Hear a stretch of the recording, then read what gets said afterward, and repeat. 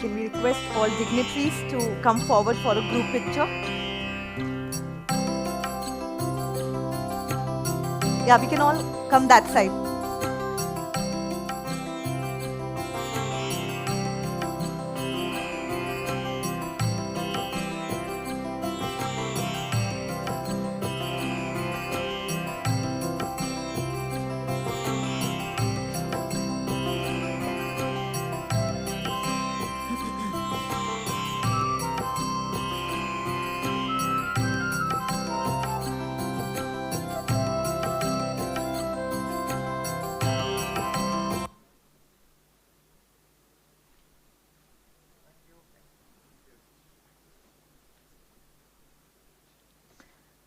Thank you to our honored guests for participating in this beautiful tradition. Please take your seats. Moving ahead, please join me in welcoming Mr. Deepak Shetty, IRS, to deliver the welcome note and set the scene for today's event. Let's give him a warm round of applause.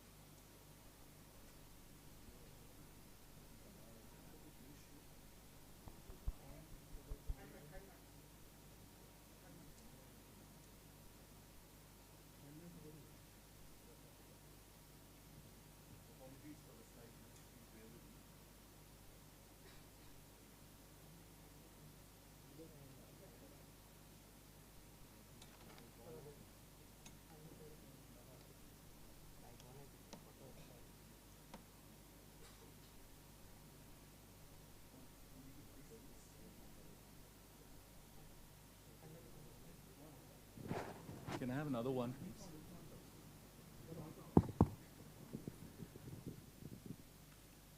Distinguished chief guest on this occasion, Mr. Shyam Jagannathan, the incumbent Director General of Shipping and Additional Secretary in the Government of India. Equally distinguished guests of honor, the iconic Captain J.C. Anand and Mr. Rene Anderson, all the way from Copenhagen, the Dean of the Gujarat Maritime University, eminent invitees, ladies and gentlemen. It's an absolute pleasure and privilege for me to be here to extend a very, very warm welcome to all of you here for very graciously accepting this invite and being here amidst all of us this morning, and hopefully in the course of the entire day as the proceedings unveil. As you're aware, ISWAN is an international charity which is dedicated to foster the overall interests of seafarers' welfare. It's been rendering yeoman service. It's not from a vested interest perspective that I say this. I vividly recall my association when I was Additional Director General of Shipping way back in 2011 when I came into the Indian Maritime Administration. The then avatar of the ISWAN was MPHRP, the Maritime Piracy Humanitarian Response Program. And I had the singular privilege of working very, very closely with them in the midst of the then raging Somali piracy for a full 4 years, and eventually when I also took over as Director General of Shipping. It's a cliche, it's a given, and I think this is an audience which is already converted. Pardon me if I'm sort of preaching to the converted already. The centrality of seafarers in the larger scheme of maritime things is all very well known. But I think notwithstanding that, it is worth recalling as to what seafaring stands for. And I cannot probably better sum it up the way Marine Insights has encapsulated 5 key features of what the seafarers really represent to the larger global community. The first one is, again, this is a fairly well-known fact, that 90% by volume and about 70% by value of all export merchandise, import and export goods is all laden on the back of merchant ships. However, this is a fact while it also connects the global order, the rules-based order as it were. I'll come to it in a while as to what we sort of suffer from infirmities in this context. The second is the intimate connect that it has on the lives of ordinary people all over the globe. Virtually everything from a pin to the most sophisticated technology product is moved on the back of merchant ships. This is a very skilled profession, and you need to have the appetite and the qualifications for that. It's a fact much less known across the world. It is also for a fact that seafarers in the course of their professional vocation are also able to save lives at sea, which I think is a critical service that they render. But having said all this, it is also an equally important known fact that seafarers are unrecognized, yet they're undaunted and undeterred in the way they go about things. And I would attribute this singularly to the fact that, again, it's a term which is oft used, is the sea blindedness, the phenomena of sea blindedness, which is largely pervasive in the societal order. And I think it is imperative for all of us, the stakeholder community at large, no matter in what capacity you are sort of placed, to try and promote at a critical mass level sea-mindedness, which is the exact opposite of sea-blindedness. And I think to that end, this seminar is a step in the right direction. What this proceedings intend to do is to showcase to you and demonstrate in tangible terms as to the challenges which confront the seafaring community at large. There are 3 sessions which will unveil in the course of the day, and I do hope that all of you stay put and remain engaged and participative in a very inclusive process. The first session is all about the physical and mental well-being of seafarers.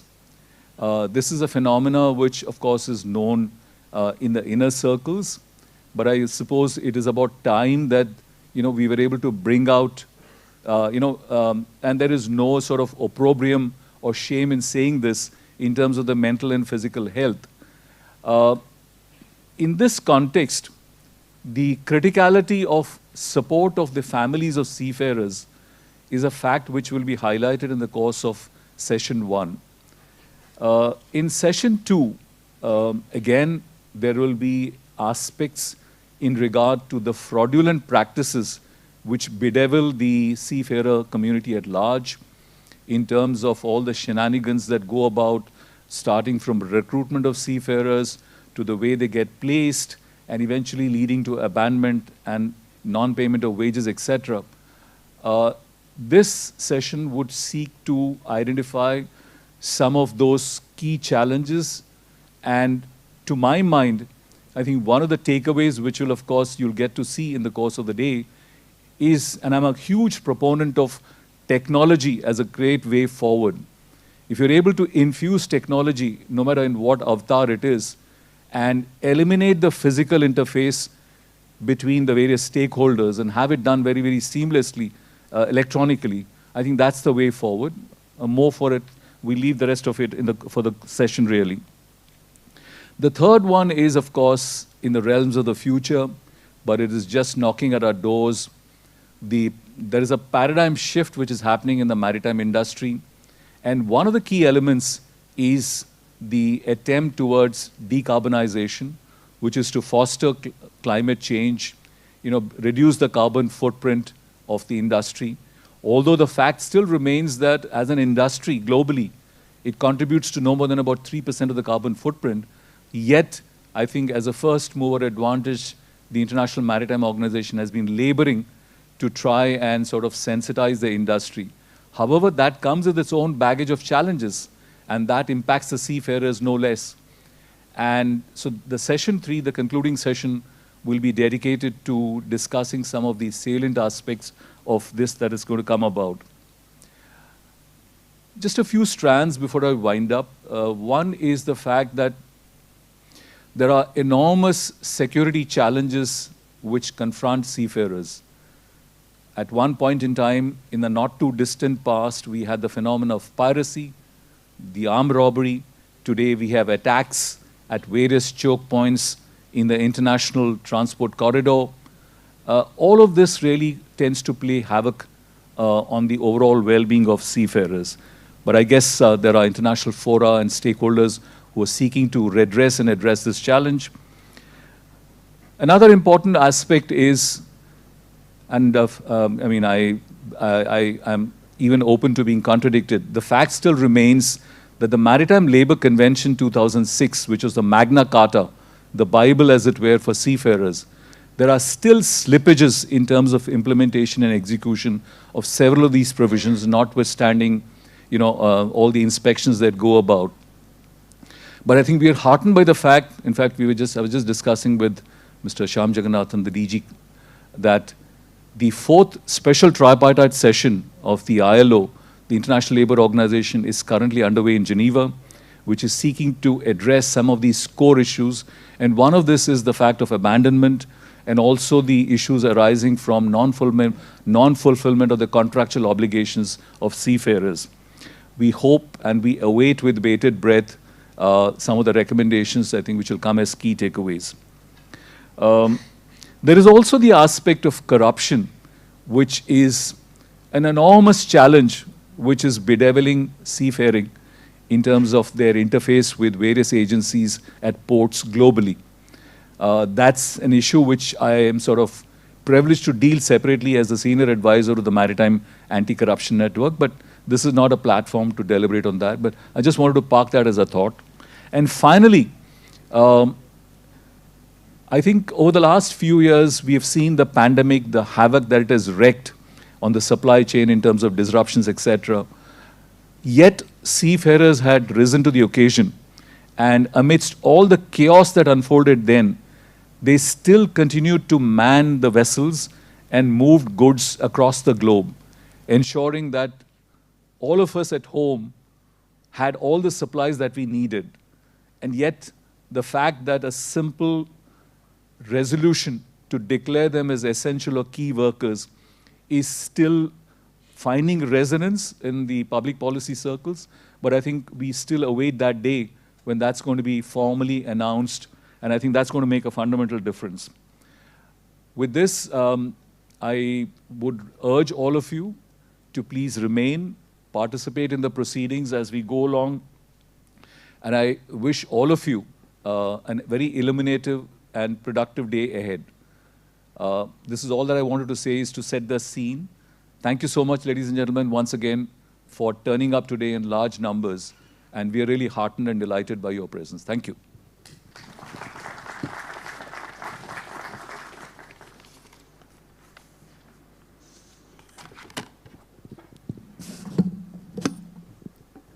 Can you off this, please?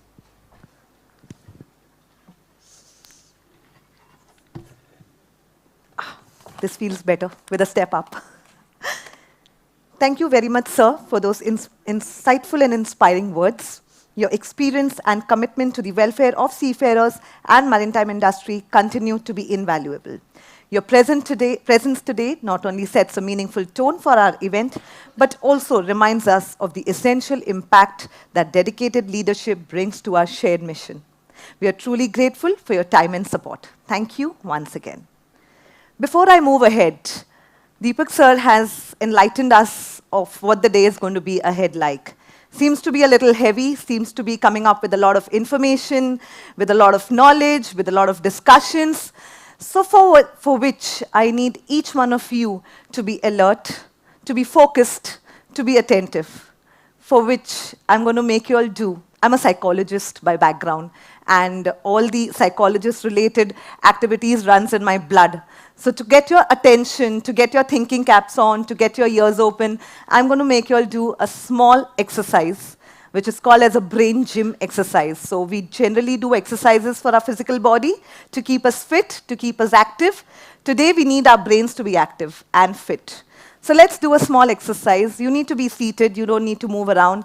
All you need to do is press your ears in a very gentle but yet a little hard manner so you feel the pressure.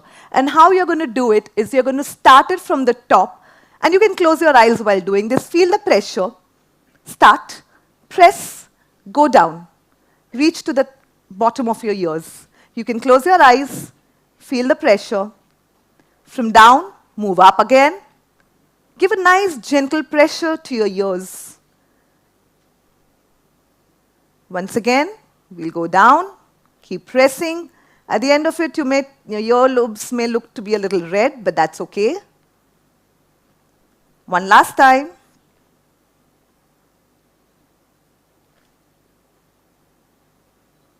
That's it. I could have gone longer, but with constraint to our time limits, I would stop here.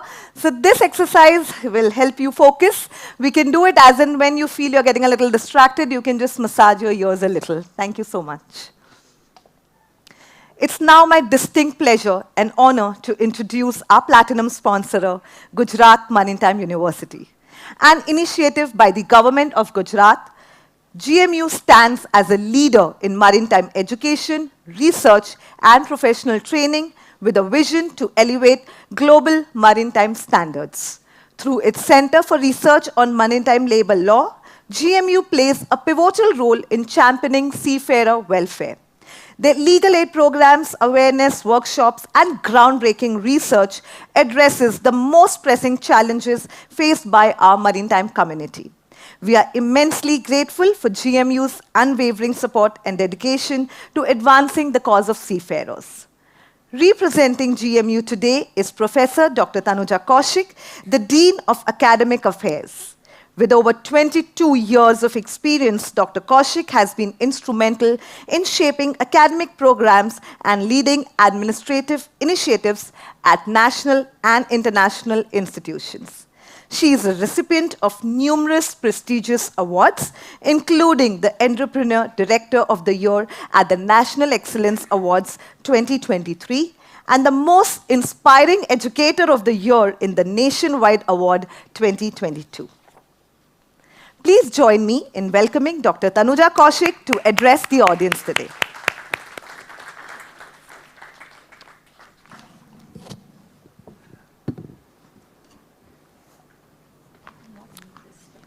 You can just.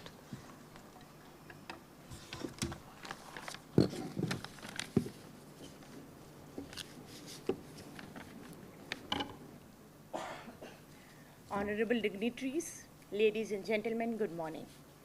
It is an immense privilege to speak at the ISWAN Seminar 2024, a platform dedicated to improving the welfare of seafarers and addressing the most pressing challenges. Representing Gujarat Maritime University, an institution committed to advancing maritime education, research, and innovation is a true honor. As we all know, seafarers are the backbone of global trade, ensuring the smooth flow of goods across vast oceans and supporting 90% of the world commerce. However, they face tremendous challenges as they navigate treacherous water, endure long periods from their families, and operate in highly demanding environments. Despite their invaluable contribution to the global economy, seafarers often encounter hurdles that jeopardize their safety, well-being, and career growth. While fraudulent recruitment practices, as highlighted by a joint study conducted by GMU and ISWAN, remain a significant concern, seafarers face numerous other pressing issues. Some of them are, number one, mental health and isolation. Prolonged sea voyages, limited shore leave, and separating from loved ones frequently lead to loneliness, anxiety, and depression. This isolation can significantly impact mental health, with seafarers often facing stigma when seeking help.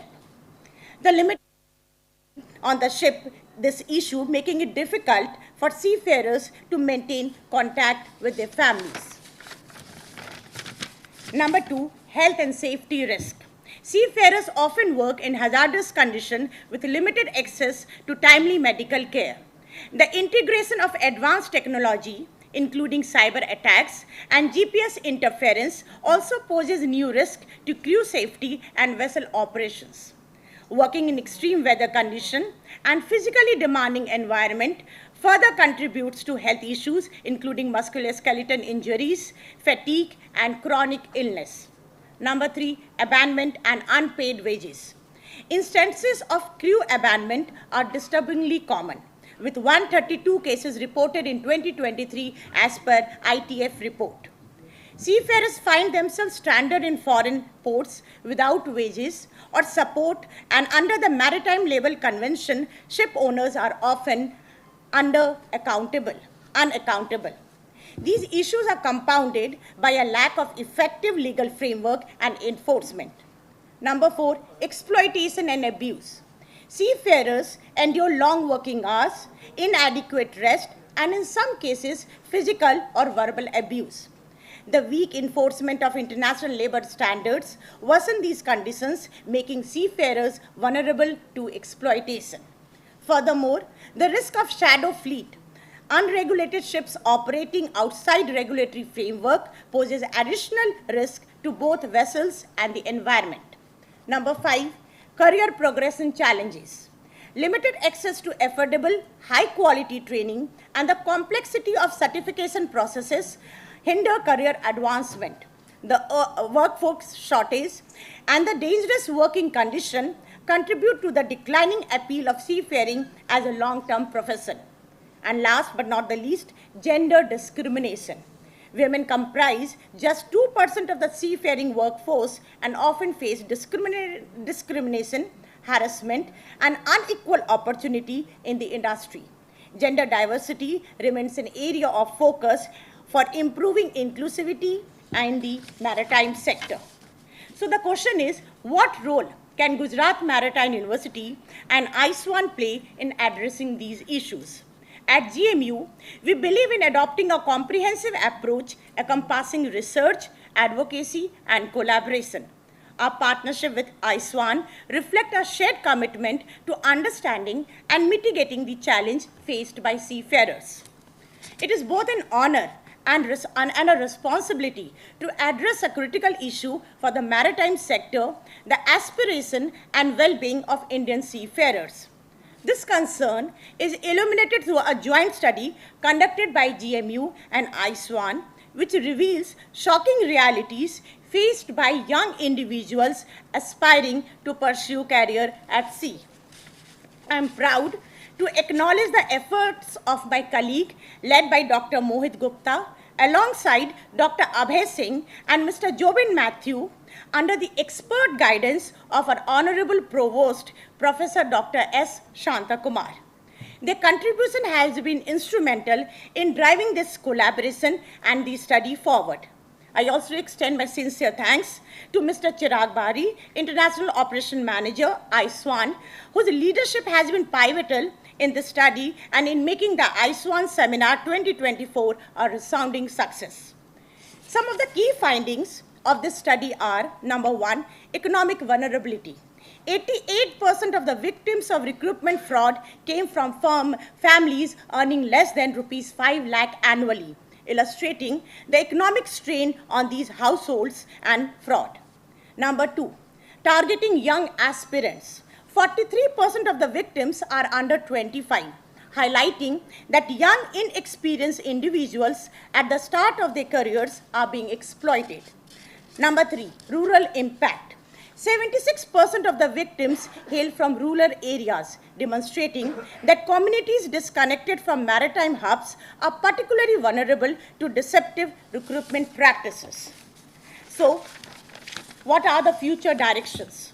My colleague, Dr. Mohit Gupta, who did this study, will soon present actionable recommendations from the study in his report. Additionally, as a professor of statistics and operation, I propose developing a predictive model to identify groups most at risk of recruitment fraud based on factors such as age, income, and residence.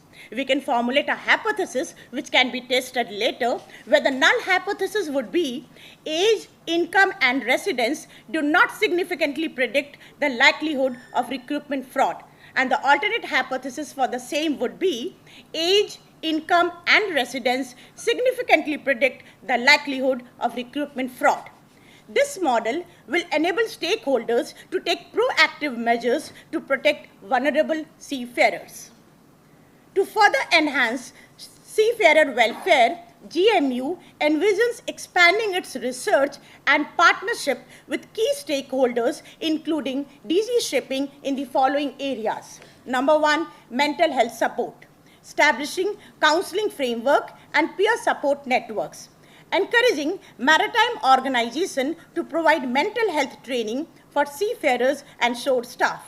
Number two, safety and medical access, improving access to telemedicine and emergency response system, advocating for stricter enforcement of international safety standards.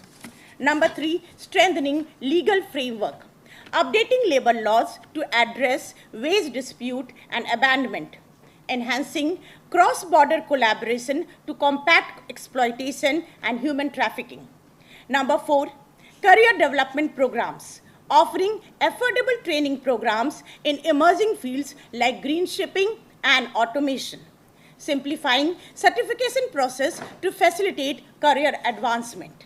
And last but not the least, diversity and inclusion, researching challenges faced by women and underrepresented groups, promoting policies to ensure equality and safety at sea.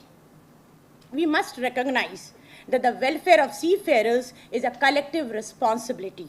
Academia, industry leaders, policymakers, and advocacy organizations must unite to build a maritime industry that values its workforce, upholds ethical standards, and ensure that every seafarer is treated with dignity and respect.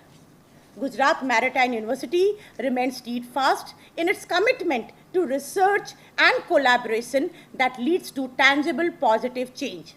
Through our partnership with ISWAN and engaging with the DG Shipping, we aim to foster a future where seafarers are not just protected but empowered to thrive. So let's work together to build a safer, more inclusive and equitable maritime sector. Thank you. Thank you, ma'am, for your generous support. If you could please be here with us for the appreciation, please. May I invite Mr. Simon Grainge to hand over a token of appreciation to ma'am. You can come in the middle, ma'am, in the center. Yeah, sure.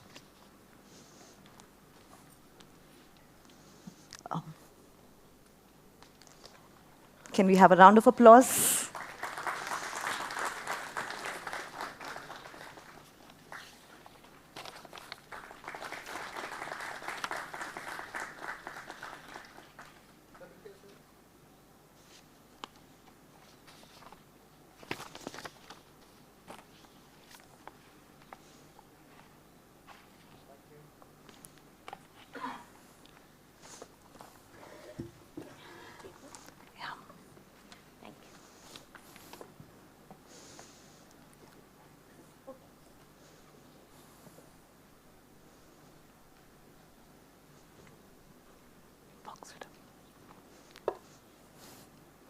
Moving on, it's an honor and privilege for me to introduce Captain J.C. Anand, a legendary figure in the Indian maritime sector and a recipient of the prestigious Varuna Award, the highest industry accolade. His remarkable contributions have been globally recognized with Lifetime Achievement Awards from Lloyd's List, Sea Trade, and others, along with the Business Excellence, Hall of Fame, and Alumni Achievement Awards. A visionary leader, Captain Anand co-founded the Company of Master Mariners of India and played a pivotal role in establishing the Indian Registration of Shipping IRS and the Indian P&I Club. He was instrumental in securing full membership for Indian Ship Classification Society in the International Association of Classification Societies. As the senior-most member of Indian Shipping, his legacy continues to guide and shape the future of this vital sector. Let us rise in unison to honor this extraordinary stalwart, whose achievements have not only brought pride to our nation, but have also set a benchmark for excellence globally. A standing ovation is the least we can offer to a man whose life work has been nothing short of a monumental.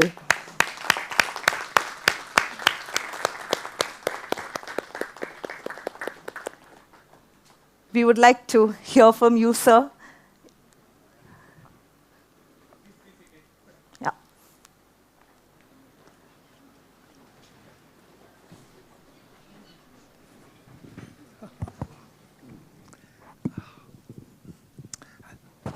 Hello.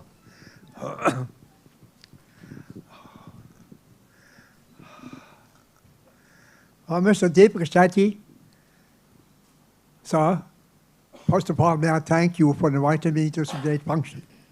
Thank you very much for your kind words. I only want to mention that besides the welfare for the seafarers, being a seafarer myself, how important it is for seafarers to be trained before they go to sea. And just, India stands on this. India takes care for training seafarers from the beginning when they enter into their campus and grow up to many high positions. Even people who work in the shipping companies and all the rest of it halfway, they are invited back to the institution for training. So I'm very glad to report that because of all this training for our boys here, and I'd like to mention that today there is no international company which does not come to India or take Indian seafarers. And so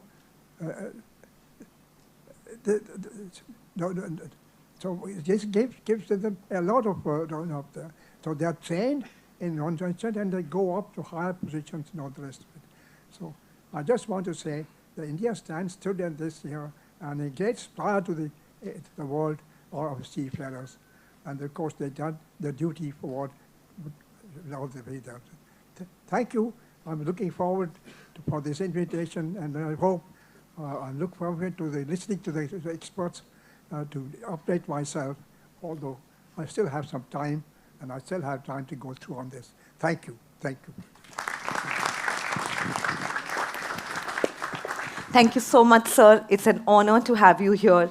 It's a privilege to have the legendary figure amongst all of us. Thank you so much. May I now request Mr. Deepak Shetty to present a token of appreciation to Captain J.C. Anand. Take it standing. Yeah.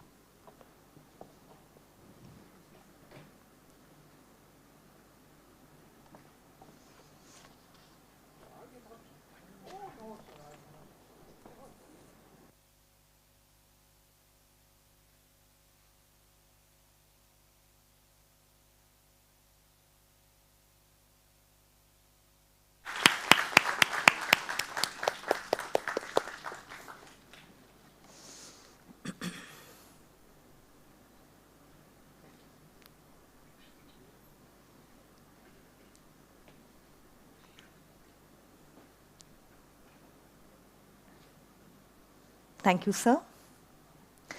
Moving on, we are deeply honored to welcome Mr. Rene Anderson, our second guest of honor, CEO of Sea Health and Welfare, a distinguished leader in maritime health and welfare. Mr. Anderson has championed the well-being of seafarers worldwide, enhancing their mental, physical, and emotional health and advocating for safe working conditions at sea. Under his leadership, Sea Health and Welfare has set high standards for supporting Danish-flagged vessels, while his role as a trustee of ISWAN extends his commitment to seafarer welfare globally. Mr. Anderson's rich background includes role in the Danish Armed Forces and Ministry of Defense, where he has honored his strategic vision for improving the lives of those at sea. With his unwavering dedication and insightful leadership, Mr. Anderson remains a true beacon for change in the maritime industry. We are privileged to have him here with us today to share his thoughts and visions. Please join me in warmly welcoming Mr. Rene Anderson on stage.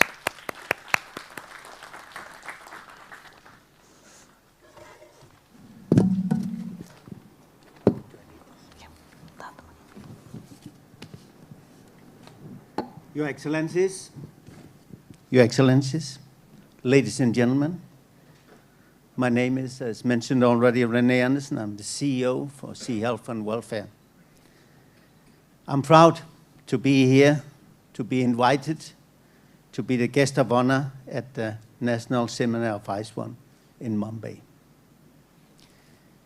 We are placed, as already mentioned, in Copenhagen, North Europe, Denmark.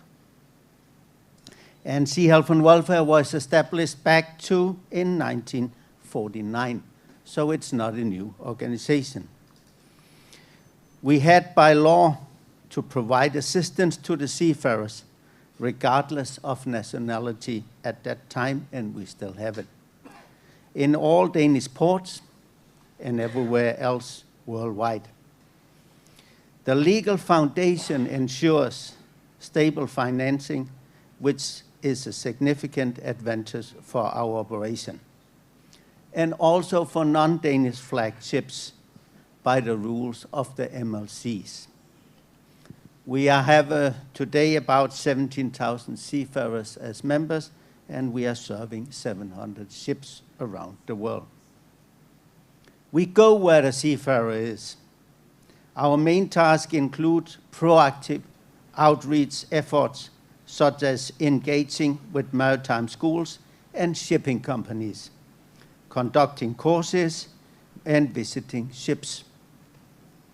We have consulate based in Port Said in Egypt, in Rotterdam in the Netherlands, to meet and assist seafarers directly when they come there. We also work closely with several harbor services in Denmark to meet the needs of the seafarers there. And our main task is to provide welfare to the seafarer worldwide. We emphasize digital solutions that provide real value to seafarers. Our fitness website, Fit at Sea, has over 3,000 active users, and our sea and shore platform is used by nearly 1,000 ships at the moment. It facilitates easy registrations of chemicals, of risk assessments, access to news, access to medical resources, etc. We also manage the Seafarers Library, which offers psychological books, e-books, and magazines to seafarers through the Libby app. In addition to our support initiatives, we organize golf tournaments, football tournaments for the seafarers when they are in the harbors, and for the students from the local maritime schools. We especially focus on the environment on ships. We respond to ships' requests for assistance and publish a wide range of guides on topics including lighting, hygiene in the galley, mental health, reconnaissing signs of depression and suicide, and overall well-being. Furthermore, we operate a 24/7 helpline that connects seafarers with certified psychologists. If I have to look into 2025, we plan to concentrate on preventing harassment and bullying within the merchant fleet, a critical issue receiving significant attention from both the government, the shipping companies, and the seafarers. To support this goal, we are having occupational health consultants whose primary responsibility will be to visit the ships and advise on board safety organizations. However, we face challenge in reaching more seafarers, as we cannot contact them directly via phone or email. Therefore, we utilize a wide area of digital channels to connect with them, including our website, newsletters, LinkedIn, and Meta, as well as advertisements in maritime media, both print and online. One of our wishes for as many seafarers as possible is to have access to fast and reliable internet at sea. This access is crucial for maintaining close contact with families and accessing knowledge. Luckily, we are seeing positive progress in this area, both when the ships are in harbor and at the sea.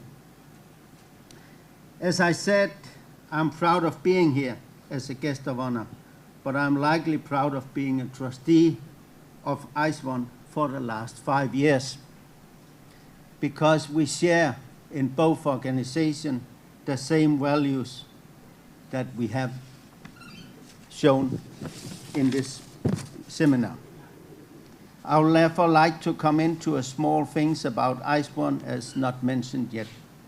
The purpose of ISWAN is, as many of you know, to provide the support and resources seafarers need for good physical and emotional well-being, so the seafarers are happy and healthy and have strategies to cope with life at sea.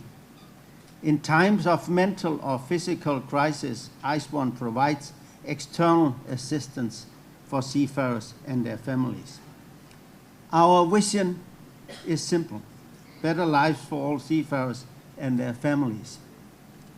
ISWAN supports seafarers and their families around the world with our free helpline service, educational resources, relief funds, and humanitarian support.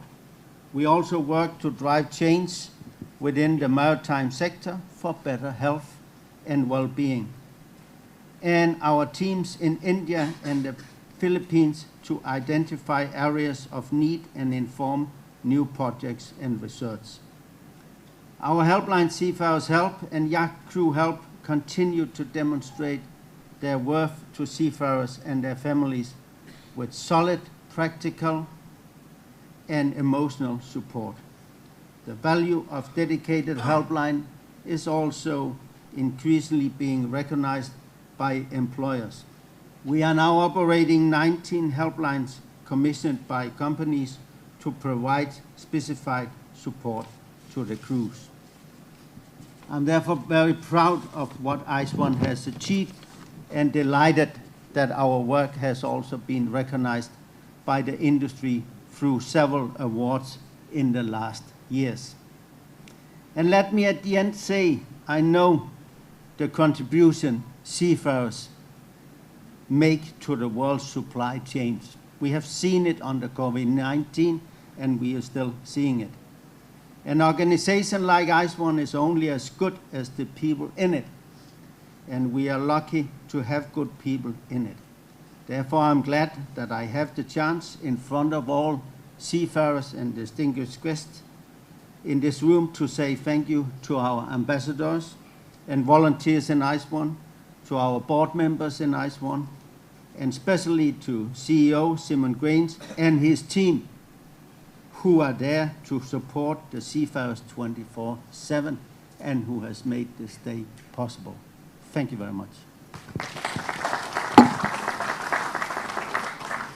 Thank you so much, Mr. Rene, for enlightening us about your organization. Sir, if you could please remain on the stage for the felicitation. When I was exchanging emails with Mr. Rene, I found him to be very formal, very, very strict, to the point answers, to the point emails.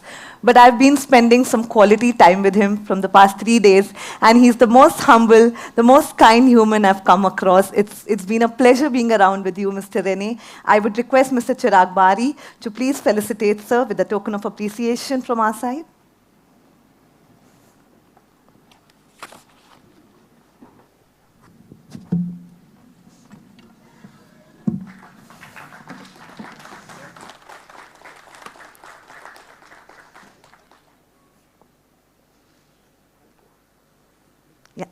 Rene, we can get it? Okay, no worries. Moving on. Well, I belong to a family of seafarers. I've been around shippies all my childhood, till I got married. And since childhood, I used to hear the word DG, Directorate General, DG. I mean, it would keep ringing day in, day night, DG, DG, DG, my dad, my brother, my uncles, my cousins. But I never knew what really DG is until I joined ISWAN, and I really understood the significance, the importance of Directorate General of Shipping. It's my great honor to introduce our chief guest, Mr. Shyam Jagannathan, IAS, Director General of Shipping India. A distinguished officer from the 1997 batch of the Assam Meghalaya IAS cadre, Mr. Jagannathan brings a wealth of experience in public policy, finance, and export promotion, with prior leadership roles in various government departments across Assam, Kerala, and Maharashtra.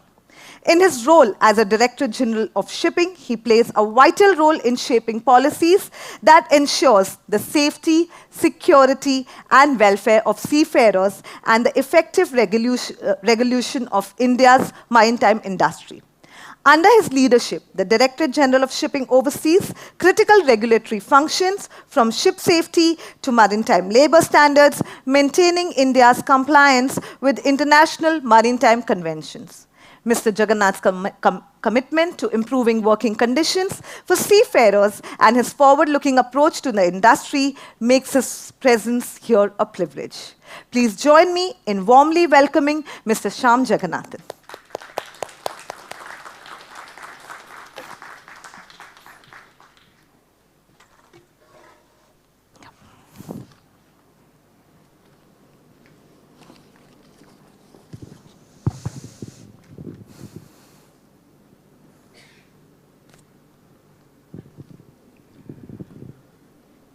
Namaskar.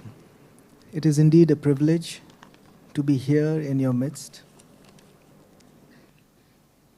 And before I do seek your indulgence, I extend our respects to Captain J.C. Anand sir, a very eminent seafarer, Varuna awardee, the founder member of the CMMI. Sir, your commitment indeed is an inspiration for all of us. I also extend my respects to my very illustrious predecessor in office, Shri Deepak Shetty sir, who has always been a guide, friend, philosopher, and even today, the take on sea-blindedness and sea-mindedness was something which is a takeaway for me. We are grateful to Rennie Anderson sir, CEO, Sea Health and Welfare, Mr. Simon Grainge, CEO, ISWAN, Dr. Tanuja Kaushikji, the Dean of Academic Affairs, Gujarat Maritime University, other dignitaries from the maritime domain, and dear cadets from the MTI Shipping Corporation of India, Powai. I have brought 2 slides, and I would largely speak on those 2 slides with the contextual reference of seafarers. India is primarily a nation with a rich maritime heritage, but seafaring is our traditional strength. We currently among the top 5 nations: China, Philippines, Indonesia, India.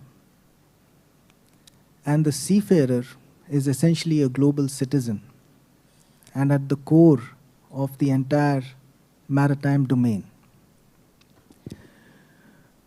What has been said in terms of the Maritime Labour Convention, in terms of the conditions on board, onshore, it described in this very challenging cusp of times, rapidly changing technology. You've had talk of decarbonisation, you've had talk of alternate fuels, you've had talk of different engines, different vessels, vessels going bigger, ports getting automated, You're looking at concepts of digital twins. You're looking at Mars, maritime autonomous ships. You're looking at just-in-time. Ships are getting bigger and more specialized.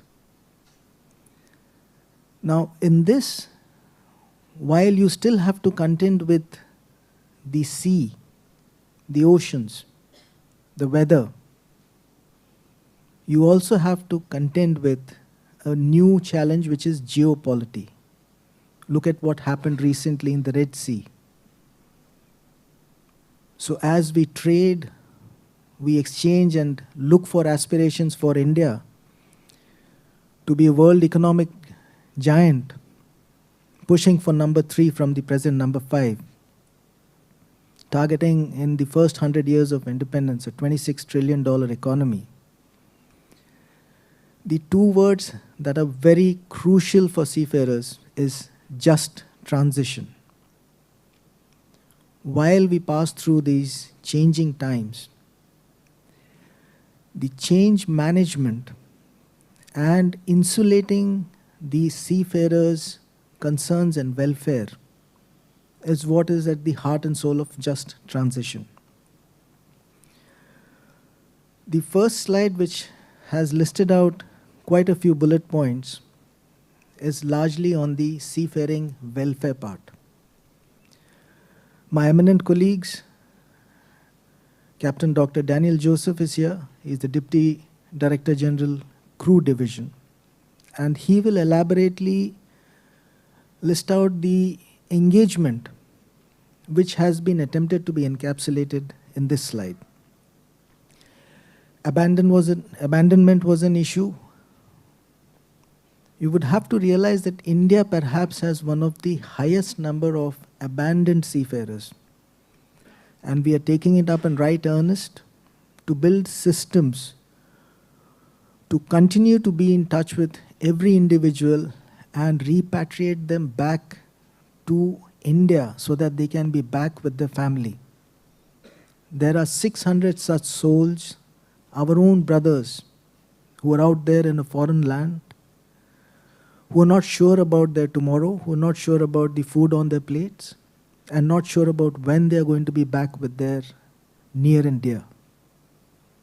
That is the primary concern I wanted to share in using networks such as ISWAN, the ITWF, various seafarers unions, to come together, generate that global connect so that we are able to get our own people back. And it is not for any of their own doings. They were just doing what they were good as professionals, seafaring. I'm grateful that the Gujarat Maritime University and ISWAN in the joint study has flagged multiple issues. All of you are aware of the kind of an ecosystem that exists in Navi Mumbai. Not everyone in the maritime domain, at least in the manning, is above board. So you have illicit practices, surreptitious practices, where money exchanges hand. While I was at the 133rd Council of the IMO, I had a one-to-one discussion with the DG of Malaysia. There is an autonomous area called as Sarawak. We have 7 documented cases of seafarers being onboarded onto vessels, not having returned home till date. These are harsh realities which we need to contend with. Seafarers onboarded onto a vessel where the conditions were so bad, the vessel was arrested in Bangladesh. So the start basically is, how do you ensure manning is done with the seafarer's welfare and his contracts being securely adhered to?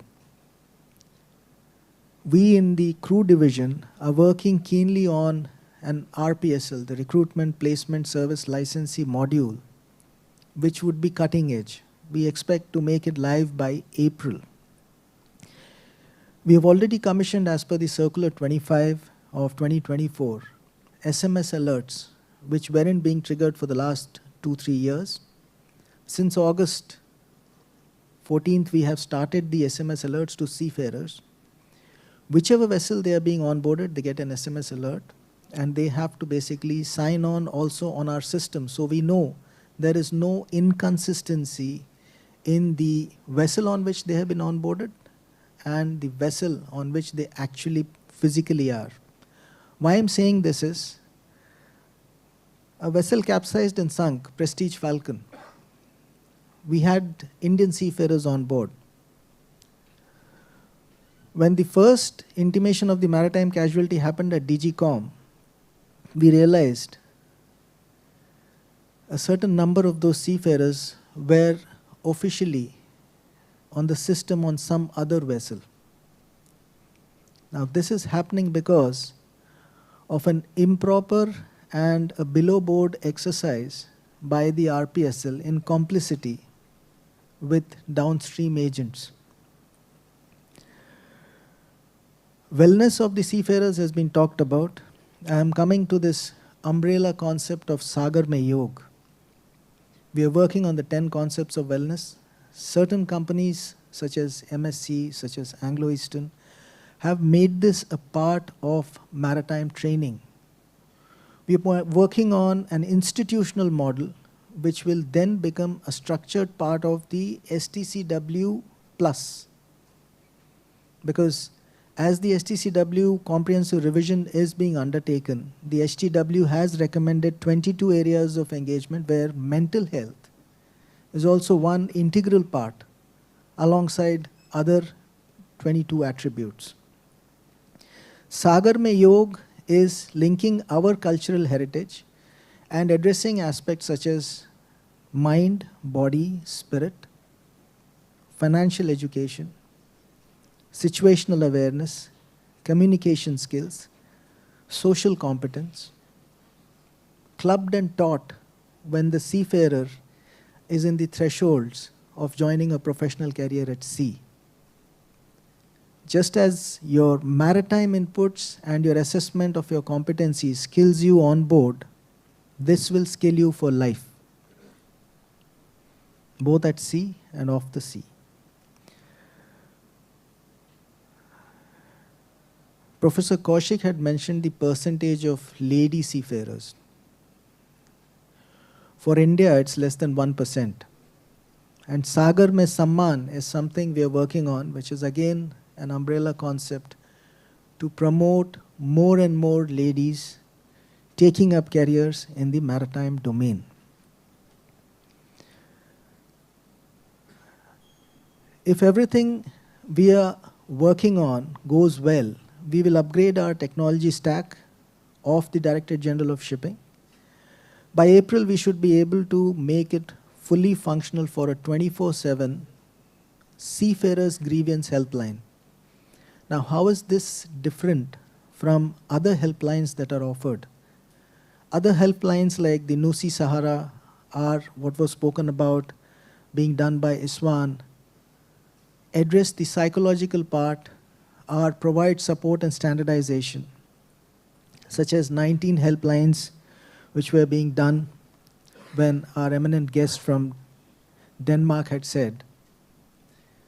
But the DG Shipping's helpline is all about contractual obligations, all related to MLC compliances, issues related to seafarers identification, signing on, signing off, and any other issues related to medevac, emergencies at home, which need to be addressed in the same 24/7 manner that the psychological support is provided by the other helplines. Seafarer welfare schemes are being worked upon. I will let my colleague elaborate on that. It includes a set at the port of seafarers' welfare infrastructure. It also includes procedural issues such as shore leave, immigration. There was a very unfortunate case which had happened quite recently where one of the cruise companies I think Captain Halbe is there, so I leave it to him to address that. A genuine lady staff was taken into custody due to a certain mismatch on an e-immigration issue. Now imagine the trauma. You have done everything right. You have trained yourself. You're looking for a bright engagement professionally on a voyage, but you get detained at the airport and then are remanded to custody and put into a lockup for 72 hours. It can basically be mentally extremely taxing. We're working on those aspects. If you look at the internet, it's ubiquitous.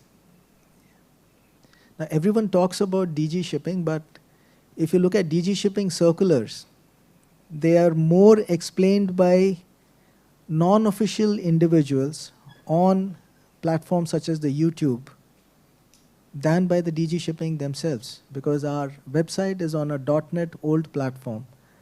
But I'm grateful to Dr. Daniel's leadership. He's done an elaborate C series, which is available on the YouTube. But coming April, May next, DG Shipping will be having a full spectrum social media engagement. That will include Instagram, it will include YouTube, it will include Facebook. And we will basically relate directly alongside the 24/7 grievance helpline. And it's through this social media we will reiterate the cause for seafarers' rights. Functionally, we have brought in the MLC Compliance Board, which is bringing in transparency in what the DG Shipping is doing with all stakeholders in the maritime domain. A crisis management module for all sorts of crises. Live, say for instance, yesterday there was a fishing boat which was around 35 kilometers off the eastern coast. We were able to mobilize a tug from Krishnapatnam and rescue the seafarers, fishermen, but our own brethren. Connecting the dots, ensuring that there is this emphasis on reacting quick and being responsive will be at the core of this maritime incident management and crisis management.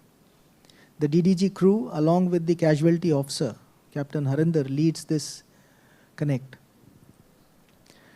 We are focusing on Suraksha Sarvapratham. This is a dedicated portal which will have animated videos. When you are taught about pilot ladder, our entry into confined spaces, at institutions such as this, the due diligence is done. But there are certain institutions which may not equip you or train you.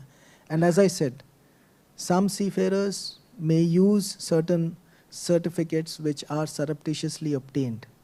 And that's where life is at risk.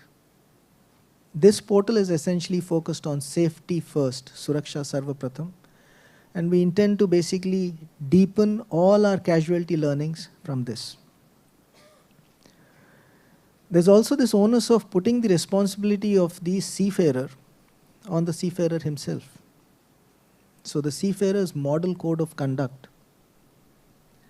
Why should a seafarer put himself under any form of compulsion or obligation in an improper contract just for a quick return of money? So while the seafarer has rights, he also has duties and responsibilities. The model code of conduct which he should go by while he is professing seafaring. We're looking at multiple other initiatives which I'll leave to my colleague to elaborate because most of them are deeply technical and we are working on maritime security live feeds, advisories to shipping companies, logistics service providers so that you have a clear assessment of which nationalities to avoid in case there is issues brewing, say for instance the Russia-Ukraine conflict or what's happened with the Israel-Iran conflict. Wherever heightened tensions happen, our issues, of course they have died down now, but may flare up again, piracy or smuggling. There was a very big contraband seizure. So where exactly is the focus on maritime security will also be addressed. I'll request for a change of the next slide. Can you come down to the next slide, please?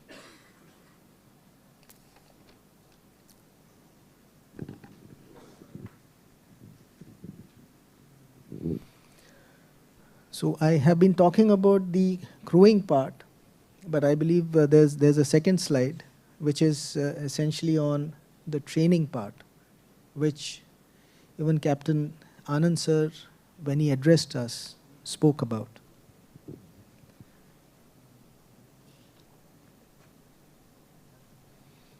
I'll continue while they load the slide. I believe it's probably a little too data heavy. Or maybe your processor is perhaps not processing it quick enough. The idea here in training is, we are a very small fraternity, and I'm coming from outside the seafaring profession as a generalist in administration. I always keep asking myself the question, would I basically look for my own son and daughter to take up merchant navy as a career? We need to celebrate tomorrow's heroes who are sitting here, tomorrow's ladies who are going to lead at sea. You have to have that sense of pride, and we need to put you at the top notch so that you have a huge pull factor where India can look to address that issue of 12% contribution to the global pool of seafaring to 20%. And believe me, there is a paradoxical situation in crewing internationally. In the officer, both on the deck and the cadet side, you will have a shortage of around 26,000 officers, largely because specialized vessels come in. But on the rating side, you're going to have a surplus. You need to address these issues while we pitch merchant navy as a career of choice. We're working on the training manual revision. It's been outdated. The last revision was around pre-COVID, I believe. Our maritime training institutes, just as the recruitment placement service licensees, need to provide quality education. The cadets here are fortunate. They're looking at a bright career after finishing your skillings and your competencies here with the Shipping Corporation of India. Late C.P. Srivastav sir institutionalized the Shipping Corporation of India. 16 years he was the Secretary General at the IMO. This institution perhaps is one of the biggest in terms of area and spread as a maritime training institute. And you would be joining one of the largest government-owned ship management companies, the Shipping Corporation of India. You're very fortunate. We need to ensure the standards that are here in the MTI Powai are also ubiquitously there throughout the country in all those 172 odd pre-C and post-C institutions. We're looking at an e-learning technology platform, which had been mentioned here, to provide proper skilling. Redoing the end-to-end automation for the examination system, web-based simulation. A lot of focus on eminent faculty development programs. Faculty and their quality leaves a lot to be desired. And branding it, Captain Basin is here. I have put it there in the slide. The Republic Day Parade, which I believe we all are sincerely trying for, and a National Maritime Games, and an effort for the STCW comprehensive revision. The last revision was the Manila Amendments. If we are able to pitch it right, maybe by 2026, the STCW would be known as the Delhi or Mumbai Amendments. It's an ambitious ask, but we're working towards that. I'm grateful for ISWAN. I may have taken a little bit more time, but I just thought I need to flag these major points that we are engaging with. And I like the tagline of the seminar, Seafarers, supported, empowered, and connected.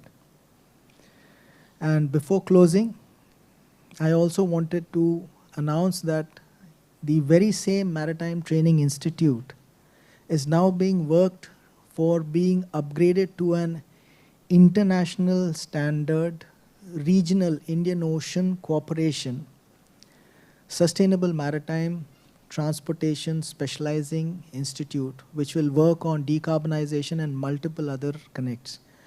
The same MTI Powai, we are working on that with the Indian Ocean countries to upgrade this into an international center of training and excellence. Lastly, it is really nice to see that the Fusion Center of the Indian Navy is making a presentation here. And I would want to close by acknowledging our very deep respects and honors to the Indian Navy, which did one of the longest peacetime deployments for the Red Sea, going beyond the call of duty. I would request you to please applaud the services of the Indian Navy.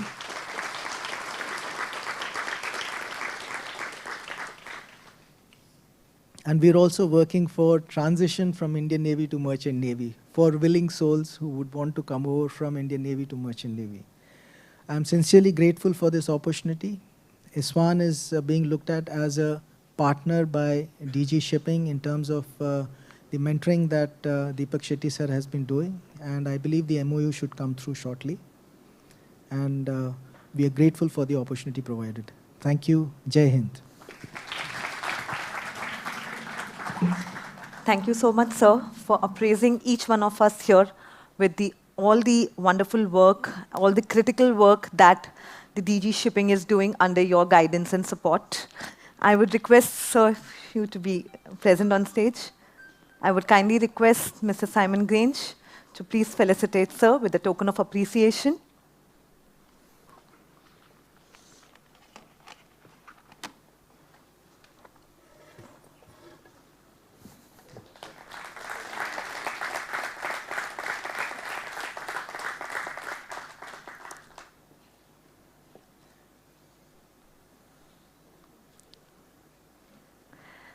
May I kindly request Mr. Shyam Jagannathan sir and Mr. Simon Grainge to please remain on stage as we prepare for the much anticipated launch of our several ISWAN projects. I would also like to invite Mr. Chirag Bari to join us on stage for this special moment. So a very important part is dedicated to the launch of the various ISWAN projects, starting with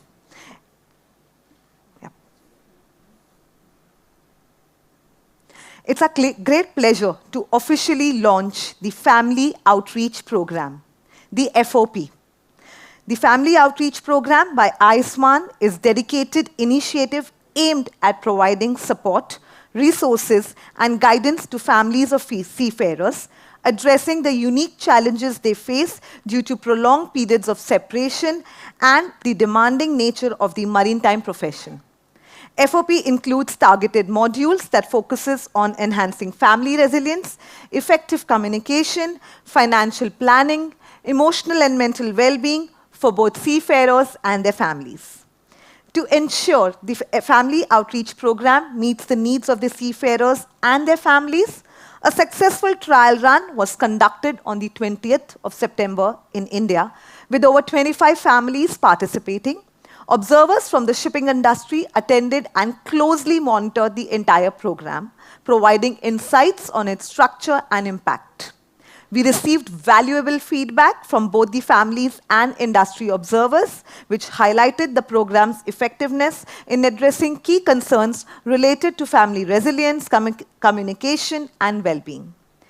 Overall, the trial was highly successful, offering a strong foundation for the further development and broader implementation of FOP. We believe that by empowering and supporting families, we not only enhance the well-being of seafarers, but also contribute to their success and happiness, both on and off the ship. The ship companies can now subscribe to these sessions for the families of their crew, both officers and ratings. Please refer to the brochures shared in your bags. Can we have the launch?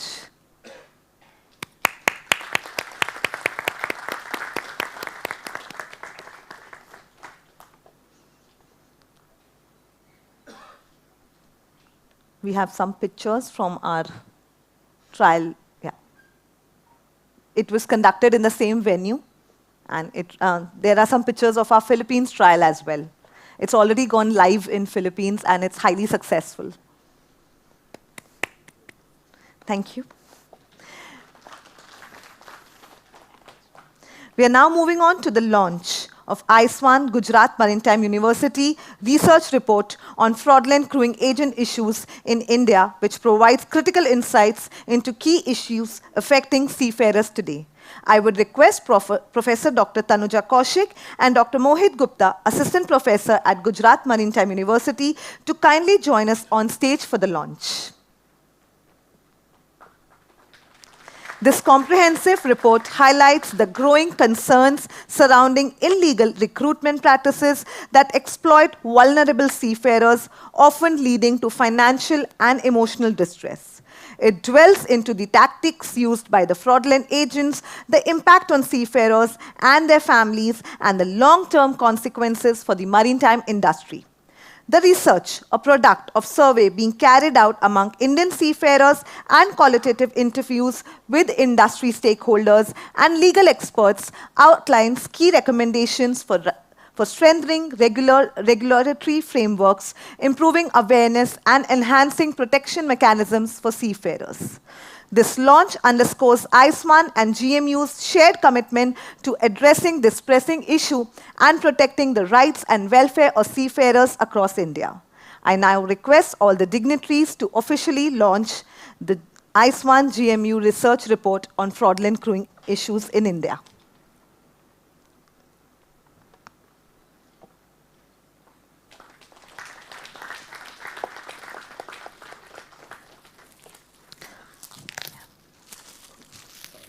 Okay.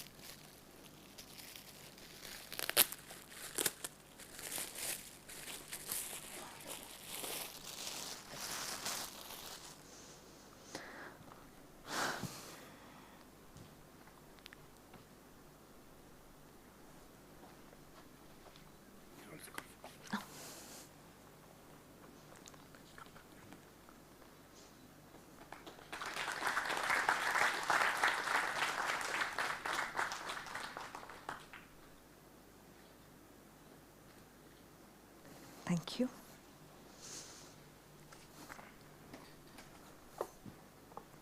This. We now move on. Yeah, we want the mementos. We can have those. Yeah. You would like to say something for that? You wanted to present some mementos? Yeah. So GMU wants to facilitate our dignitaries, for which they've got these beautiful mementos for them.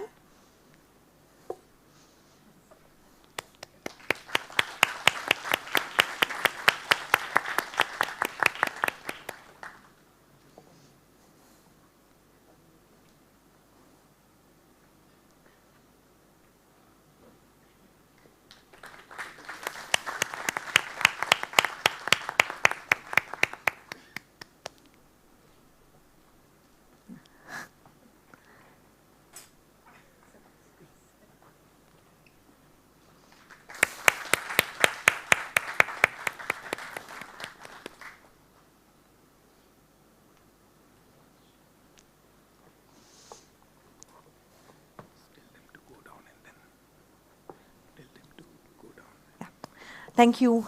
Thank you, Dr. Tanish. Thank you. No, there's one last thing. I'm sorry to keep you waiting. Thank you, sir. We now move on to the collaboration, this is the last one, between ISWAN and Tata Institute of Social Sciences. For this, I would request representatives from TISS, Ms. Candida D. D'Souza, Senior Program Officer, and Ms. Madhuri Tambe, Program Associate Officer, to join us on stage for the launch. So we are all aware, ISWAN operates a free global helpline that provides counseling support at no cost to seafarers worldwide. To further strengthen our services for seafarers in need of mental and emotional support, we are partnering with esteemed institutions around the world that bring specialized expertise to this area. As a part of this effort, we have partnered with Tata Institute of Social Sciences, which will provide external counseling services to the seafarers. Through this collaboration, Indian seafarers and their families will have access to mental health support in their native regional languages whenever they face challenges, underscoring our commitment to their well-being and resilience. By prioritizing the mental health of seafarers, we contribute to their success, happiness, both personally and professionally. We would now request the dignitaries from TISS to exchange the agreement with ISWAN.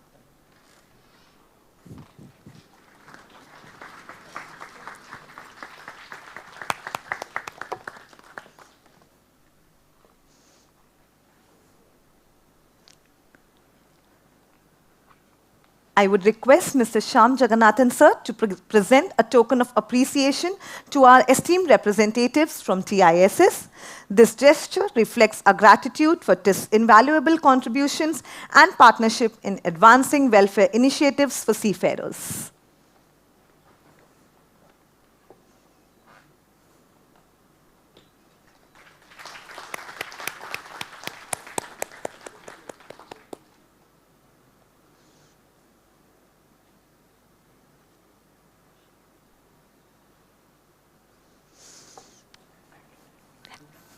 On behalf of everyone present, I would like to extend my heartfelt thanks to all the distinguished dignitaries on stage for their invaluable presence and support during the launch of our various initiatives. Your participation has been truly appreciated. Thank you. Going ahead, we have a special address by our special dignitary, Captain Daniel Joseph. He's around, Captain Daniel Joseph. Oh, I'm so sorry. Captain Daniel Joseph is a man in the industry whose name I've been hearing more than anybody else since the time I've joined ISWAN. The Masiha of Seafarers is what I've heard about Captain Daniel Joseph. Requires no introduction, but a huge round of applause. And he would be appraising us about the various initiatives that the Directorate General of Shipping has taken.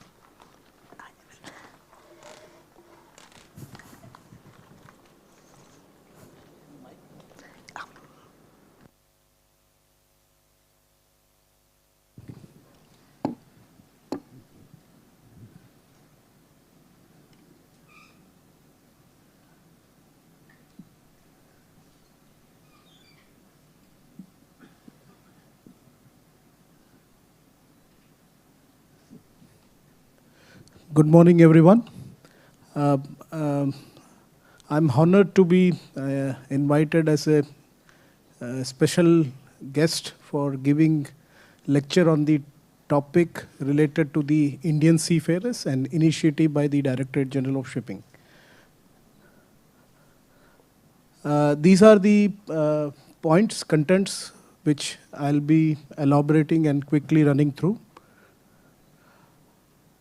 As per the BIMCO ICS report 2026, as DG sir has earlier also said, there will be a shortage of 26,000 officers worldwide. Also, due to the geopolitical situations prevailing worldwide, the figure, especially related to Indian officers' requirement and demand, is expected to grow. As we are talking about the fraudulent means and the report which was presented by GMU in collaboration with ISWAN, so I would like to give a snapshot detailing the present status, what is happening. The Directorate is closely monitoring the abandonment situation worldwide.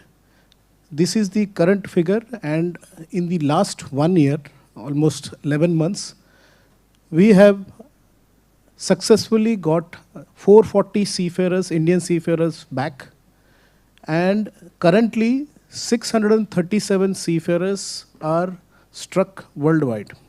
On various cases, category-wise, I'll be going through one by one. So how this fraudulent practices are happening? So basically there are three ways how the seafarers are cheated. Basically, one is through third-party agents. So the RPS is involved, but not directly. The seafarers are, there are touts, agents, and they catch hold of these seafarers and cheat them. They are basically the middlemen, and they have underground and behind that understanding with the agencies, RPS agencies. So if the seafarer is caught or something happens, the middleman is there and he vanishes.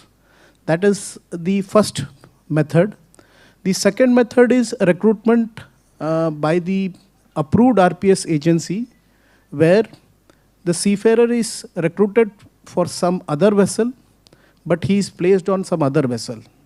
So basically, he is placed on some vessel where there is, maybe it is less than 500 GT, or the vessel is not trading at all, or even he is not on board and he is emigrated.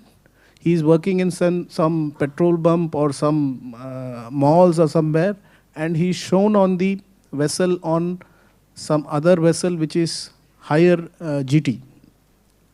That is the second case. The third case is seafarer is emigrated not through the emigrate system, and possibly he is going through some business visa or other kind of visa.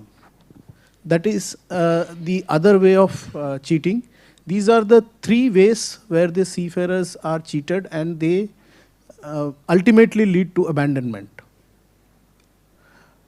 As I was talking, we have categorized the three scenarios.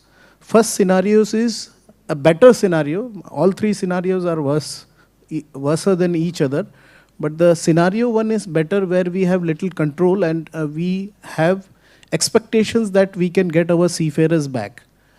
So scenario one is where the ship owners or the RPS agents are responding, and the vessel has valid P&I certificate. Scenario two is where the ship owners are generally not responding and RPS is also generally not responding. Also, the P&I certificate, the insurance of the vessel is invalid.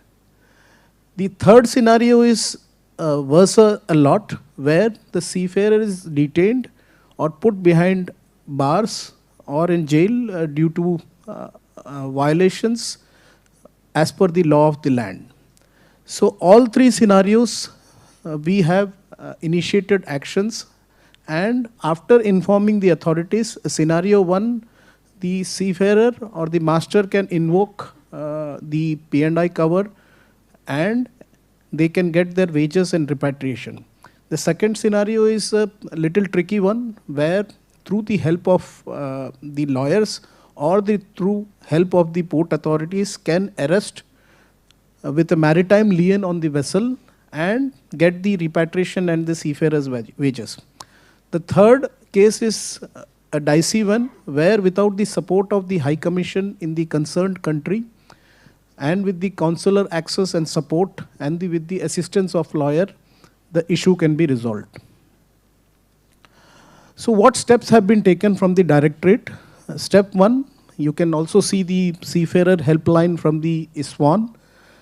We have collaborated all these good souls, good associations who are running help desk, helplines numbers, and have circulated all these to seafarers and RPS agencies through our C series and also through our advisories.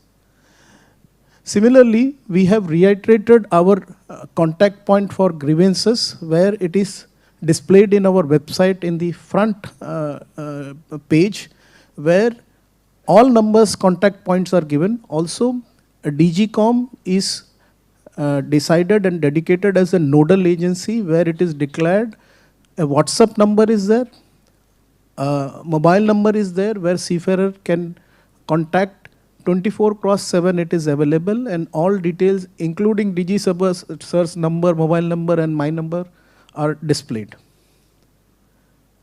And for the record, we keep getting lot of messages, WhatsApp messages. On an average, it was 300 plus a day, beginning when we started, but slowly it has started reducing, and we get not more than maybe 50 or so through various means as emails and WhatsApp messages. Also, we have promulgated this online reporting for casualty and grievances. It is online, it is available where DGCOM can be contacted and the seafarer or the concerned person can report the casualty. Similarly, as DG sir was saying, step 4 is regarding the comprehensive grievance module. This comprehensive grievance module will have seafarers grievances, crisis management response, RPSL related response and MTI related module responses. So basically it will be on a app based, system based, where seafarer can get their registry done through indos number, validated, and then categorized wise complaints are given, dashboard numbers are given, and the seafarer can choose whichever category he wants to, and it will reach to the nodal official. This is the rough flow chart. Basically, if you can see, the escalation matrix is also included. If you can see, the yellow marked ones are the ones which are the process in charge, where the process will get completed. And you can see from the yellow one, it goes to the next level. If it is not resolved, it will go to the DDG and to DG. So the escalation matrices are devised in the new comprehensive grievance module. And also you can see in many places there are red marked, which are the timelines. Presently in the system, there are no timelines. There are timelines, but the timelines are vague. So in the escalation matrix, if you can see, many places there are 0. That means there are no timelines. So we have included timelines. So if you can see, many places the maximum is 7 days, 3 days. So it will jump to the next level if the resolution is not sought. Similarly, many policy changes have been brought. This one has been a severe one, where we have taken series of actions through MS Notice 11 of 2024 against the RPS agency, basically zero tolerance policy. On today's date, we have taken action against 69 companies for where we have noted that they have used fraudulent means for employing seafarers.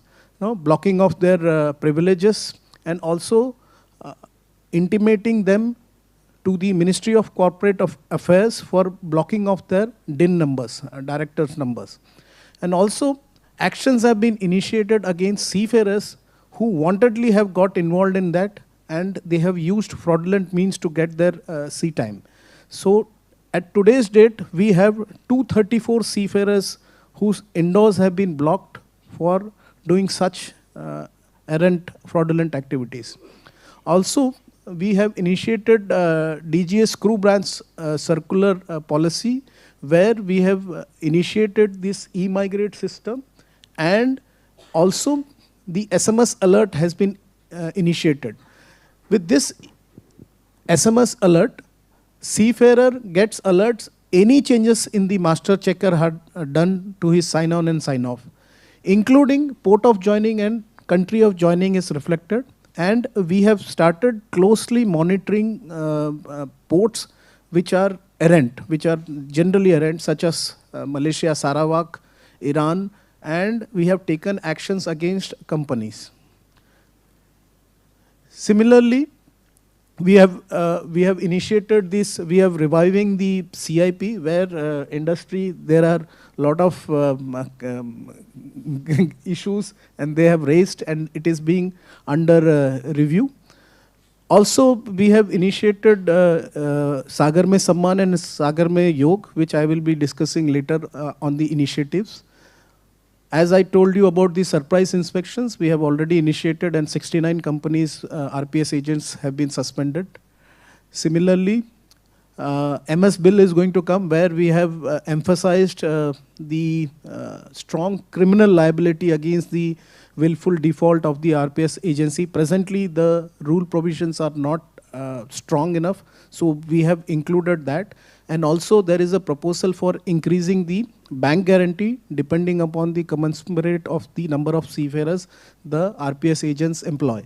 Similarly, we are in the process of introducing of the basic mandatory awareness course, which will be included in the PSSR module regarding the fraudulent means. Also, there is a process which is going on the review of the 5 basic STCW courses. As we have noted that generally these are the cases where the seafarers are caught are related to the seafarers who have done only the 5 basic courses.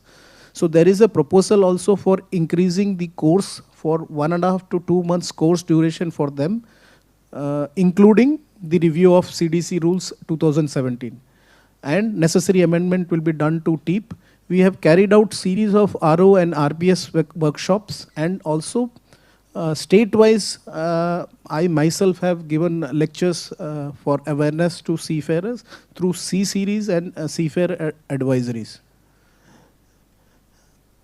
And there is a proposal for creation of the repatriation fund through the invoked back guarantee, and also a proposal is under preparation. A concept note is prepared for creation of a Section 8 company under the Ministry of Corporate Affairs, under the Companies Act, where we can have better control, transparency and freedom to support the seafarers through their assistance through lawyer and repatriation of the seafarers. Also, there are proposals which are going on.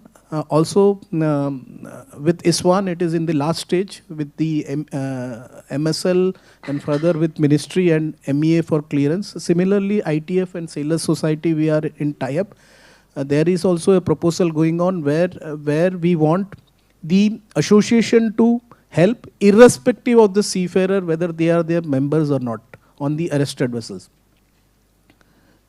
Similarly, there is a process where we are planning to create a authentic job portal, especially for trainee seafarers, where it will be with the support of the industry, the vacancies will be put up. These are related to death and missing cases. This is a very touchy topic related to shore leave, where we keep getting complaints and grievances where seafarers are denied shore leave. So these are the convention requirement, and also what Directorate has done related to pushing for the key worker status through MHA for seafarers. Also, there is a meeting which was conducted in ministry with the MHA officials and Bureau of Immigrations, where we have discussed and emphasized the need of seafarers to be declared as essential key workers as per Essential Maintenance Act 1968. This slide is very important, as the RPS agents and the ship owners should know that there are 34 ICPs notified in India. If you can see, out of this, 14 are registered on the left side. The 14 are controlled by the central government, MHA. And the other 20, you can see many ports which are, including major ports, are controlled by the state government. So there is a proposal, and we have emphasized that. So that's why there is no uniformity, because different states have different requirement. So we have pushed on the first phase by December end of this year, the ports which are marked in red, including Tuticorin, Vishwakarma, Paradip, Mundra. We have included Mundra also because it is a very highly visible port, and Kandla, the major ports to be brought under the central government, where it can be streamlined, and then we can go for that training for the port authorities, so that the shore leave issues can be resolved. And these are our wish list related to shore leave. We are working for a specialized counter, starting with Mumbai Airport, where we are working with Adani to have a separate immigration and separate baggage screening counter for seafarers on basis of their CDC and SID. Also, we are working in similar lines where Qatar Airport has a dedicated launch for seafarers. We are working on those aspects. And also we are having a discussion with CISF and Bureau of Immigration to issue shore pass without passport. Seafarers are required to go shore, and they are required to go with Indian passport. So we are asking them on the basis of passport issuance of shore leave, just on the basis of SID or CDC. Sagar Mein Samman, actually it is showing my time is up. I will quickly run through Sagar Mein Samman, what we have done. We have issued DGS order 18 of 2024, where I can see many women are part of the committee. As we all know, we have many associations, women associations like VIMA, ISTA, ISWF. They are working all on silos in India. So we have created a task force for creating a policy document within 3 months timeline. And you name it, all the industry women experts are there, supported by the MUI. Similarly, we are into the Sagar Mein Yog, where we have created a task force, which was issued by through a DGS order, where almost all yoga institutes approved in India by the Ministry of Ayush has come together to support the cause. And Sagar Mein Yog is our dharohar. Hum apne dharohar ko, we will show it to the world.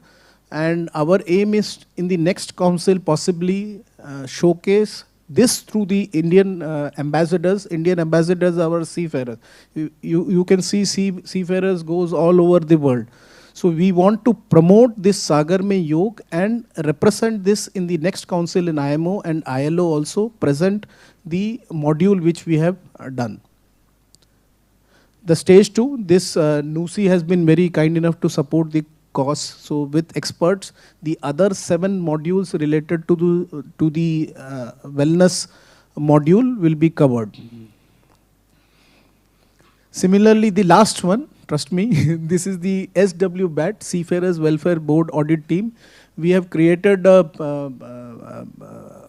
through the DGS order 8 of 2024, where all ports will be monitored, and Ministry of Shipping has delegated this authority to DG to monitor the Maritime India Vision 2030 deliverable, where our vision is to have world-class seafarers facilities in all over Indian ports, starting with major ports where already JNPA, Mumbai Port Trust, Goa, Chennai and Kolkata Port Trust have come up with proposals. They have already their seafarers facilities, which we are upgrading and supporting through SWFS as per the COM requirements. Thank you very much. Thank you so much, sir, for appraising each one of us with essential information and all the wonderful work that all of you are doing. I would request you, sir, to kindly come back on stage. I would request our guest of honor, Mr. Rene Anderson, to please felicitate, sir, with the token of appreciation.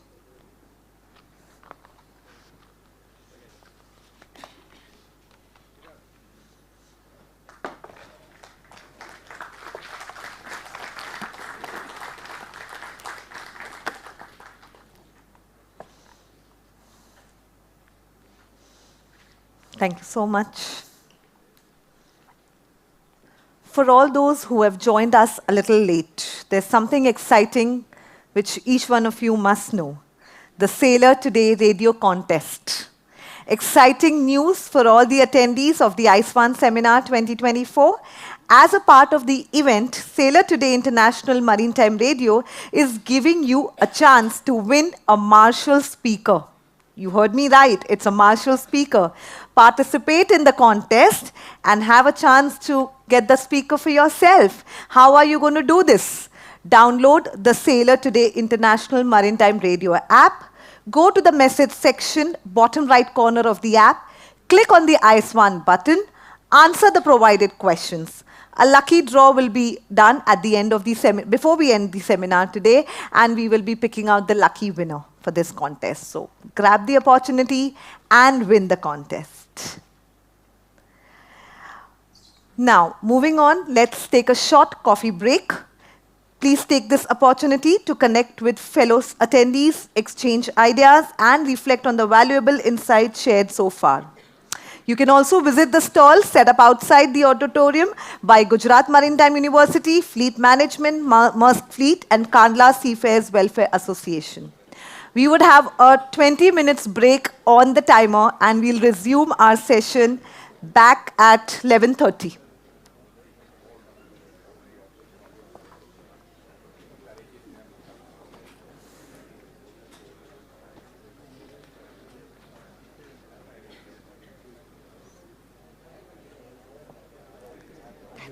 Yeah, we'll get it back for you.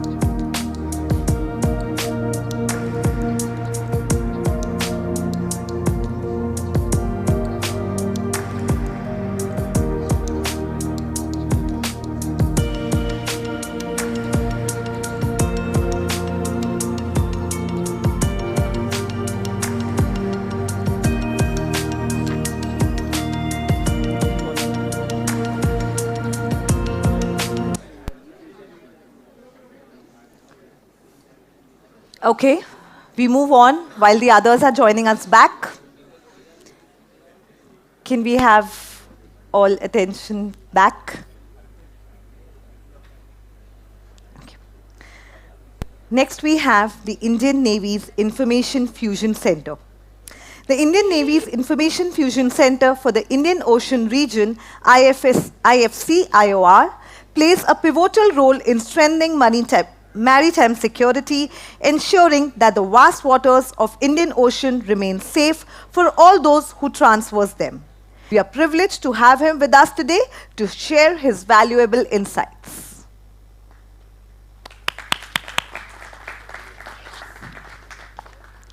These are working.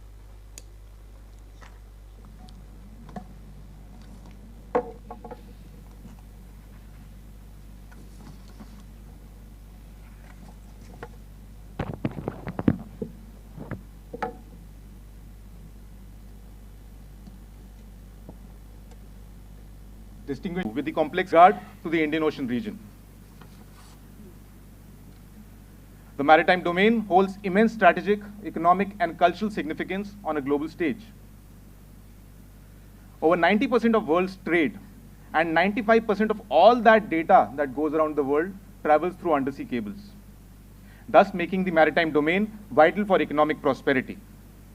This vast domain also harbors immense biodiversity, supporting marine ecosystems and the livelihood of billions of people. Imagine the Indian Ocean as a bustling marketplace. It's home to about 35% of the world's people with a low average age of 30 years and is therefore a powerhouse of human capital. Ships sail through its waters carrying 30% of the world's containers, and let's not forget the energy it produces. 42% of the world's crude oil and 20% of its refined products come from this region. Plus, it's a seafood haven, providing 28% of the global fish catch.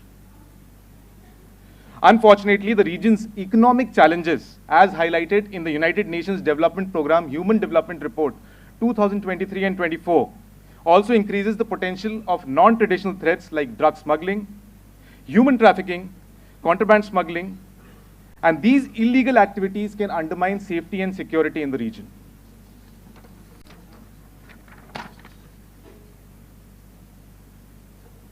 Based on the specific challenges to maritime security identified by United Nations General Assembly in 2008, non-conventional maritime threats with various subcategories under them have been defined by IFC-IOR and are as flashed on the screen. Now, it is needless to explain that the inherent complexity of the maritime domain with its diverse actors and conflicting interests make it impossible for any single nation to single-handedly ensure good order at sea.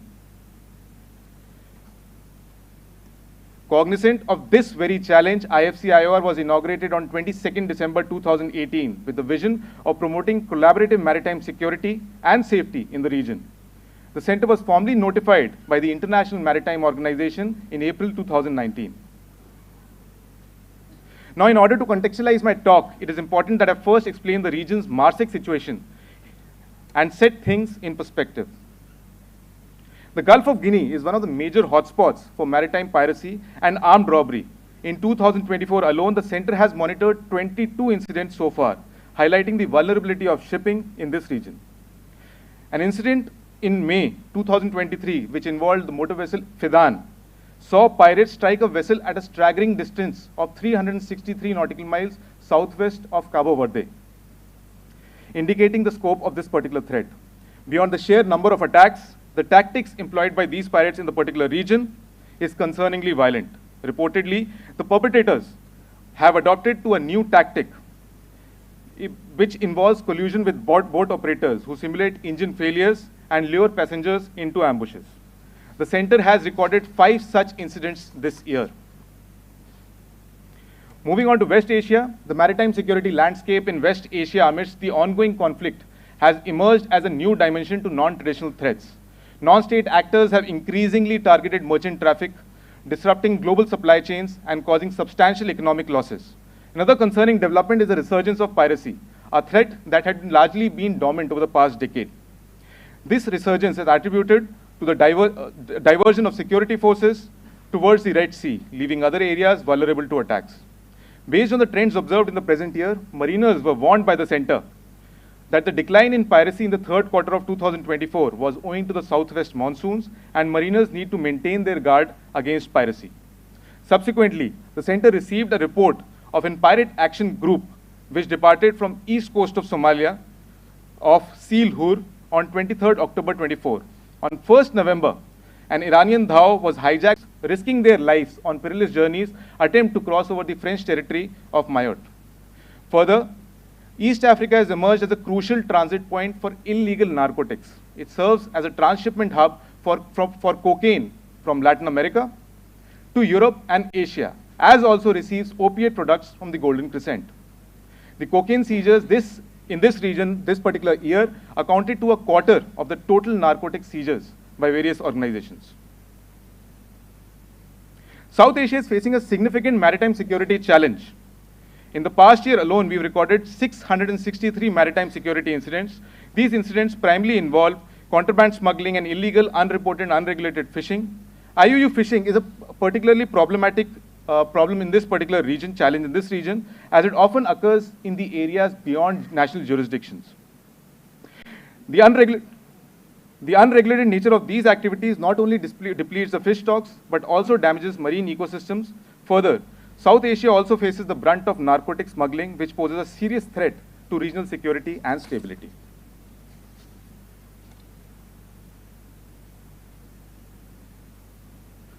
Let us now see how West Asian crises have shaped the present-day maritime affairs in the IOR.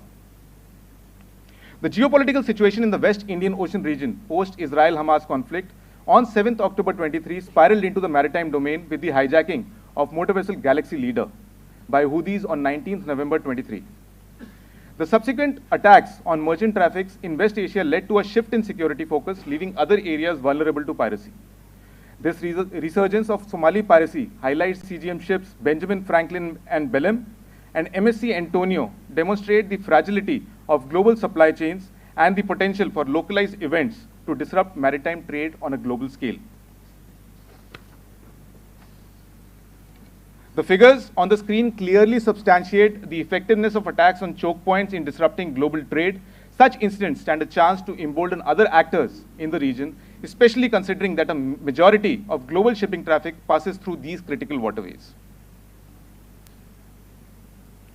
Having explored the significance of the Indian Ocean region and the non-traditional threats it faces, I will now discuss how the Information Fusion Center is helping us understand the maritime domain better.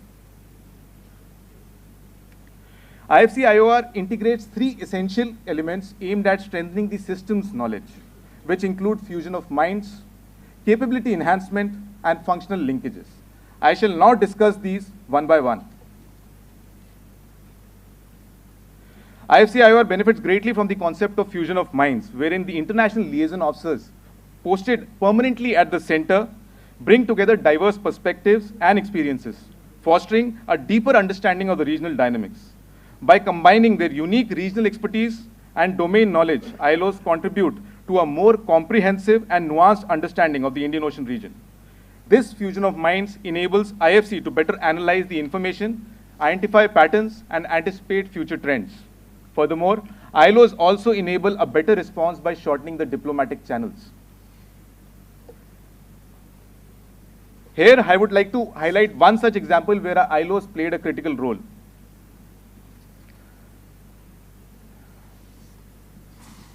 In the hijacking incident of Sri Lankan fishing vessel Lorenzo Putha, the Sri Lankan Seychelles Defence Forces, in collaboration with the Sri Lankan ILO at IFC IOR, helped the Indian Navy and the enforcing forces to successfully intercept and rescue the hijacked vessel.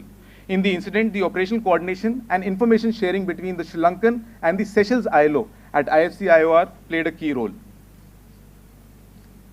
IFC IOR plays a vital role in strengthening the capabilities of the Indian Ocean littoral states and fostering a collaborative environment for maritime security and safety. Through the initiatives such as workshops, conferences, and seminars, the center provides training and expertise to partner nations, empowering them to contribute effectively to regional security.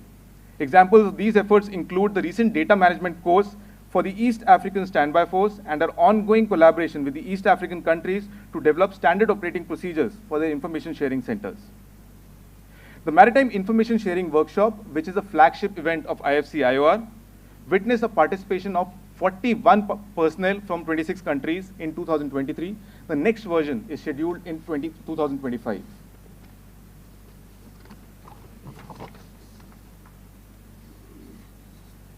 The extensive network of linkages at the center with international organizations include treaty-bound bodies, piracy reporting centers, similar fusion centers, fishery management and regulatory bodies, security constructs, shipping organizations, and academia. It provides a valuable platform for understanding maritime domain through trend analysis and factual research. And collaboration with these linkages helps us understand the domain better. Allow me to highlight an example where various organizations came together in swift information exchange towards assisting a particular ship. On 25th November, at the outset of the Israel-Hamas conflict, the CME CGM ship Saimi, chartered by a Singaporean company, faced a drone attack, marking one of the initial instances of drone attacks in the Indian Ocean region. Following the attack, the ship's owners notified the Information Fusion Center Singapore, which then relayed the request for assistance from IFC-IOR. The center promptly alerted the Indian Navy, leading to diversion of Indian naval assets to aid the distressed ship near the Indian coastline. Upon arrival at the Indian port, an EOD team, which comprised the French ILO present at the center, embarked on board for inspection and any residual EOD damage. The incident underscores effectiveness of prompt information sharing mechanisms between multiple organizations, facilitating a rapid response and collaborative efforts to mitigate emerging threats in the region.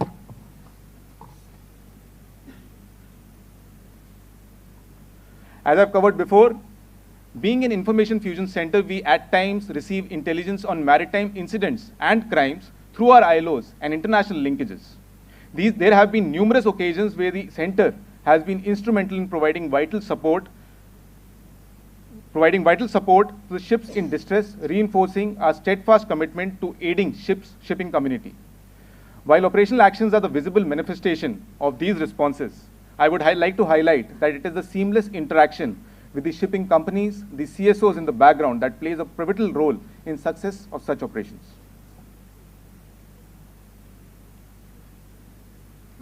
Owing to its valuable contributions, DG Shipping of India, via DGS Circular 8 of 2024, recommended vessels to submit their transit details to IFC-IOR through an online ship reporting form available on the IFC-IOR's website. Since then, we have received more than 10,000 reports online. There has also been a significant increase in the direct interaction of the center with the shipping community.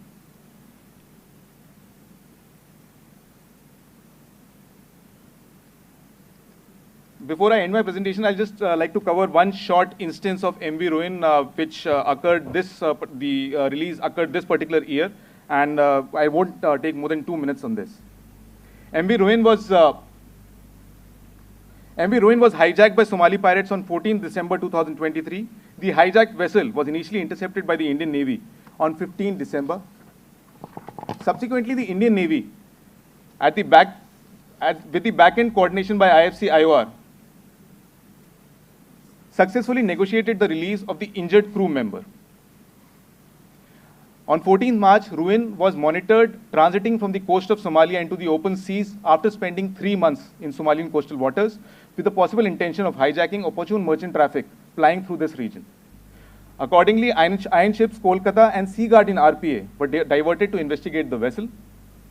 Accordingly, Ruin was intercepted on 15th March and a surveillance drone was launched by the iron ship, which confirmed the presence of armed pirates on board.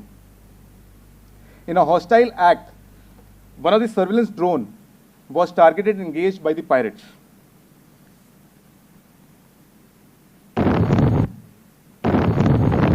Consequently, through consistent efforts and calibrated tactical action, iron ship Kolkata compelled the pirates to recalibrate and shift their aggressive stance to a point of negotiation and surrender on terms dictated by the Indian Navy. The persistence of the iron ships, coupled with augmentation of force levels on scene, facilitated the backdown of pirates on terms that were governed by the Indian Navy. And finally, the crew, all 35 pirates were apprehended and taken on board Kolkata to Mumbai, where they were handed over to police authorities. While I have a way ahead which deals in better collaboration between the shipping community, but I'd like to take on these questions during the question and answer session. And I'll finally conclude my presentation.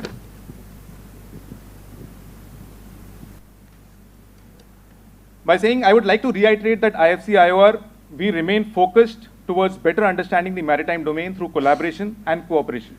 The contact details of the center are shared on the screen and may be used for interacting with us better. I'd be happy to take on any questions here on if someone has any doubts related to the aspect of the center. We open for Q&A. Anything which you would like to know more, ask, clarify, we can do so right now. Any questions from the cadets? We have one here, sir. No, there's no one yet behind. We'll have. Commander, firstly, thank you for the great presentation, and very proud of our Indian Navy and our Indian Armed Forces for all the work they do, and thank you for your service as well. My question around IFC IOR, in terms of collecting all the information and using that to make decisions, do you also have channels or means, and maybe I'm not aware, but to pass back information to companies or particular ships in terms of advice or so make better routing decisions, or how does that channel work? Could you talk about that? Thanks. Right, sir. I'll just come, since I've skipped this particular part because of paucity of time. So we do have a reach back in terms of knowledge sharing, wherein we publish reports. The shortest period report is a weekly maritime security update, which contains all the granular data of the incidents that have happened over a week. Over a wider time frame, we have information analysis in our monthly reports, the quarterly reports, the half-yearly reports, and the annual report. The annual report for the year of 2023 was released by the Honorary Vice President of India during Milan 2023. This is where we publish our analysis, sir. And adding to that, we also publish very frequently publish security advisories through our website, which is again, in my last slide, I have highlighted the website also. Excellent, thank you. Any other questions, please? None. Thank you. At the outset, hearty kudos to you for a very insightful presentation. Deeply impressed by the outstanding work done within the Navy, and huge compliments to that. I've had the privilege of being associated with the Navy for the last 13 years. Initially, my capacity as additional DG shipping and subsequently as DG shipping. I vividly recall the instances where we collaborated in rescuing umpteen piracy hijack situation, Indian seafarers. The short point I wanted to come back, because there's a slight disconnect. I've superannuated a good 8 years ago, sounding a bit fossilized, but be that as it may, I just wanted to ask you in terms of active collaboration with the DG Comms Center or the DG Shipping, what is the format if it is not classified, and how often do you interact? I'm sure it's fairly seamless. Sir, our interaction with DG Shipping, as you said, is fairly seamless, sir. So, as I've told you, sir, it is based on the DG Shipping's advisory that we've started, our interaction with the shipping community has grown multifolds. And it's because of their initiatives that we have found a direct link with shipping community. Like you mentioned, DigiCom Center and the IFC IOR, we interact seamlessly, sir. It is almost on a daily basis that we confirm the veracity of data that we receive. And at times where there are instances which require operational coordination, it is the DigiCom Center which helps us find the crew, probably the CSOs, which is very essential for us to provide the consent for any response provider to act upon. So as you would understand the jurisdictional boundaries, it is very difficult for any particular Navy to act alone. We don't say that it is only Indian Navy or Indian flag vessels that we support. As you've seen the examples, there are multinational flag vessels that we've provided to. So DG Shipping becomes the most essential link in the chain, and also our linkages. which provides us the necessary information to ensure the back-end coordination and make possible the response on grounds, as you'd understand. Thank you. Just as an aside, I just want to know, push comes to shove in an eventuality where there's a crisis in a given stretch in the slocks. Do you still continue to provide escort services, naval escort services, on a very calibrated basis? It used to be the prevalent practice earlier. So while I represent IFC IOR, sir, so possibly I'll not be able to answer the naval aspect of it. Okay. But even the center in its own expresses its neutrality, sir. And as we've told, we are open for any particular. We are here for the collaborative maritime safety and security. We don't look at the flag. And war or peace, we'll continue to do the work that we are doing. Thank you. Appreciate it.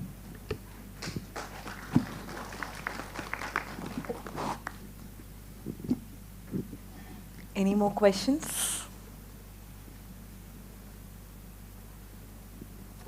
Thank you so much for the wonderful presentation, for sharing the crucial initiatives and insights with us. I would now request Mr. Deepak Shetty to please come on stage to honor Commander Abir Sharma.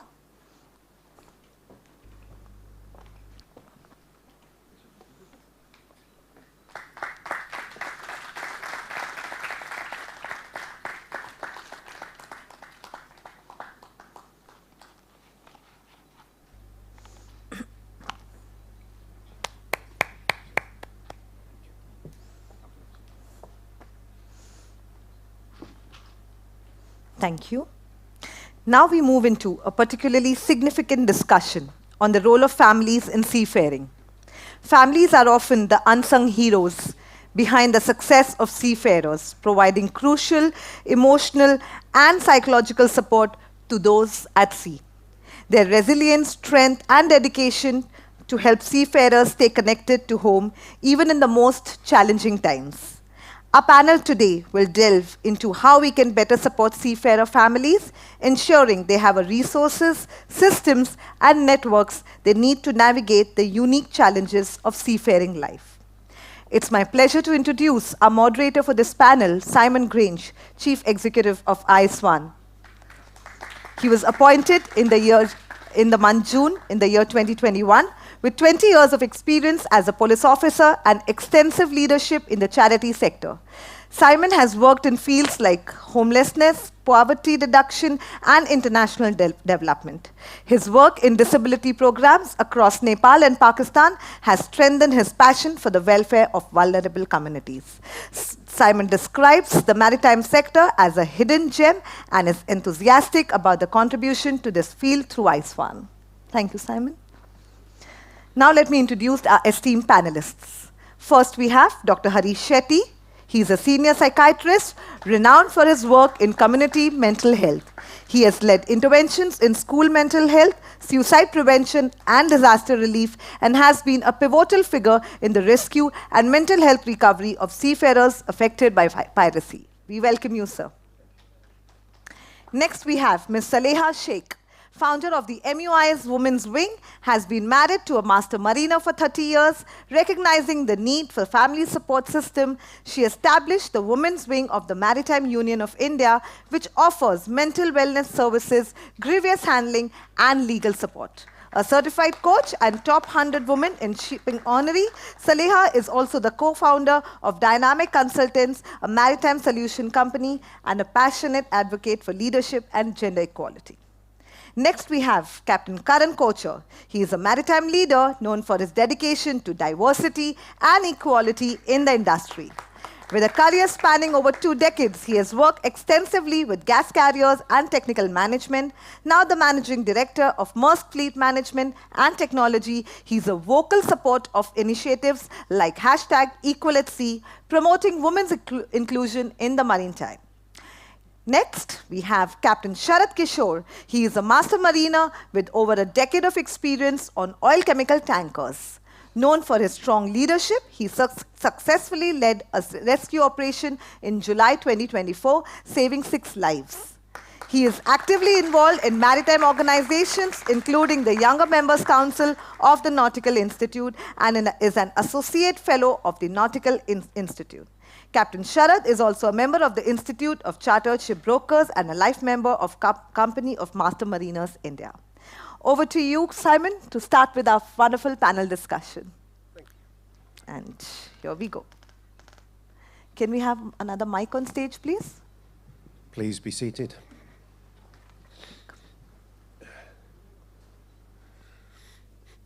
Okay, thank you very much, esteemed panelists, for taking the time today to come and join us and talk about this very important subject.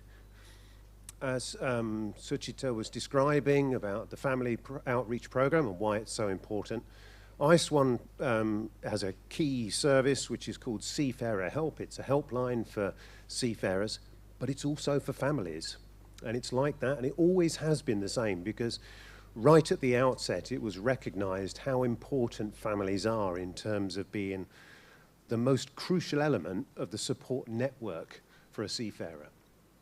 And we get calls. We often get calls from families. And it may be something simple like they've noticed a change in the attitude or the mindset of perhaps their seafarer. And then, of course, more serious incidents when they're involved in abandonment or detention, or even sometimes, unfortunately, when it's the death of a seafarer. And so the helpline is there to provide them. So we recognized that we need to do more to equip families to be able to be a really effective network. And just in preparation for this discussion, I had a discussion with my wife, because some years ago I used to spend long periods of time away from home. And I asked her about what it was like for her. And she said, there was no problem at all. Everything was fine. The problems only started when you came home. So that was a question that I wish I'd never asked. But anyway, so this question I'm going to ask to my entire panel. So in your view then, what are the most pressing challenges that the families of seafarers face? Would you like to start? Let me first congratulate all the seafarers for helping us eat, live, sleep, and dream. And I think that requires a very rousing...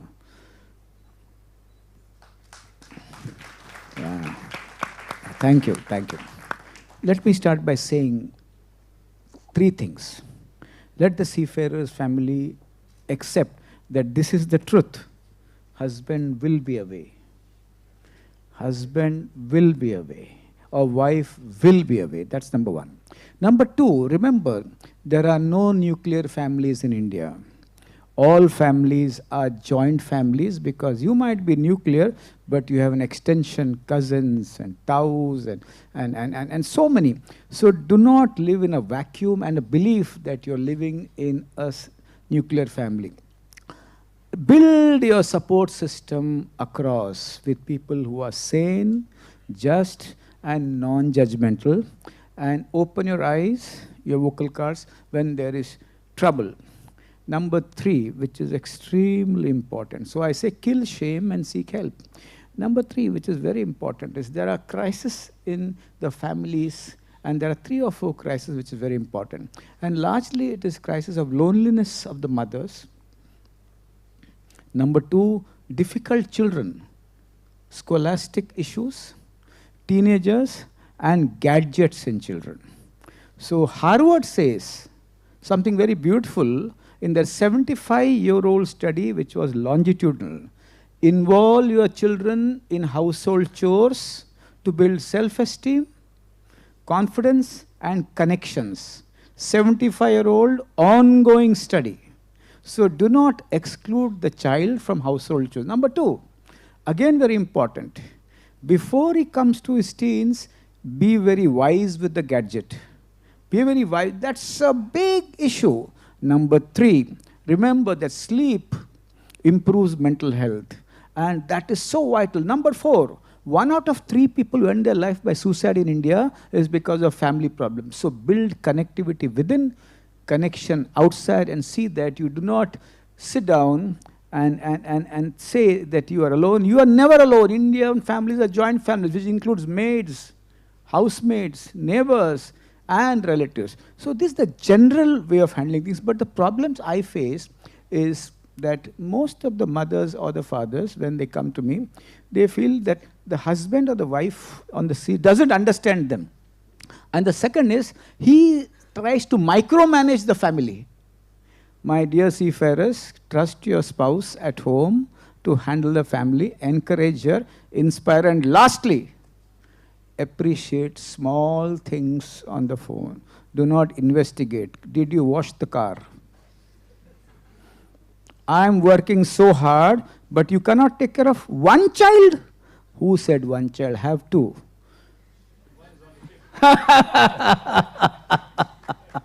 So I think across the phone calls, no micromanagement, tons of appreciation, genuine appreciation. See, the mother, the constable, and the umpire in a cricket match are never appreciated.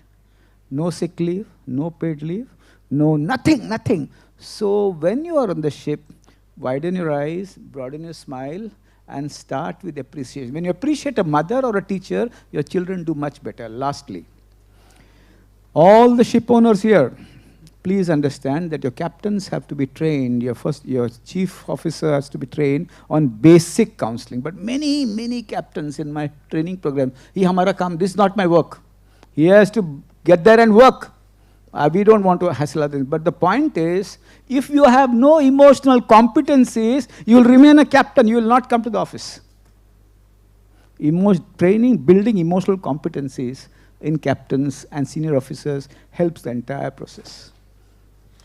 Thank you. Yes, and I would echo that. In actual fact, that's what makes good leaders, is that emotional intelligence. It's incredibly important. Thank you very much. Saleha, let's have your thoughts. A very good afternoon to all of you. Thank you for inviting us here. I would like to say that, behind every seafarer, on an average, there are 4 people who contribute to his well-being, his success, his mental well-being as well. So we should never ignore the family that is back home.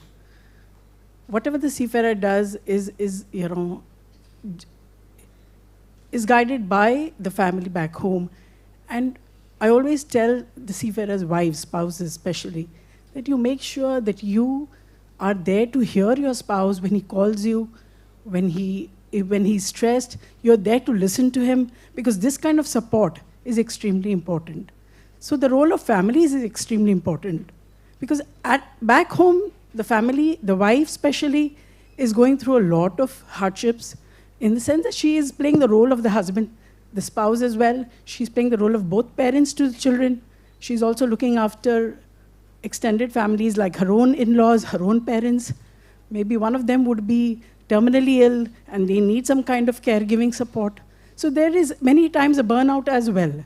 So understanding the family's perspective is important, and shipping companies should not just look at the seafarers' well-being, but the well-being of families as well. Yeah. So, Karan. Thank you, and good afternoon, or just afternoon now. Good afternoon, everyone, and a big congratulations to ISWAN for managing this forum and bringing everyone together to talk on this very important topic, which I think as an industry we are not doing enough about. Coming to your question, I think families are important to all of us, right? Each one of us are here today because of our families behind us. So there's a part to play for every individual. Now, when it comes to seafarers, it becomes even more unique in the fact that the seafarers are working remotely for extended periods of time. That factor is what creates the difference or the challenge. There are generic challenges that with families that all of us face, but I think for our context, it's the challenges that are faced because of this remote fashion. So families, and I'm a big supporter or promoter of equality at sea, and we are really trying to push gender equality and having more women. That's why I would correct you guys when you say that the husband at home or the husband at sea or the spouse, because that's a message that I'm trying to promote. But the families that are there at home, they have to take on the additional burden of having one of their breadwinner family members who's not going to come back at the end of the day, who's not going to have the opportunity to listen to them, who's not going to be able to do things himself or herself. So that is where the unique challenges for our industry come in. The other aspect is that most of our seafarers are contractual employed. So they're not covered by a lot of the benefits like Provident Fund or insurances, medical insurances that a lot of people ashore have the privilege of. So, the gap that is there, and to elaborate a little bit, I think while communication is key, and providing seafarers with communication is a basic human right now. But also, I think there's a level of understanding that needs to come about where that communication is understood by both parties. So even the families at home understand that, while they can communicate, but they would still need to solve the challenges on the ground themselves. And that cannot be remotely done from somebody sitting, thousands of miles away. Yes, indeed. And the pressure on the seafarer, the fact that hearing those issues, but actually knowing that they can do nothing about it, of course. It's, exactly. Yeah. Over to you. Good afternoon, everybody. Thank you for having me here, ISWAN, and congratulations for launching the Family Outreach Program. And I would like to mention that this is the same auditorium from where I passed out a few years back. So I'm glad to be back here. Okay, coming back to Simon's question. So before diving into the challenges of seafarers, I would like to mention a little bit rewarding, the rewards that come along with the seafaring career. And the best part is that as a seafarer, you can plan your events in your time off, and that is like one of the most biggest reward that I see. But that comes as a challenge also, because there are uncertainties during your sign-off. Sometimes you get a long voice. That happened with me when my wife was pregnant, and I got a voice from US West Coast to Singapore. That was around 35 days voyage. So I was just hoping that the ship, stops to bunker in the between, and I get to. And that was pandemic, so I was hoping that I get to sign off and reach my wife before my baby arrives. And luckily, my company did all the efforts, and they got me down, and I was very happy. And apart from that, when somebody joins my vessel, I ask them, "Why are you here?" Somebody, let's say, any rating, I ask them, why are you here? Why are you on board? And then he takes a while to understand that, why. And then he realizes that he's there for the family. Every seafarer out there is there to, provide and give something to the family to bring in money. And when he realizes that this is actually something which is very important, and then I make sure that his family is well taken care of as a captain of a ship. I ensure that they have the trust in me. And once upon a time, not very old story, the internet on the ship got intermittent outage. And now these days, due to internet, every family is waiting for the message. When the watch of the officer is finished, the wife or the girlfriend is waiting for the message, okay, I am free to talk. So if the family does not get the message, they get worried. And I, as a captain, I feel that this is really, as a leader of the ship, it's my responsibility. So when I was passing through the coast, and my satellite, the internet was not working, I got the personal hotspot, I activated international roaming, and I called all my crew. I made them, communicate and drop a message that, okay, we are all okay. And in fact, I passed a message to my office as well, where we have a wonderful department, fleet care and fleet management. It's a designated cell that connects the seafarer families and to the seafarers. And so they also connected to the families and informed that this is what is happening, everything is okay, there's the intermittent outage of the internet. So that's all about it. Thank you very much. Thank you, and I think you've really demonstrated actually what I was talking about in terms of emotional intelligence, that level of understanding about what your team needs, that's leadership. So Saleha, can we go on to you? And I'd like you to think about, considering your work with the women's wing of MUI, what kind of support do you think is necessary for women in particular in seafaring families to maintain their emotional and mental well-being? As a seafarer's wife predominantly, and then setting up the women's wing, the one thing that I realize very strongly is that having a community support system is extremely important for the seafarers' families to connect. It should be a space where they can talk freely, where they can ask questions, where they can share their anxieties, their concerns, and especially at times of crisis or any time, especially with the geopolitical situation right now, the way things are going, a lot of questions that crop up, they need to be addressed. So having a support system is number one. Secondly, I feel that having a 24/7 helpline, which comes to me, has been extremely helpful, because there are times when they just want answers and they need somebody to talk to. They need somebody to share their concerns with. It could be anything related to the child, suffering, and they don't know what to do and how to reach the seafarer, or a certain surgery that is immediately planned, and how do I get my husband to respond or to get to him? Because many times there are times when families are not able to reach to their spouses through the companies for some reason or whatsoever. So there has to be a channel where they are able to talk, and having a 24/7 helpline helps them, because they can connect with me, and with all our experience, with all the cases that we handle, we are able to guide them, we're able to help them out with the right solutions. Thirdly, it's important that the support of each other is there, and that is where mental support is very important. Having the right resources, having some kind of a counseling service, wherein they can they're lonely, they just want to talk to somebody, or they don't know how to handle with sleepless nights. What do I do?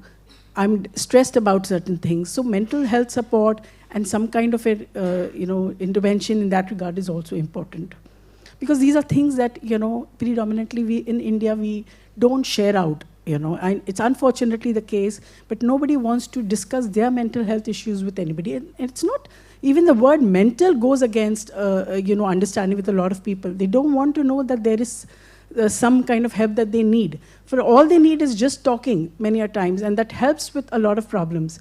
But that fear stops them from going out and seeking the answers. Yeah. Well said, yes, thank you. Sharad, so you're a serving seafarer. Can you share a personal experience where your family faced challenges during your time away? Well, as I mentioned earlier, when my wife was pregnant, I got a long voyage, and it was very uncertain whether we will go via the Pacific, across the Panama, and whether we will go through the Suez. And luckily, I was having my finger crossed all the time, because if I would have gone through Panama, it was very difficult because the crew change was not happening during that time because of the pandemic. And if I got to go through across the Atlantic and Gibraltar and the Suez, were two chances for me to get down to arrive on time for my baby's arrival. What we call is just in time. So luckily, the stars were with me, and I got a voyage through Gibraltar and then Suez, and I got down at Gibraltar. And meanwhile, what happened was that my in-laws stay, my extended family stay in Mumbai itself, and I'm lucky to have that. That's what we need to have a family support system for not just a seafarer, for everybody, in fact. So whether it's your friends, it's your family, it's your office community, it's your seafaring community, we need to have that. And I was very lucky, and I got my in-laws to my home so that my wife could be taken care of as well. Thanks. Just to stay with you, what do you think the role of a shipping company is in terms of these kind of situations? Well, shipping company is I would say it's a very vital role in connecting the seafarers and the families, because they are the people who have recruited the seafarer and have sent him on their ship. So I would say that they should provide resources for unique needs of families, and they should facilitate communication between seafarers and the families. And as I mentioned earlier, that we at Fleet Management, we have a dedicated cell called Fleet Care, who are generally for the welfare of the seafarers and the families. So I would, like all the industry stakeholders, the owners, the companies, and the government agencies, to come up with an industry-wide standard so that all the families, they know where to reach, whom to contact in case of any crisis or any assistance, any illness. And most importantly, like we do a lot of events, we do like we are doing a family out. The most important thing I would suggest to ISWAN is to create awareness and create it as much so that every seafarer out there and every seafarer's family out there, they know where to reach out to in case of any need of assistance. And I'm still going to stay with you, because I'm just thinking, what does it mean to you personally when you're at sea, knowing that you've got this strong family support network at home? What does that feel like? Well, as I mentioned earlier, everybody out there is working for the family. And in fact, I've seen cases where there's a very jolly fellow, very sincere, hardworking guy, one of my engineers who was there. And his son, he got involved in an accident. He broke his hand. That was very unfortunate. And the moment it happened, he came to me, and I could see the helplessness, and I could see that he cannot work wisely or be can be trusted for that matter. So what I'm trying to say is that families, the mental health of a seafarer is directly proportional to the to the mental health of the family. So if the family is happy, the seafarer is happy, the ships are safe, the shipping community is safe, and we will get the products that we are waiting for every day. Yes. So I think family comes first. Yeah. Yeah. Thank you. Dr. Shetty, I'd like you to expand on that, actually, and just talk about the emotional health and well-being concerns that within the family and how they impact the seafarer's performance. I would like to share an anecdote. My experience of seafarers from my 3 friends who were captains, and one of them passed away, Captain Rajiv Gupta, and working with Chirag for a long time with the Somalian pirates, and listening to all of you from different companies. Number one mother came and told me, when I talk to my husband, he talks to me about my Doberman garden in between the family. What should I do so that he responds to me appropriately, so that we both feel nice? So there's a phenomenon in mental health, making your presence felt even in your absence. And that is something which is very important. That is, I said, first answer him, your Doberman is good, see, he's smiling. Garden is green, but let me tell you what happened at home. My God, today your son was so awesome. He started drawing on his own. When you drew, he drew your ship, and you at the helm. And he was so proudly showing everybody, my father is the captain. When you speak about small life issues, then it stimulates the seafarer to talk about, oh my God, my dear darling, my Bada Sahab was in a very bad mood today. And I don't know what to do, but what I did is I asked the cook to cook what he likes. So it is the small joys which keep mental health intact, and that is very important. That skill, making your presence felt even in your absence, is a skill which we need to teach the seafarers and the spouse. Number 1. Number 2, crisis, yes. And in this activity, Saleha, you have a very big role there. Number 2, all companies should have mental health counselors. I still remember one girl, Lavina from Scorpio. She is there when family is down, and she is on the phone. She does everything which is essential to keep the family calm. But that is not the only thing they should be doing. Peacetime chats are more important than crisis chats. Finding out kya chal raha hai, what's happening. I heard last time you said your son stood first, and the other day you said maths he got very less. That is, peacetime chats helps crisis resilience, which is so important, And the third thing is, let us understand, sir, India is in the throes of a mental health epidemic. Worldwide, 1 out of 8 people are mentally ill. In India, it's 1 out of 7.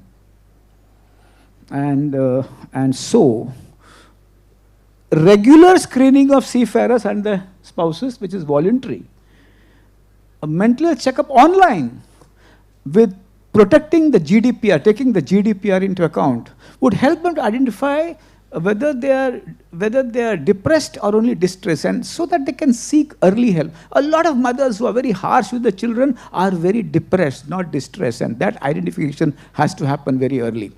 I would ask all these companies to spend more on mental health. They're all smiling. They all smile. I feel they're also nodding. There is enough evidence across the world. If you take care of mental health, your productivity improves. Interconnectedness improves. Emotional competence improves. And beyond that, we are Indians, so we talk about the blessings of the Indian families is more powerful than your purse and your bottom lines. I think that when somebody says, spouse comes and says, husband की company बहुत अच्छी है, उनका phone आता है, and they phone me up, it's so nice. That is never, cosmic blessings are never measured by wallets or numbers. Lastly, I still remember this anecdote when a seafarer died. He jumped off the ship. And when you jump off the ship and when you don't get the body, the question is very nagging.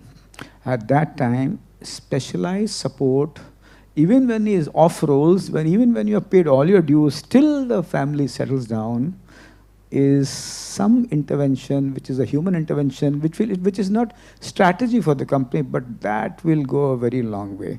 1 out of 7 of you are mentally ill as of now. So mental health checkups, Saleha, you need to carry out. And a lot of online chat with spouses, not mothers. Mujhe maar dalega.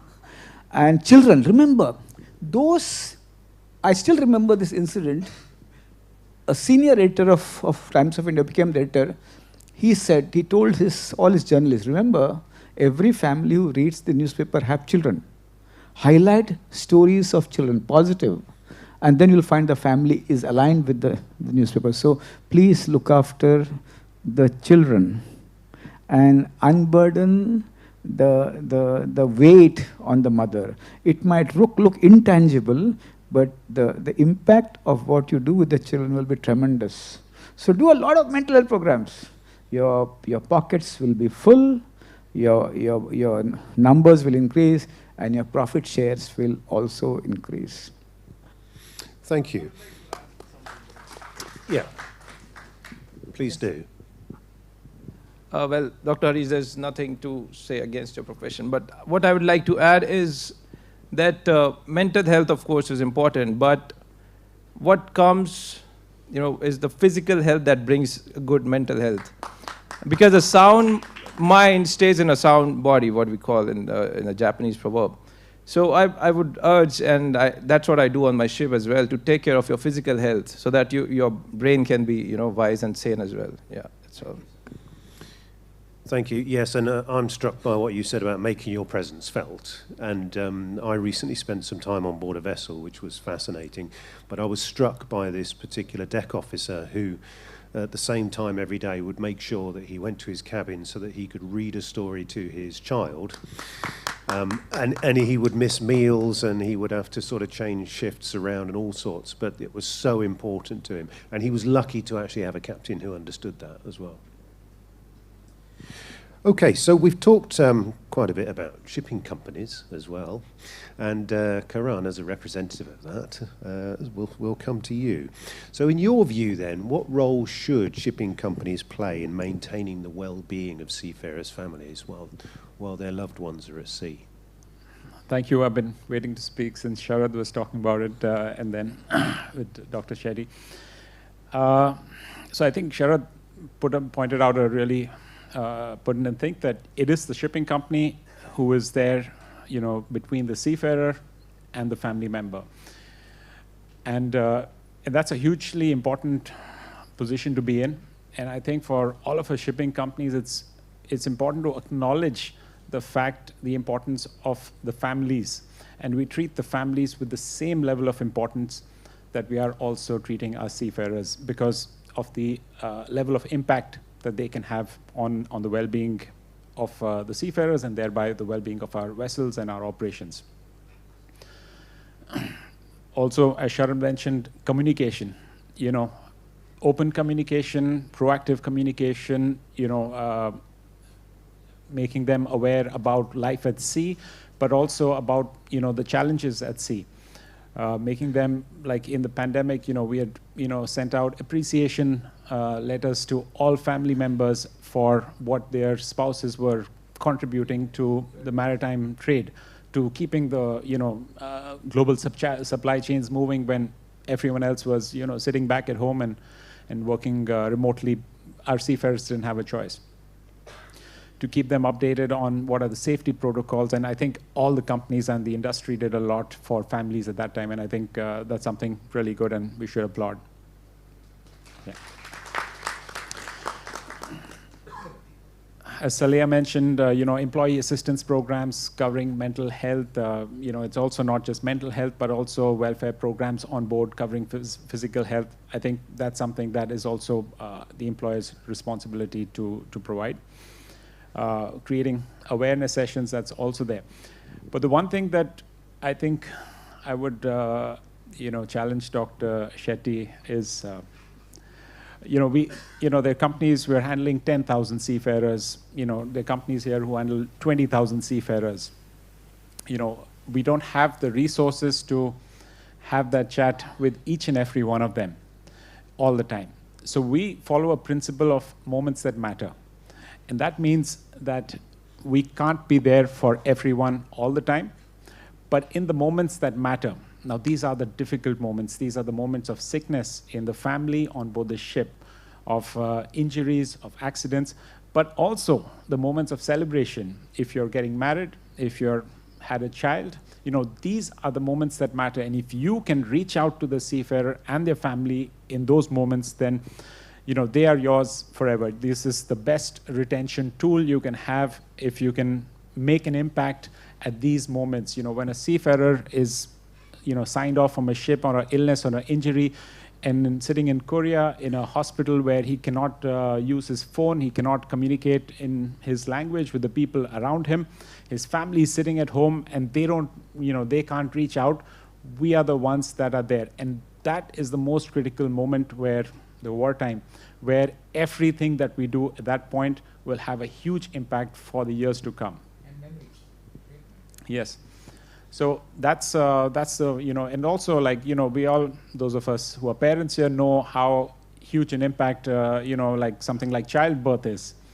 And if you can reach out to them and share that moment with them, then again, they're going to be very loyal to you for a long time to come. So that's the kind of approach that we follow, because we have to realize that we have limited resources. We have our teams are always working quite. There's not a lot of free time. Teams are quite. There's quite a heavy workload. So yeah, that's how I feel. I think there are a lot of responsibilities for a company to take, but then also thankfully we have associations like ISWAN, like the MUI and other industry bodies who are providing us support and providing additional kind of support that is needed for the families. Thank you. Yes, moments that matter, and I can think that there's many times when actually we're contacted because a company has not recognised one of those moments that matter, and in actual fact, that causes a lot of damage because families don't forget that kind of thing. Yeah, they never forget.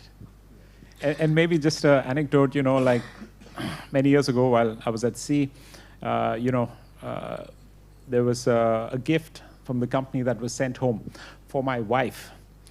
And she was so touched and moved that the organization had thought about her. You know, she would not let me leave the company I'm working with, you know, more than even if I wanted to. So it really makes a difference if you can impact the family. And you mentioned about kids. If you can reach out to them, you know, they are not going to let their parents or their spouses or their children leave the company. So I think, you know, if you can hold on to the family or you can reach out to the family, then, you know, there are only positives to take back from that. Thank you. I'd like to throw it open to the audience now. Are there any questions out there? Would anybody like to ask questions of our panel? So I've got a hand go up in the second row here, please.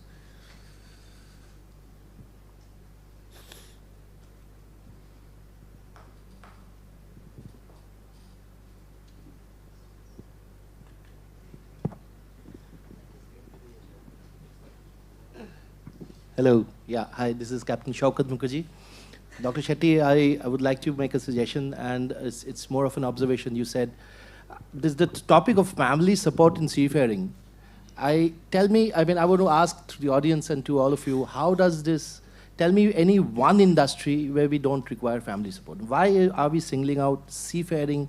Is it different from any other industry? Think about the people who are inside the mines. In Atlantic, we have good food, we have good communication, we have good everything, we have good teamwork on board, and we have family support. Think about those people who family doesn't know whether they're going to come out of the mines or not. So how are we different from any other industry? This is one. Secondly, I mean, you talked about people asking about Doberman, and for pet lovers like me, I mean, Doberman is more of a family than anything else in the family. Yeah.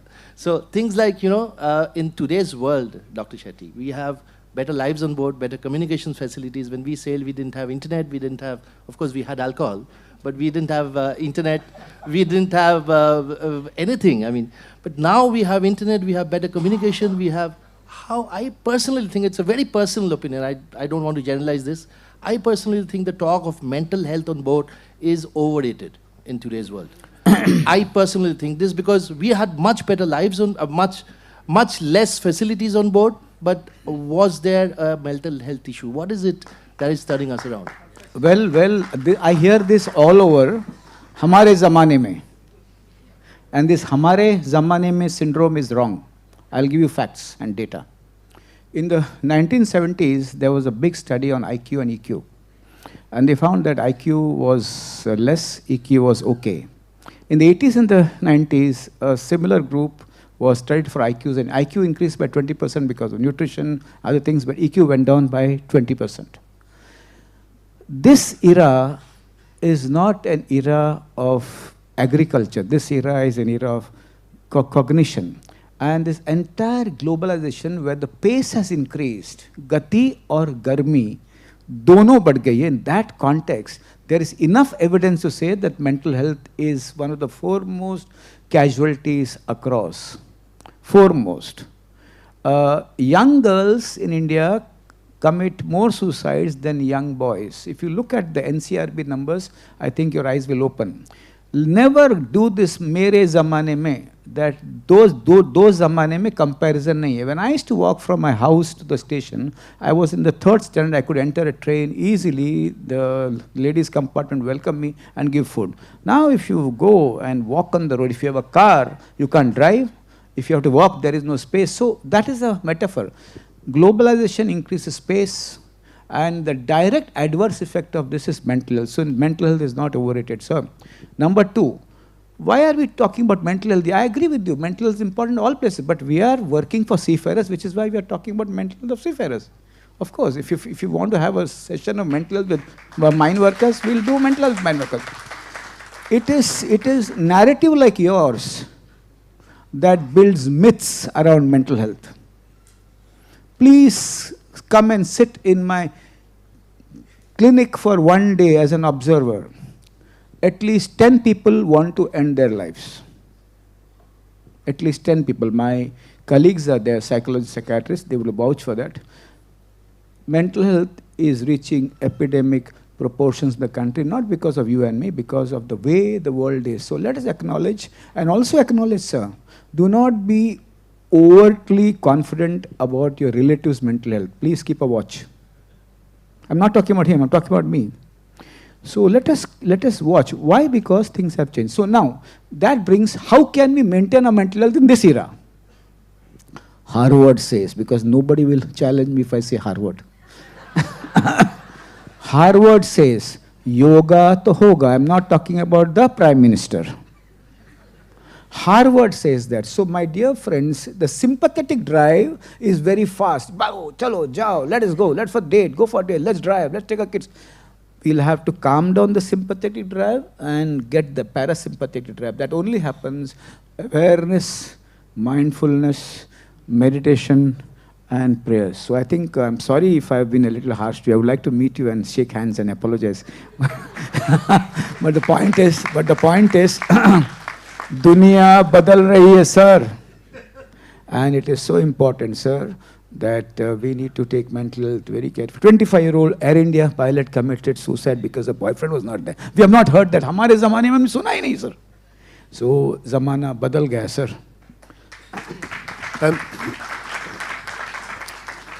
Yes, thank you for your question there, where you actually mentioned alcohol and connectivity in the same. It's given me an idea for a survey that we could run. Do you prefer connectivity on board or alcohol? Could be an interesting result. Indeed. Yes. Right, we've got some more questions there. Good afternoon, everyone. I think a fantastic and a very engaging session. Thank you for the panelists. And again, I have a bit of a question for Dr. Shetty again, please. So, yeah. I mean, you're right in my line of sight. I have to go home safe and sane. So my name is Captain Arun Mehta. I am actually the Managing Director for OSM Thom in India. And, you know, there is, when we look at mental health per se, there is also a factor which is, and the question basically is that there is a factor for seafarers which is very different from those ashore, and that is the connectivity has increased, but your control or your ability to control or do something because you're so far away is not there. Earlier, we used to not come to know. So there was no phone. When you get to port, you came to know somebody was ill. Okay, now is okay. Fantastic. End of story. It was a marker somewhere, you know. What initiatives are required different from those ashore to cover this gap? I think this is what he said, hyper connectivity. We had this chat when we were talking. Very good questions, I think brilliant. Awareness causes anxiety. Like my grandfather had a tumor in the brain. He was not bothered. He sat, read the paper, operated and went home. If an aware individual learns about tumor, the anxiety mounts. So there are three things which we can do. One is that empower families to deal with small issues. And do not let them be dependent on the seafarer for advice and recourse. That is something. Like for example, the school has called the mother to meet the school teacher. You manage it. She should be trained to manage that. The child or the mother's BP has gone up and her sugars are not right. Well, she taps her support system, she talks to Saleha and the team, she finds her good. And so everything small to from a pin to an elephant should not reach the seafarer. That's number one. Number two, the seafarer, as he grows from third officer, second officer, he should also feel that the family is getting empowered the way he is empowered of handling his own team. That is the second, empowerment. And the third thing which is very important is, yaar, sab kuch apne haath mein nahi hai, sir. Allah ki, sab upar wala nahi, thoda upar wala ke haath mein bhi hai. I think this sort of an empowerment across hierarchies, this sort of a faith that my family will take care of little issues, I don't have to bother, I have trained him or her, and I've seen so many spouses who have really got empowered in the 15 years of their lives with the seafarer. At the same time, increased communication, increased Googling causes a lot of anxiety. And I tell everybody that Google is a platform which is based on disclaimer. You cannot take paracetamol, it can kill you. And Google is information. The doctor is an encyclopedia. So it is a problem, as you said beautifully, hyperconnectivity. So I think a lot of other interventions are important, and a lot of discussion during peace times helps you to get empowered during the crisis. I always emphasize, Simon, that peacetime initiatives are very important to manage crisis. So this is not a complete answer, sir. I will actually read about it. And I promise ISWAN and all of you that I will write about it, 1,500 words. I think it's interesting that for many years, one of the complaints that people have been telling us about is the lack of connectivity. And I'm beginning to wonder if we're going to start entering an era where people are coming to say, actually, there's too much of it. And I'd be interested to hear what the other panel members have got to say about that. I think what I took away from Dr. Shetty is ignorance is bliss. But jokes apart, I think hyper-connectivity is a challenge, and maybe you will agree that there's also, maybe you will agree, that there's something like connectivity anxiety. Waiting for that connectivity to come back or to send a message or that second blue tick. And this is a challenge in society, right? This is not limited to our sphere. And I think, from a shipping company's point of view, if you say that, we train families to be more responsible, I think that's very difficult to imagine that happening.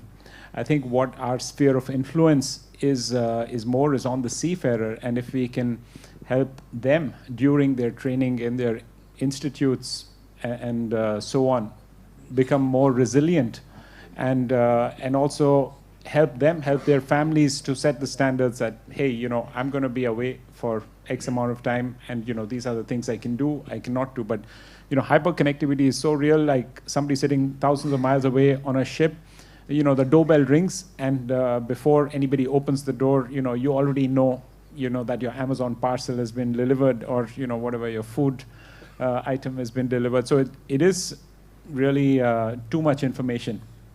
And I think the only means to address that is individually, and that's where we can provide some kind of support. I would like to add here that due to hyperconnectivity, like for example, there is a case that has happened, maybe a cadet has committed suicide, or maybe a seafarer got jailed due to some reason. And those kind of messages that go viral instantly on WhatsApp, they also are so detrimental in creating more anxiety, especially in the families. And generally what happens is that we have some or the other member posting that news in the group, and then suddenly the members become very distraught. What's happening? And I'm now worried for my seafarer. What's going to happen? Especially cases when there were, the piracy issues that were going on, and, wives worrying that my husband has a contract in that region, and I'm worried now what to do. So hyperconnectivity, again, here has become such an issue. Sometimes we have to tell our members that please have, practice due diligence when you are forwarding any kind of messages in these groups, because they, like a chain reaction, they, create, panic and anxiety amongst the members. Absolutely. Yeah, thank you. And within our family outreach program, we've also recognized the importance of it, is helping families to understand, to manage their expectations as well, because the thing about this connectivity, it increases expectation that, something's going to happen. And as you say, these campaigns that suddenly launch on the internet, they're very distressing for a lot of people. Any more questions from the audience, please? Excuse me. A hand up over. Oh, yes, sorry, yes. Excuse me. I don't have a question. I have a suggestion. My name is Dr. Matthew. I'm a marine doctor working for the last 25 years. I did 2 phases. The first phase was in the Navy, and I was a surgeon commander in the Navy for 20 years. I was a submarine doctor. The second phase is I've been working with the mariners, and probably most of the companies sitting here, I provide them the PME support and the repatriation support. I have a suggestion because I can see so many psychologists and counselors sitting here. I work with all of them. If the industry could get together and have a more cohesive unit, then we would be able to give much better support to the families. We have, MUI, you have ISWAN, you have each company, the fleet has got Anglo-Eastern, I don't know whether shipping corporation's got, but every company has got some sort of a support system, but it's not coordinated. And I think if you get it coordinated, then we will have a much better answer to the problems. And this is where both for the seafarer as well as for the family. This is the first point. The second point, as a doctor, doing the psychological evaluation, the problem I face is, I don't know how many people know, how many questions are there when you do an MMPI or an MCI. And there is a lot of resistance to answer these questions. And they want the answers to be like McDonald's. So it doesn't work that way. The psychologists are under tremendous strain. They have to evaluate, validate, and then give the results. And so the company should understand that it takes time to have a proper evaluation so that you have a good understanding of the problem that the seafarer has before you put him to sea. So this is my suggestion to the industry, that please do not consider the PME and the mental evaluation as a McDonald's. Yeah, thank you. Thank you, sir. Your points are well noted. Earlier, I noticed a hand to go up over here wearing a crisp white uniform. Good afternoon, everyone. I am Piyush Das from DS Chanakya. My question is, as earlier said, that counseling sessions regarding mental health was given by various companies. So I think, wouldn't it be better if these counseling sessions or courses are added as a part of our pre-C training? Absolutely. What do we think, panel? I think firstly, applaud to you for being the first cadet to stand up and ask a question. I know it takes courage, so great job. And yes, I definitely think that incorporating that into the pre-C curriculum could really help create more resilient students and seafarers in the future, because also, you're at an age where, everything you learn today is something that you will hold on to for a very long time. So it sets the right foundation, and this is the age that to build that strong foundation, and being part of the pre-C training is the, the most opportune moment, most proactive moment, rather than, much later in life when it's difficult to actually change very much. I need to add one line. All the courses across the country are now including mental health. But with your profession, you need to build 3 R's. Rise, roar, and revolt. No. Resilience building. Relationships, which means working as a team. And third is repair and reform. When you fall, you need to learn how to approach help and repair and reform. So that I'm so grateful that you raised this point.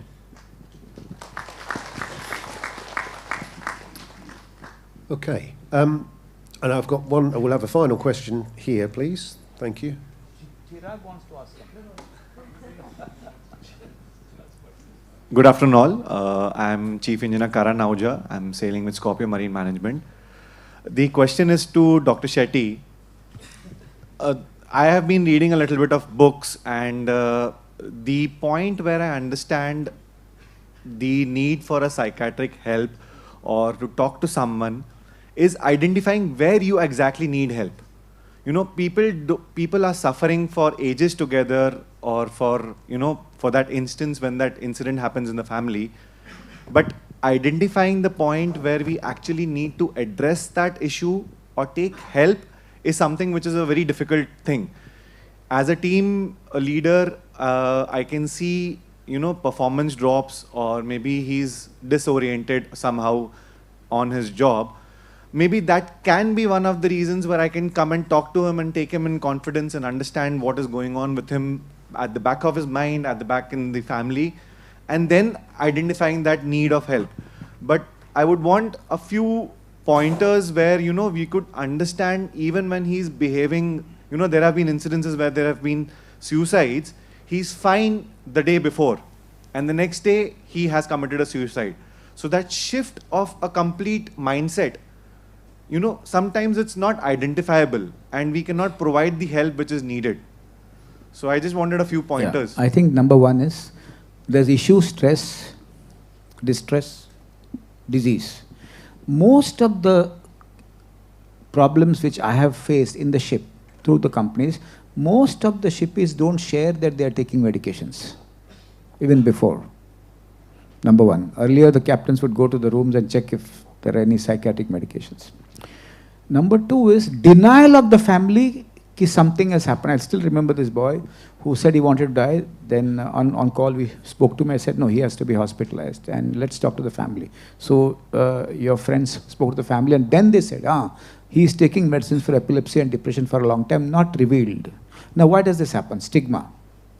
Stigma. Now, in America, pilots are allowed to talk about their depression. Here, if the pilot talks about depression, he'll be grounded, he'll be thrown off. So I think long-term, short-term intervention. Continuous evaluation of mental health checkups is a must. In COVID, if you had fever, you err on the side of thinking it's COVID. Why? Because there was a COVID epidemic.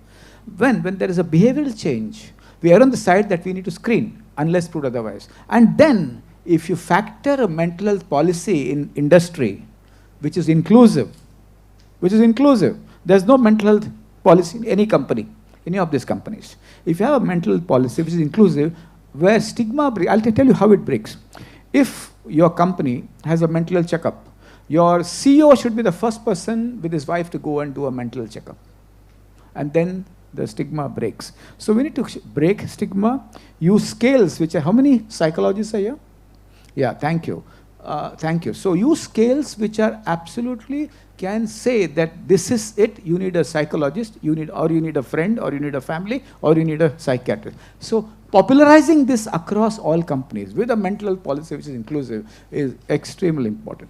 Lastly, sir, though we say suicides are preventable, let me admit all suicides are not preventable. Like all patients of heart attacks don't go home from the ICU. Some go to heaven, others go to hell, and some go home. So all suicides are not preventable, and that is something we need to acknowledge. But if you do not have psychological vigilance when you take the client, when you take the seafarer, when you don't have a mental health policy, when you have not attempted to intervene and then something happens, then I would say it is psychological negligence of the entire board of seafarers, which I think we should avoid. One sentence for Matthew, can I? Dr. Matthew, hi. Nice guy and very diligent fellow, very. Both his suggestions are fantastic. But remember, he also knows, and the psychologist also knows, psychological tests are qualitative. I still remember once, Captain getting up, we did the psychological test of the second officer. 2 months back it was different, and 2 months afterwards it was different. I said, he's changed. So it will be different. So it's qualitative. The global understanding of the person by the psychiatrist, by the psychologist, and everybody involved would get a reasonably good perspective. So psychological tests are not standalone tests like sugar, hemoglobin 8.9, sugar 150. It's a qualitative test which needs to be looked at in a context. But Scorpio, great question. Thank you, sir. Right. Yes, you can, yes. Thank you. So just to address Chief Engineer Karan's question around suicide prevention, and as Dr. Shetty mentioned, you're absolutely right. We cannot prevent all suicides. But that is not the measurement or the benchmark which we are aiming for. What we are aiming for, can we do more? Is there more that we can do? Maybe not all. If we can save one, I think that's also enough. And what we do is, at least what we have started in last few months is psychological first aid training. So that is specifically for identifying your colleagues around you who have possibly psychological concerns and providing mental health first aid. So we have started this kind of training, and it's a 2-day training. 1 day is to identify, and the other day is to provide psychological first aid. I've not done it myself, but I think that would help you and other seafarers to actually identify it, because you said he didn't show any signs. How do you know he didn't show any signs? Have you been trained to see those signs? Maybe you have, and he didn't show any, but I mean, for the vast majority, I think we wouldn't know. Yeah. But yeah, I just wanted to share that there is things that we can do, and we are doing, and we should continue to work on. Thanks. Thank you. Time. So panelists, I haven't quite finished with you yet. I just want one last question. And bearing in mind the emotional distress that comes with keeping people away from their dinner, I just want some last thoughts from you. We're running this family outreach program. Any sort of, just one key recommendation about what we should perhaps include in there to make sure that it's fit for purpose? I'm going to start with you. Yeah, okay, that's a very good question. When you talk about one key recommendation for your family outreach program, I would say that most important is to create awareness, promote it on the social media platforms as much as you can, make it available on the ports where the ships are calling, maybe a hard copy of your pamphlets. So that's the awareness is what is missing in our industry, because once the seafarer is out at sea, he's like in a remote environment, mostly disconnected, apart from checking his WhatsApp messages for the family. So I think that the best would be to create awareness as much as you can. That's it. Thank you. Karan? So I think in terms of the family outreach, I've spoken to Chirag about this, and I think you've done a lot of good homework, and I think it's a great program. And I think it's really good the way it is. But if you ask us what is the one thing you would ask us, I would say you shouldn't be asking us, you should be asking the families what is it that they need, because it is not for us to sit and decide what they want, but it is for them to actually tell us, and that's where we can provide most amount of value, and we can really help them the most if we are giving them what they want, because if not, then it's not going to be they're not going to be receiving it, whatever we're giving. So yeah, I think let's get the feedback from them. Let's hear their voice and do that. Yeah. Thank you. Saleha? I strongly feel that seafarers need to be valued, they need to be appreciated, and their families also need to be appreciated. So one way of doing that would be to involve the families in a lot of programs and events. Shipping companies should not just focus on seafarers, but I understand that a lot of the big names do that, but there are so many other companies who are only working with the seafarer. But involving the family would go a long way. Have more programs, events where families come as a family. They want to feel connected to the industry. They want to feel they know they belong here. So that is important, because that is the only way we build the trust, the credibility, and that's how we can address these problems together. Thank you.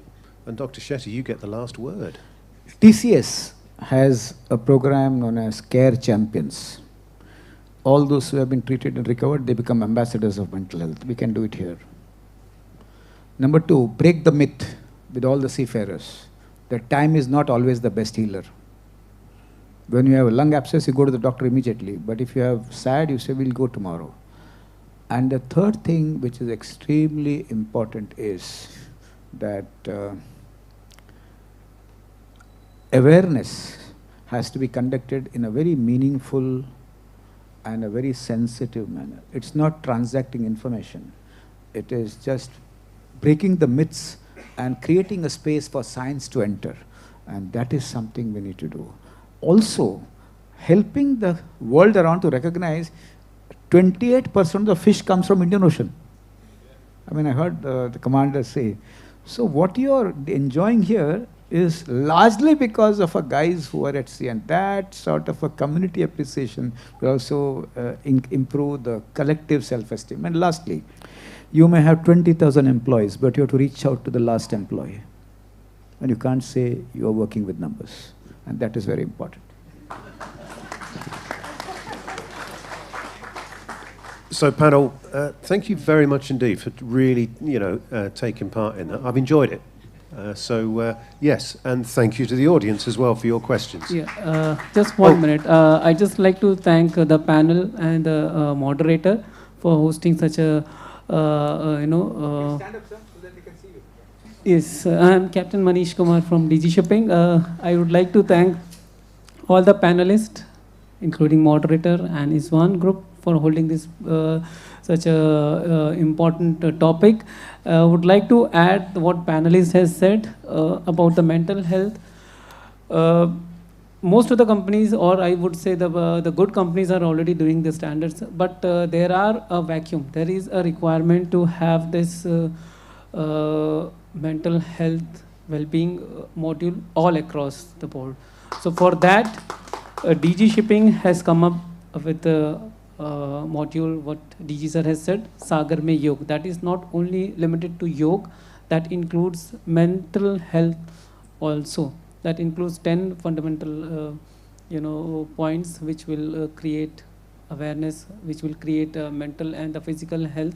So under that, there is a task force is being created, and that will not only cover the mental, physical, but all 10 elements, and it will be part of pre-sea as well as a post-sea training. The mental health and the physical exercise part, that will be coming out as one of the cadets have asked, not only the pre-sea but also those who have finished the pre-sea, what happens to them. So it will be part of the post-sea courses also, curriculum in times to come. Thank you.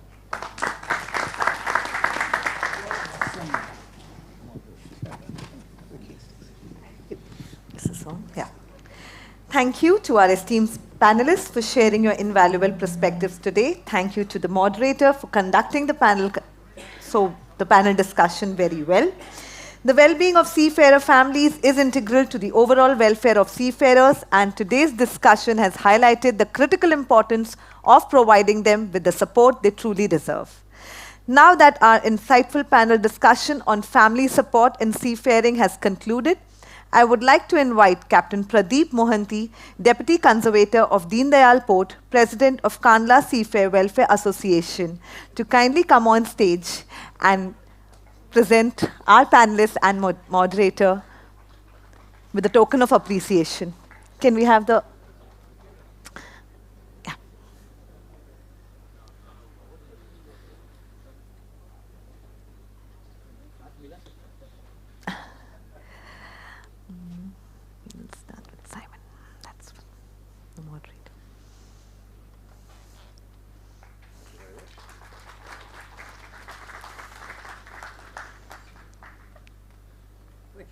Captain Karan Kochhar, and it's also his birthday today, so that goes for a special round of applause.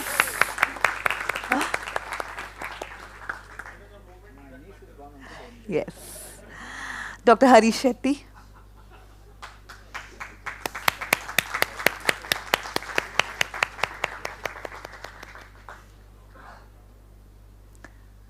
Ms. Saleha Shaikh.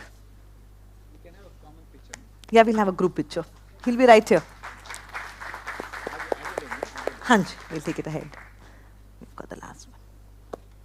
Captain Sharad Kishore.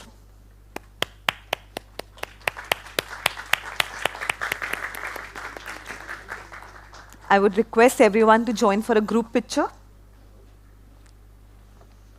With you, sir.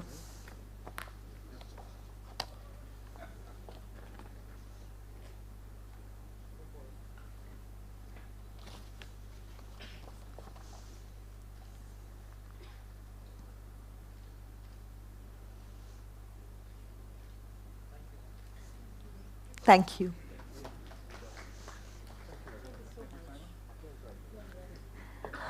I'm reminding everyone the Sailor Today radio contest is on, and mind it, it's on for everyone. So right from our cadets To our senior officials, to our company representatives, each one of you can participate in the Sailor Today radio contest by downloading their app. I am sorry, but I'm not done. I am yet not done. So can we have you all seated back for a minute more? Yeah, I'm sorry. Yeah. I need to guide you also. Just a minute more. So yeah, download the Sailor Today app, click the right button below, and participate in the contest. I know everybody is pretty hungry. The food is ready. We will break for lunch. The food is arranged at the Sagar Gyan building near the lake. We will have our ISWAN representatives guiding you through the way. The food coupons are in the goodie bag given to you during the time of your registration.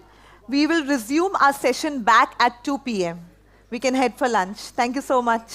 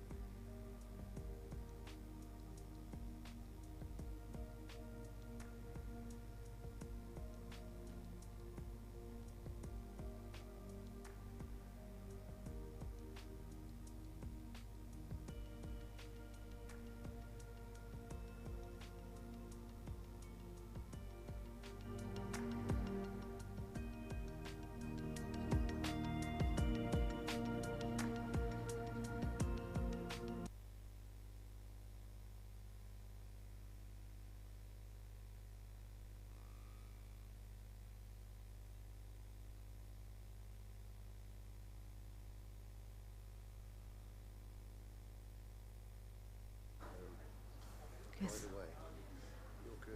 Thank you.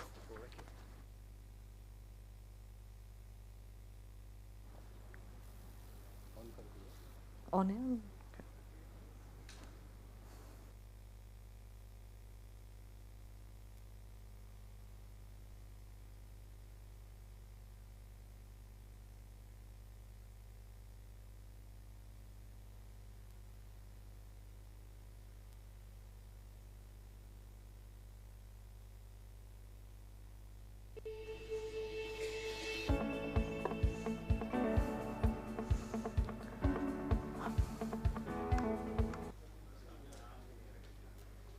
We'll wait for another 2 minutes and then we'll start.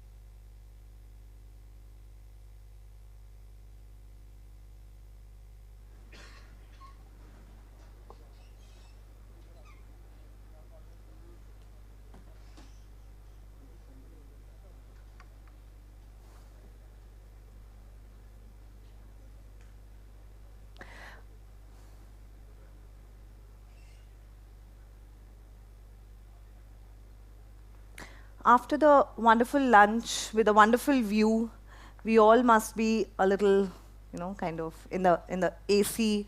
It's quite relaxing now. It's the possibility of us dozing off are high. The chances are high. So, as I said in the start, as a psychologist, I need to get your brain activated. Exercise bahut ho gayi. We worked out. We went walking 5 minutes, came back walking 5 minutes. Physical exercise is done, so I'm not going to take care of that bit. But I need your attention back. I need your attention here because we are going to have two panel discussions of very critical topics which needs your attention, focus, and inputs. So this time also, again, I'm going to help you massage your ears, which are going to activate your brain. It's a little different. I may not be able to do it with you. I will demonstrate. You need to make a V. Can I have these V's here ready? Massage it here, gently. Start a little gently, then you can press it. You can do this on a day-to-day basis at your workplaces to get your attention nicely. Do it. Whenever you feel that you're not able to pay attention, you're out of focus, you need to get your attention back, you can repeat it. Even now, during the discussions, if you feel you're sleepy, just massage your ears. It will activate your brain and get your attention back. Thank you so much. We now proceed to an issue that deeply affects the lives of countless seafarers: fraudulent crewing agents. The illicit activities of these fraudulent agents not only exploit the dreams and aspirations of the seafarers, but also compromise their safety and financial security. Our esteemed panelists for the discussion bring a wealth of knowledge and experience regarding seafarers' welfare and the steps being taken to highlight the issue around fraudulent practices in crewing. We are honored to have Alexander Hell as our moderator. Can we have him on stage? He's worked in Maersk Line's strategy department and held various commercial roles at Seaborne Ship Management before joining Turtle in 2022.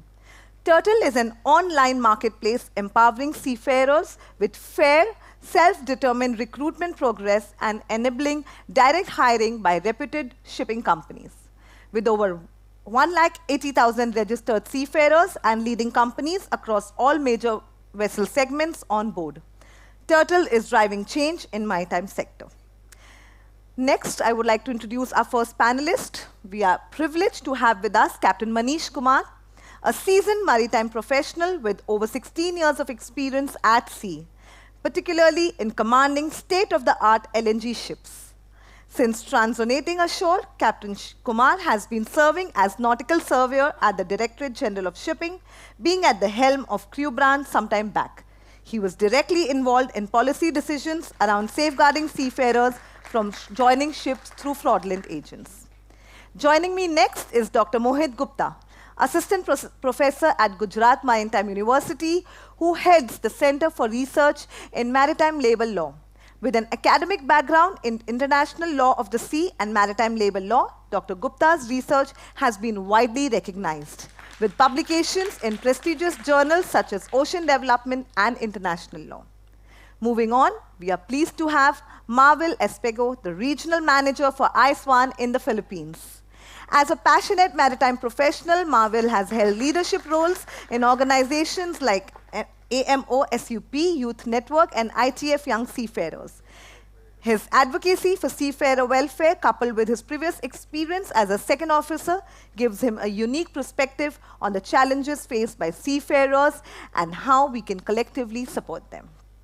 Last but not the least, the most important, Sumeet Vishwakarma. He's a seafarer whose harrowing experience with fraudulent crewing agency sheds light on the challenges faced by many aspiring maritime professionals. Lured by promises of legitimate course and job placement, he endured deception, poor living conditions, forced labor, and threats while aboard. Despite these hardships, Sumeet's determination to seek justice led him to collaborate with organizations like ISWAN, and that's how he's here. Before we begin our panel discussion for the day, we will explore the findings of ISWAN Gujarat Maritime University research report on fraudulent crewing agent issues in India. This report, launched earlier in the event, shed lights on the extent and impact of these unethical practices within the maritime sector. I would like to invite Dr. Gupta to present the findings of the survey.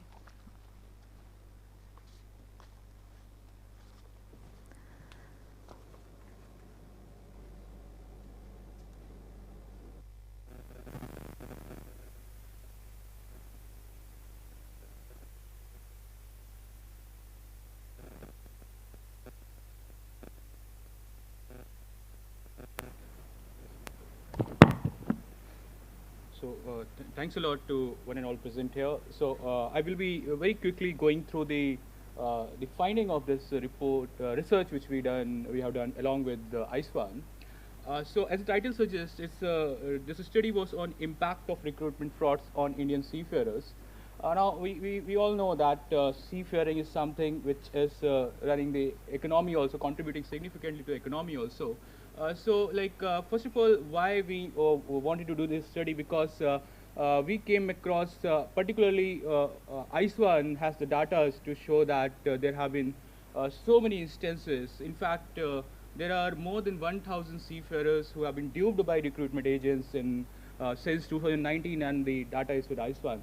So that motivated us to look at this issue, that why, first of all, these things, the recruitment fraud is happening, and what could be done in order to deal with this issue.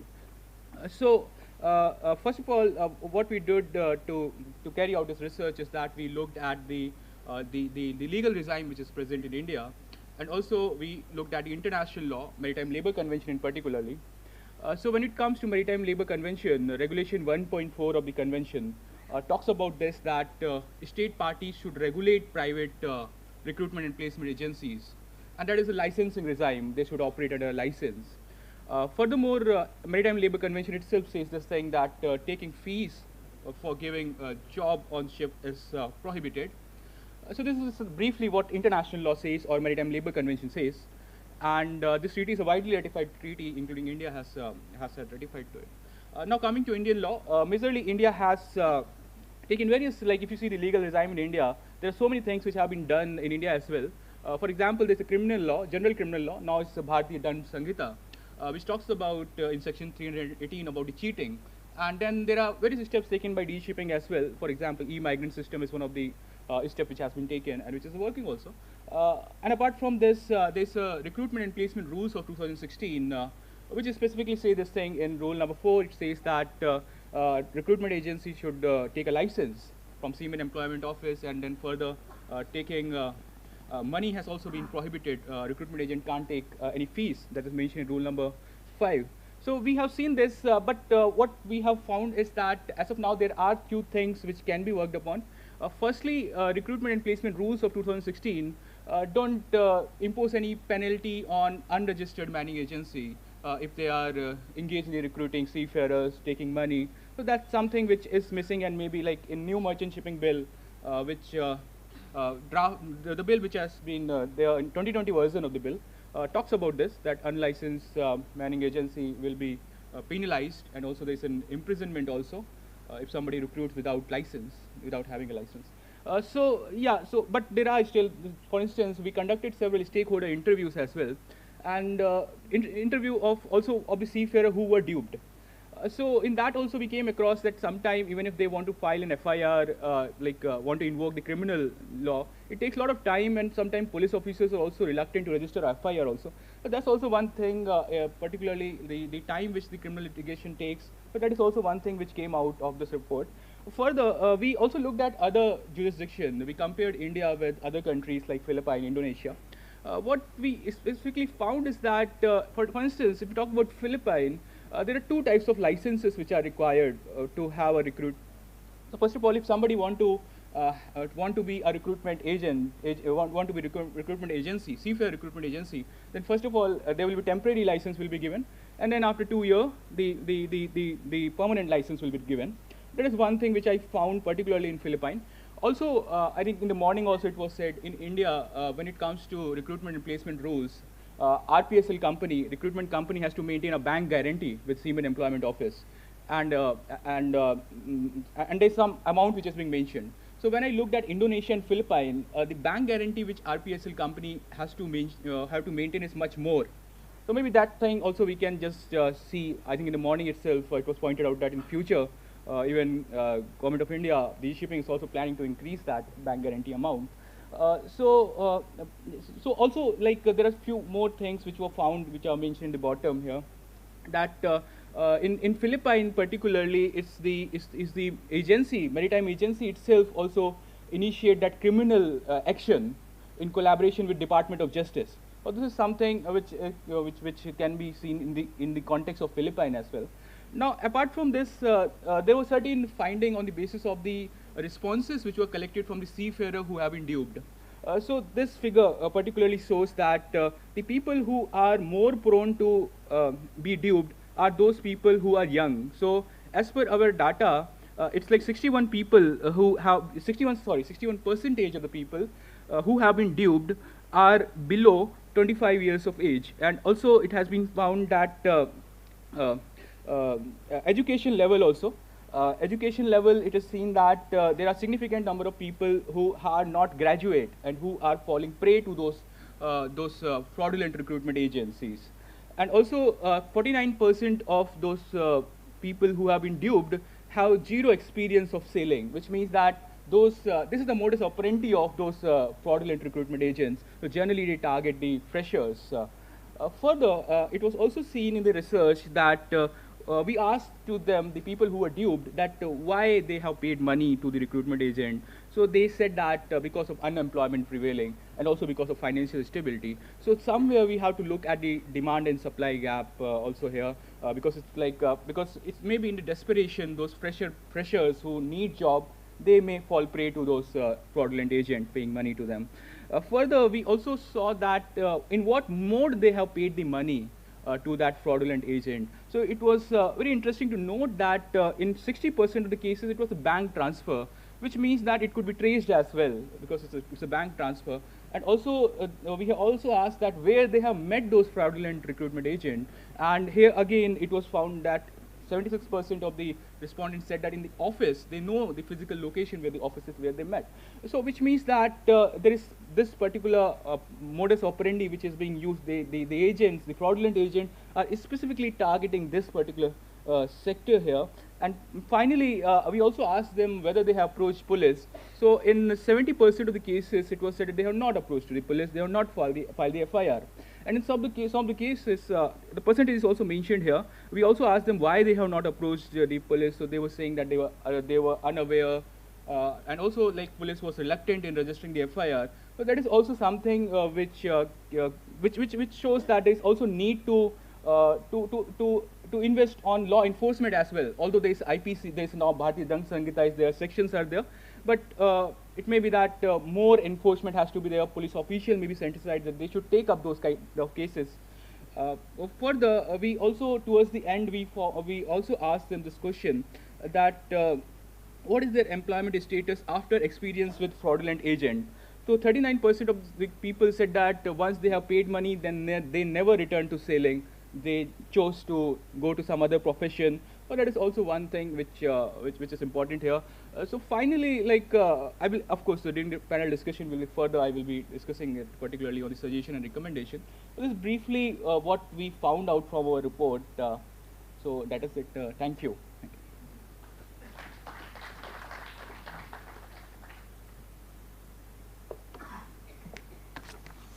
Thank you, Dr. Mohit, for sharing these important findings.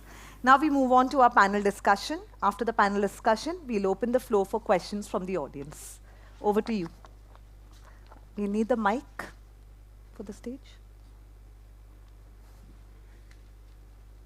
2 mics.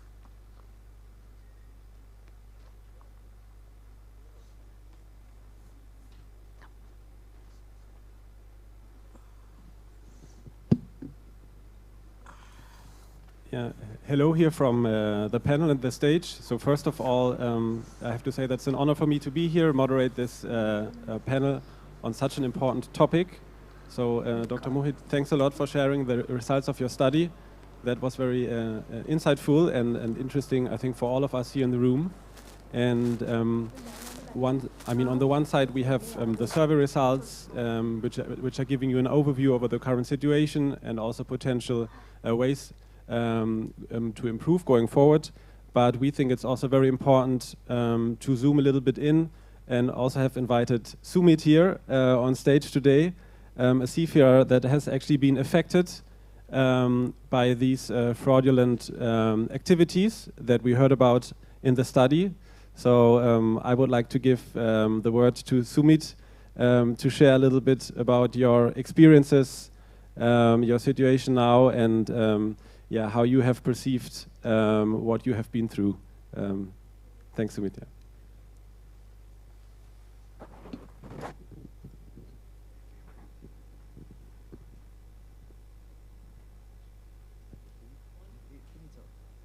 Hello.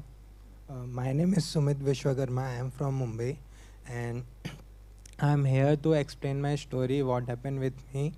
I can get help with ISWAN, and I am comfortable to explain my story in Hindi, my native language. That's why I am explaining in Hindi. So जब मैंने 12th complete किया उस time पे मैं jobs and ये सब के बारे में, मैं कोर्सेज के बारे में मैं सर्च कर रहा था. वो फिर मैंने एक प्लेटफॉर्म पे मैंने सर्च किया एकेडमीज़ के बारे में. तो फिर मैंने वहाँ पे संस्कार मरीन एकेडमी करके मैंने सर्च देखा. वहाँ पे उन्होंने जो भी मुझे प्रोवाइड किया वहाँ पे मेंशन हुआ था जीपी रेटिंग एंड ऑल, ये सब के बारे में उन्होंने लिखा हुआ था. फिर उन्होंने विज़िट करने के लिए बोला एकेडमी. फिर मैं गया वहाँ पे. नोएडा सेक्टर 5163 ऐसा कुछ है, वहाँ पे उन्होंने बुलाया था. मैंने देखा संस्कार मरीन एकेडमी के नाम से एकेडमी उन्होंने कैंपस टाइप में खोल के रखा था. फिर उन्होंने बोला कि जयपुर जो है उससे लिंक्ड है और उसके डॉक्यूमेंट्स भी उन्होंने दिखाया आरपीएसएल के साथ. उनका आरपीएसएल संस्कार शिपिंग सर्विस प्राइवेट लिमिटेड करके है और आरपीएसएल नंबर 162235 ऐसा करके है. मैंने जब वहाँ पे गया मैंने देखा उनके कोर्सेज. उन्होंने बोला कि हम जीपी रेटिंग कराते हैं 3 मंथ एंड 1 मंथ के हिसाब से. मैं बोला पर 6 मंथ के कोर्सेज आप 3 मंथ एंड 1 मंथ के हिसाब से कैसे कराते हो? तो उन्होंने बोला ये हमारे कॉन्टैक्ट से, आप टेंशन मत लो, जो भी है वो हम लोग करा लेंगे. तो फिर मैंने 1 मंथ का प्लान चूज़ किया. मैंने किया कोर्सेज. 1 मंथ कंप्लीट करने के बाद उन्होंने दूसरे एकेडमी में मुझे सेंड किया, CMET लखनऊ, और बाकी बच्चे लोगों को वो दिल्ली में सेक्टर 52 में कोई एकेडमी है वहाँ पे सेंड करते थे फॉर एग्जामिनेशन. फिर वहाँ पे मैं जाने के बाद मैंने एग्ज़ाम्स क्लियर किए. एग्ज़ाम्स क्लियर करने के बाद फिर उन्होंने बोला कि ये CDC ये सब के लिए आप फॉर्म वॉर्म फिलअप कर दो। फिलअप करने के बाद फिर मैंने फॉर्म फिलअप किया, CDC घर पे आया, फिर मैंने चेक किया, वहाँ पे मेंशन रहता है जो भी कोर्सेज हम लोग कंप्लीट करते हैं ऑन CDC। तो फिर वहाँ पे GP रेटिंग का कोई भी मेंशन नहीं था। STCW सर्टिफिकेट तो कोर्स करने के बाद प्रोवाइड हो जाते।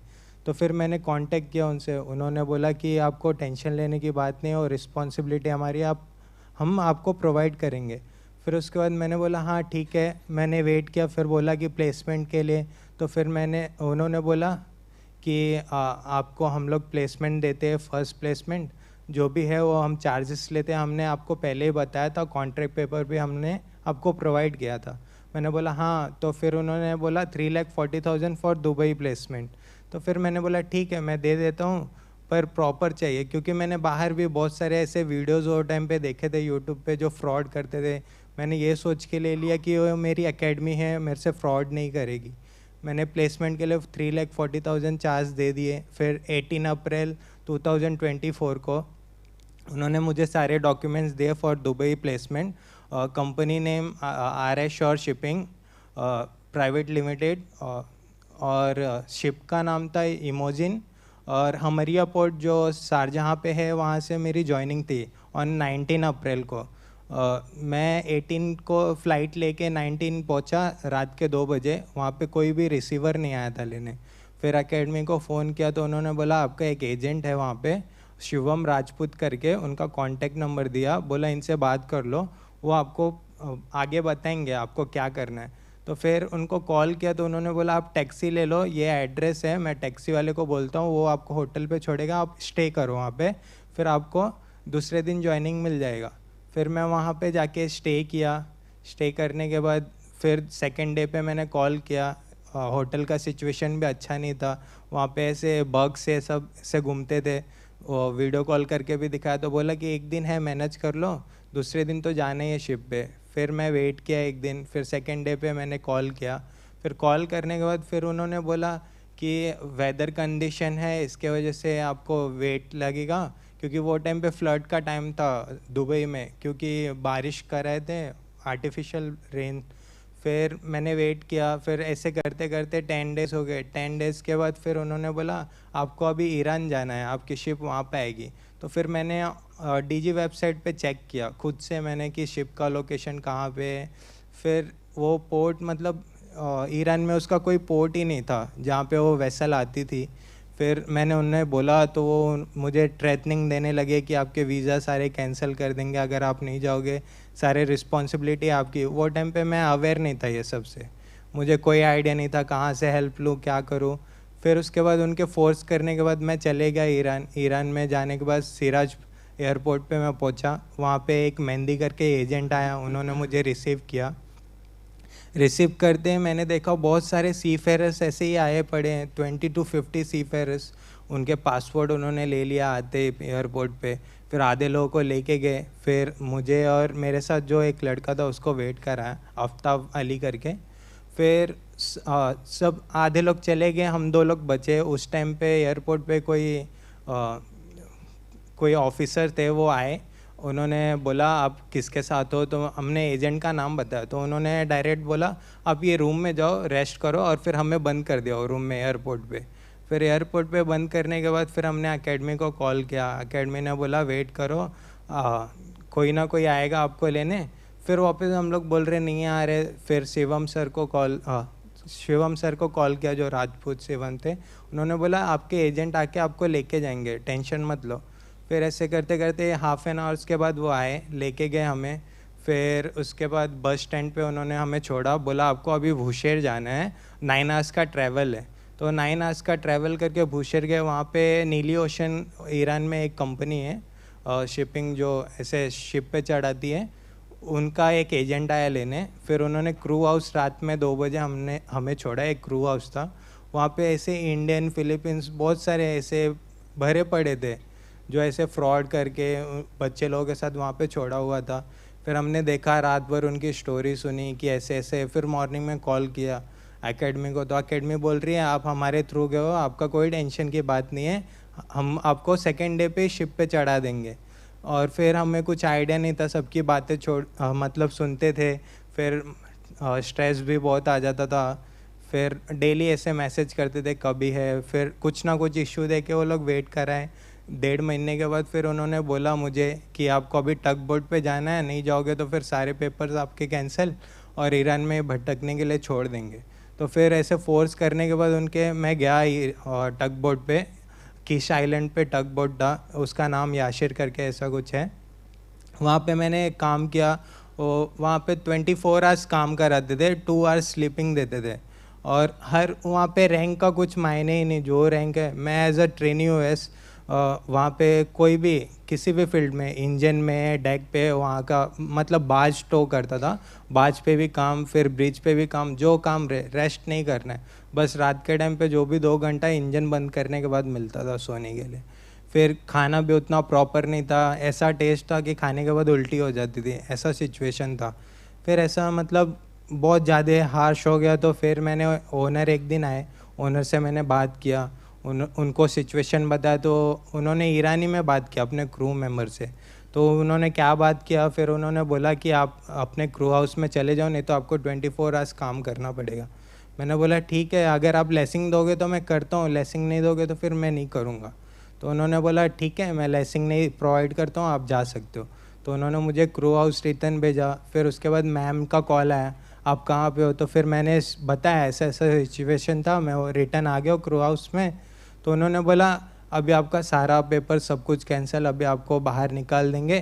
तो फिर मैंने ISWAN से कांटेक्ट किया। उस टाइम पे मुझे कुछ अवेयरनेस नहीं था मैं कहाँ पे कांटेक्ट करूँ, गूगल से सर्च किया। फिर वो टाइम पे चिराग सर थे, चिराग सर को पहला मेल किया था मैंने। फिर उन्होंने हेल्प किया, राहुल सर से बात कर रहे हैं, राहुल सर को मैंने मतलब सारे सिचुएशन बताया। उस टाइम पे मैं अपने फैमिली से भी नहीं शेयर कर पाया, मेंटल प्रेशर, फिर घर पे कैसा सिचुएशन रहेगा वो सोचने के बाद मैंने राहुल सर को पूरा सिचुएशन बताया, अपना कैसा है, कहाँ पे है, कौन सा एड्रेस है, मैंने बताया। फिर उन्होंने मेरा हेल्प किया। फिर डीजी से कांटेक्ट कराया, मेल्स दिए मुझे कि यहाँ पे आप अपना स्टोरी बताओ, वो हेल्प करेंगे। फिर कुछ टाइम के बाद वो एकेडमी रेडी हो गई टिकट देने के लिए। पर वो सिचुएशन क्या था, पहले बीच में जब कंप्लेन कर दिया फैमिली को, झूठ झूठ बोल के, बहुत मतलब मेरे बारे में गलत बोल के कि आपका लड़का काम नहीं करता, इसके लिए निकाला, ये सब बोल के फैमिली को ऐसा सुनाते थे। फिर फैमिली ने नहीं समझा। फिर मैं राहुल सर से बताता था ऐसा ऐसा वो बात कर रहे, क्या करूँ। तो फिर वहाँ पे जो भी कलीग्स थे, जो भी रूममेट थे, उन्होंने समझाया पेरेंट्स को। फिर समझाने के बाद फिर पेरेंट्स ने बात किया थोड़ा बहुत एकेडमी से समझ के। फिर उसके बाद फिर मैं इंडिया के आने का टिकट के बारे में जब बात किया, तो फिर वो टाइम पे मुझसे ऐसा लेटर में लिखा के ले रहे थे कि जो भी है वो सीफेरर की गलती है, इंडियन एजेंट और ईरान एजेंट और कंपनीज़ की कोई भी गलती नहीं। मैंने मना कर दिया। वो टाइम पे राहुल सर को मैंने बोला कि सर ऐसा ऐसा है और ये लेटर पे साइन करा रहे हैं। तो फिर उन्होंने बोला कि मैं ये कॉन्टैक्ट नंबर देता हूँ आके पोर्ट ऑफिसर का, आप उनको बताओ, तो वो जैसा बोलते वो फॉलो करना। मैंने उनसे कॉल पे बात किया, उन्होंने बोला ठीक है, आपको जो वहाँ पे ईरान में प्रोवाइड हुआ है वो आप लिख के आ जाओ। मैंने वो लिख के साइन करके आ गया। फिर जिस दिन टिकट का डेट था उन्होंने भेजा, वो टाइम पे जो टग बोट का जो भी कॉन्ट्रैक्ट नहीं दिया था वो भी मुझे सेंड किया। तो मैंने डेट मेंशन करके किस दिन पे मैं साइन कर रहा हूँ कॉन्ट्रैक्ट, वो मैंने साइन करके दे दिया, क्योंकि वो टिकट फिर कैंसिल करने वाले थे, इसके लिए फोर्स कर रहे थे बहुत। फिर मैं इंडिया आने के बाद फिर मैं डीजी ऑफिस ये सब में ऐसे गया। फिर अभी वो प्रोसीजर अभी तक चालू है, कुछ मतलब कुछ अभी तक बताया नहीं क्लियर क्या होएगा क्या नहीं। और मतलब होप एकदम चले गया था कि सी फेरर लाइफ में ऐसा होता है, ये ब्लैक साइड देखा, बाकी तो इंटरनेट पे गुड साइड ही देख रहा था। फिर उसके बाद मतलब ऐसे अवेयरनेस आने के बाद फिर सोचा अभी रिटर्न करियर स्टार्ट करूँगा, किधर ना किधर अभी इंटरव्यूज़ ये सब दे रहा हूँ, पर कोई एक प्रॉपर मतलब वे नहीं मिल रहा है कि कौन से कंपनी में जाऊँ एज अ फ्रेशर, कहाँ पे कौन सी कंपनी लेगी, क्योंकि हर कोई एक्सपीरियंस मांगता है। मेरे पास 6 मंथ का एक्सपीरियंस है, पर एज अ लेटर नहीं है कि मैंने एक्सपीरियंस किया है, एज अ वर्क एक्सपीरियंस है, 24 आवर्स करता था, पर एक प्लेटफॉर्म नहीं है कहाँ पे कौन से कंपनी में लेंगे। स्टोरी तो कोई सुनेगा नहीं ना जो भी है एक्सपीरियंस ही देखते। Yeah, Sumeet, thanks a lot for sharing your story. That was very insightful, and I think it's also an alarming example of the consequences that the fraudulent practices can have on an individual case of a seafarer like you. So it's very good also to hear about that. Captain Manish, you're representing DG Shipping here on the panel, and it would be interesting to hear from you what your perception is on how widespread is the issue of fraudulent crewing agents in India right now. Yeah, first of all, thank you. Thank you for having me here in this very important and sensitive topic, that is fraudulent practices by the agents, unauthorized agents. I have gone through his stories and what he has narrated just now. So yes, there are cases being reported. There are abandonment cases, as we have discussed in the morning. Captain Daniel Joseph and DG sir has indicated that there are cases reported and there are substantial numbers of Indian seafarers being abandoned. So this is one of the cases. I would also like to recall one of the cases, similar cases, but where a seafarer was a bit proactive. As soon as half of the story is similar to him, what Sumeet has said, and as soon as the other seafarers, I don't want to take his name because he has not given his consent to disclose the identity. So as soon as he landed in Iran and he found something is suspicious, he was told to join a ship X, but he was forced to join Y. So he immediately contacted his family members, and then somehow he got our contact details, what we have projected our DG's website, the grievance redressal contact details. So there he has immediately contacted DGCOM center. From there we had received this request. Within 48 hours we've contacted company, RPSL company. He was flown back to India. His company was suspended immediately, and after investigation the company's license has been withdrawn and the bank guarantee is also invoked. So actions are being taken, but only thing that it has to be reported. So, but we cannot deny that there are incidents not happening. It is happening. And would you say over the last years, has the problem increased, or do you see any development there? Numbers have increased, probably because these cases are being reported, because most of the time these cases goes without any reporting, without any information. So there are points I have noted down. What are the trigger points, what Sumeet has said, that I will cover in the later part of the discussion. But the cases are reported, and now actions have been taken, and now the numbers are gradually decreasing. Yeah, thanks a lot for sharing. So after we have heard the study results here in the beginning, I can also share that on our recruitment platform that we run at Sharad, we have also had a high number of seafarers that participated in a study done by IHRB and some additional partners also supported by ISWAN, where actually 2,500 seafarers participated, and the results were similar. So a noteworthy share of the seafarers, 1/3 in that case, said that they have experience with recruitment fees, and also said that a lot of them paid the fees, and at the same time the majority also did not report that they were faced with these recruitment fee issues. So what we can also conclude from that is that it is not an isolated problem that we see here in India, but it is a global problem. So it is in some countries more than in others, but it is across borders. So it is something that we are facing on a global level. And now I would like to ask Marville. So you are working in the Philippines representing ISWAN. So I would be interested to hear if you have made similar experiences in the Philippines, or is it the same as we hear from India? So can you relate that a little bit to your perspective? So actually in the Philippines, I would be brazen in saying that It's very rare to have illegal recruitment cases, although illegal recruitment does happen, but it's for the land-based migrant workers and fishers.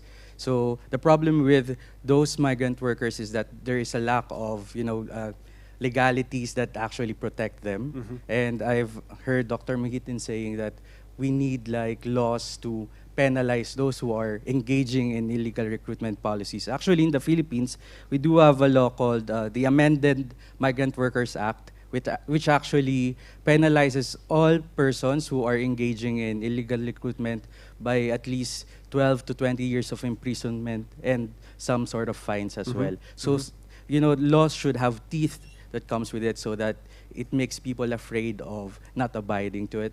But in terms of how similar the Philippines is and India is, actually we do have a different case in the Philippines. We call it ambulance chasing. I'd say it's the same monster but with a different face, So yeah, we have a lot of ambulance chasing cases, and it affects the viability of Filipino seafarers as well, as much as we are now experiencing in India with illegal recruitment. So I'd say, yeah, we are experiencing similar things, but on a different aspect or a different perspective. Yeah, okay, interesting. So now we have heard about the extent of the issue and some conclusions from studies that have been done. But I would like to dive a little bit more into what we can do with the seafarers that were affected. So how can we help them? What is already being done? And Marville, maybe we can stay with you for a while. So you, of course, know what ISWAN is doing, also in different geographical markets. So how are you helping affected seafarers, both in the Philippines maybe, but also overall in India, so from an ISWAN perspective? So from an ISWAN perspective, actually the study with GMW, so the GMW and ISWAN study, with problems such as ambulance chasing or fraudulent crewing agencies, it's the term that we normally flaunt around. You just say it, and it's a word, it's a problem that we never really understand. So with the study that came in and we are now launching, it makes us understand the severity and the gravity of the situation. Yeah.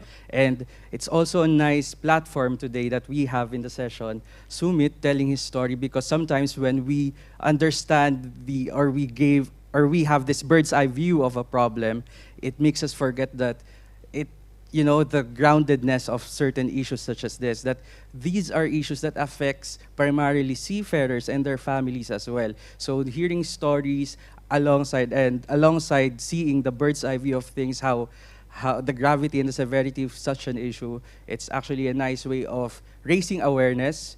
And platforms such as this, like sessions wherein we have seafarers, cadets, and industry stakeholders, it's a good way to make noise and raise awareness on it. And with ISWAN, we have done a lot of sea sessions. We call it Seafarers Education and Awareness Sessions that we do in maritime colleges. And with that, we raise awareness on mental health. But our colleagues here in India, they also include a bit on illegal recruitment as well, so that cadets will be aware of what illegal recruitment is and how they can prevent themselves and safeguard themselves from such a travesty, actually. And we do all other stuff. We provide practical assistance and emotional support through our helplines. So those are the things that we do in ISWAN in a nutshell. Yeah. I think the helpline can be a big support for those that have already been affected. There's an easy entry to help and get in touch with the right people. Captain Manish, at DG Shipping, what is your perception of the complaints you get of affected seafarers? So how do you handle that, or what are your, let's say, main procedures there?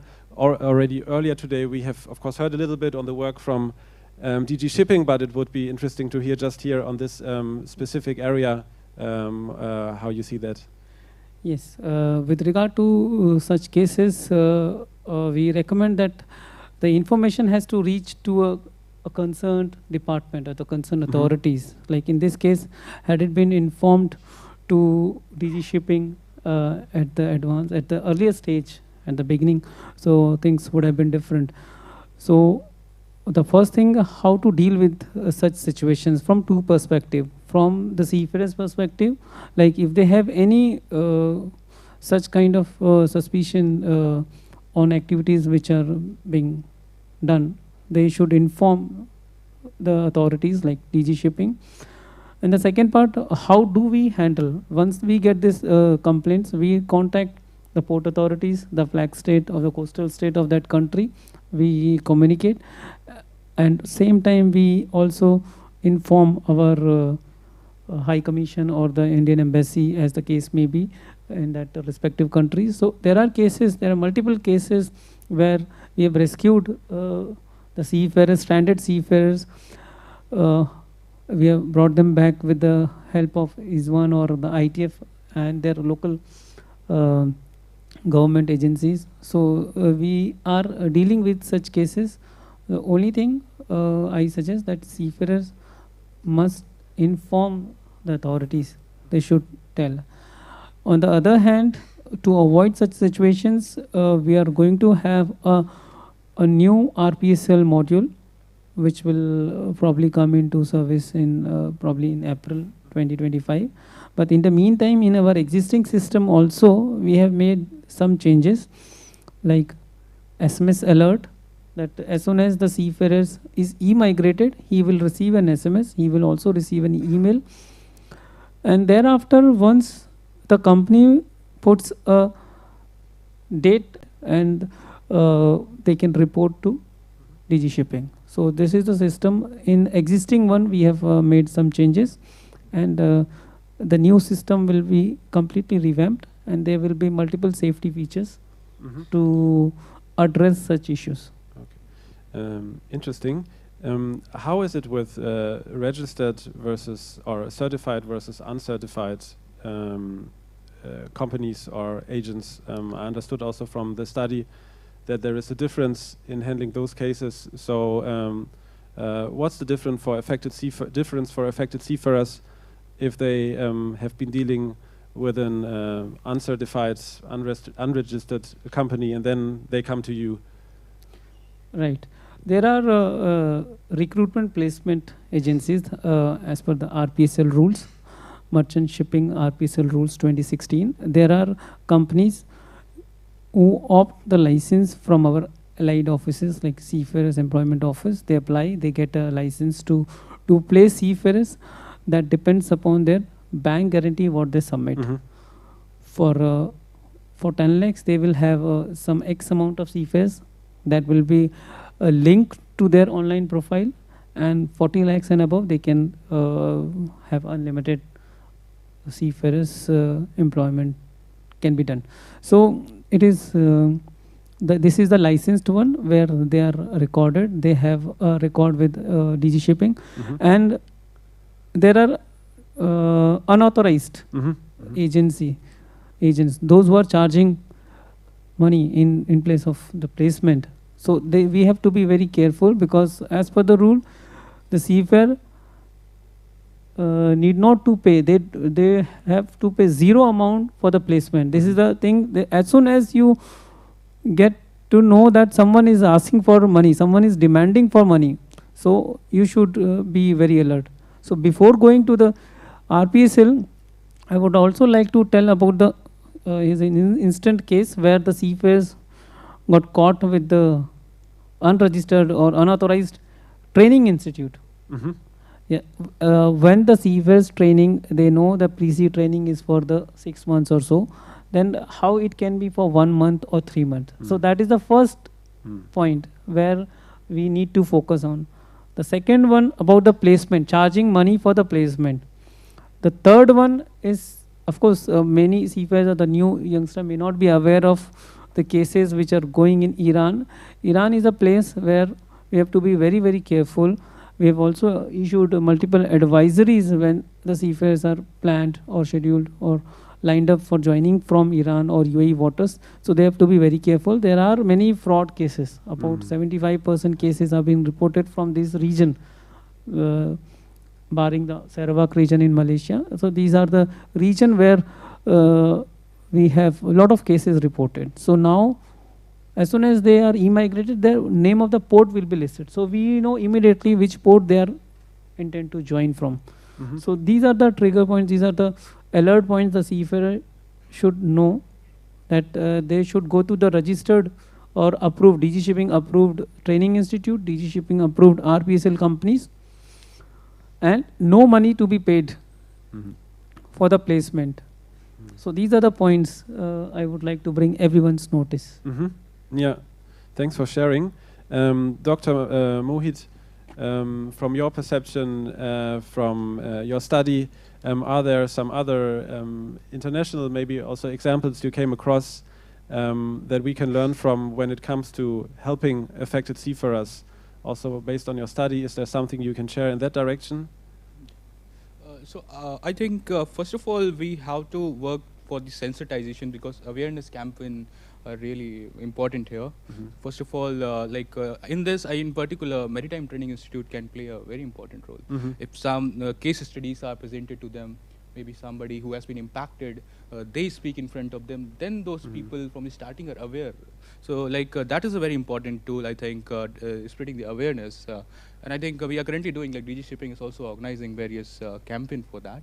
Yeah. So that is important. Apart from this, simultaneously, we also have to work on our legal system. Sufficient deterrence is important here, because that is missing as of now, what I can see here. Specifically, a high penalty should be imposed on those people who are without license they are recruiting, and also maybe criminal action can be prescribed in the new version of the bill. Of course, it is in the 2020 version of Merchant Shipping Bill. Already there is some criminal penalty which has been prescribed in the bill. So hope that get passed soon. So that is one. And at the same time, I think enforcement of law is also very vital here. Because the study, we also came across this thing the seafarers who are DOI struggling to register FIR. So one police station is saying that is not their jurisdiction. So I think something has to be done from the level of the Home Ministry. Some guidelines have to be issued so that police officials are also taking those kind of cases very seriously. And also, if you see our criminal law in India, there's a provision for zero FIR also. It don't matter where those fraudulent things have happened. So I think all these three things are important: awareness, changing laws, and also looking at enforcement of the present laws. Yeah. So Sumeet, now we have heard some aspects and measures that are already in place from the government side, DG Shipping, but also, let's say, from a university perspective, and also a little bit from ISWAN. So is there something that you would like to ask for or recommend, something that would have helped you, that you would like to see in the industry that helps other seafarers most? So from your opinion, what should be implemented first? So what's important to be changed? First, I can want to say, Hindi में बोलो। हाँ, मैं first बोलना चाहता हूँ कि as a seafarer, जैसे मैंने 12th के बाद मैं सर्च करना चालू किया, मैंने मर्चेंट नेवी के बारे में अच्छी बातें मैंने पहले देखी। मुझे ब्लैक साइड नहीं पता था उस टाइम पे, मुझे अवेयरनेस भी नहीं था कि मतलब ये डीजी शिपिंग की वेबसाइट होती है या फिर ऐसा कुछ होता है, कुछ भी अवेयरनेस नहीं था। किधर भी यूट्यूब पे या फिर इंस्टाग्राम, किधर भी ऑनलाइन प्लेटफॉर्म पे था ही नहीं ऐसे अवेयरनेस कि ऐसे प्लेटफॉर्म है कि यहाँ पे हम लोग जाके चेक कर सकते हैं कि ये एकेडमीज़ है, रजिस्टर्ड है। कुछ भी नहीं था ऐसे नॉलेज मुझे। जो था, जो कोई भी एकेडमी अगर सामने से अगर ये पेपर्स दिखा रही है मुझे कि ये पेपर्स है, ये हम अगर वो सोच रहे हैं, नहीं बताया। एज अ मैं पुअर फैमिली से हूँ, कोई भी मर्चेंट नेवी में नहीं है मेरे बैकग्राउंड से, या फिर फ्रेंड सर्कल से भी कोई भी नहीं है, किसी ने मुझे बताया नहीं कि कैसे क्या करते हैं। तो फर्स्ट एंड आइडिया मुझे, मतलब जो जैसा सराउंडिंग में जैसा बोला गया मुझे कि एकेडमी प्रोवाइड करती है, ऑनलाइन जो देखा ऐसे फ्रॉड होते हैं, तो जिधर मुझे बेटर लगा मैं वो साइड में मैं गया, तो मेरे साथ फ्रॉड हो गया। गलती मेरी भी है क्योंकि मुझे आइडिया नहीं था। और यही 2 पॉइंट्स है। बाकी जैसे मैं ईरान से आया, फिर डीजी शिपिंग से मैंने बात की, जो भी मेरे केस अभी चल रहे हैं। फर्स्ट जब मैं डीएसओ मुंबई में मैं गया, मतलब मैंने उन्हें बताया ऐसे सिचुएशन था मेरा। मैं आया, मैंने उनसे मिला, उन्होंने बोला ये फ्रॉड कैसे, आप पहले पुलिस स्टेशन जाओ, यहाँ पे हम लोग नहीं सुनेंगे। फिर उसके बाद ISWAN से राहुल सर से जो भी बात किया, उन्होंने बोला नहीं वो करेंगे, आप टेंशन मत लो, अब एक बार पुलिस से भी आप बात कर लो। तो मैं चाहता हूँ कि पुलिस भी डीजी शिपिंग के साथ एक लिंक्ड हो जाए कि कोई भी बच्चा अगर कंप्लेन कर रहा है, अगर डीजी शिपिंग से नहीं हो रहा, तो वो डायरेक्ट ट्रांसफ़र हो जाए पुलिस के साथ कि पुलिस हैंडल कर ले। बस इतना हेल्प हो जाएगा तो तभी भी केसेस थोड़े जल्दी क्लियर्स हो जाएंगे। Yeah, just a little bit. Yeah, thanks for sharing. I need a quick. So basically, he was talking about the lack of awareness about different colleges offering different courses.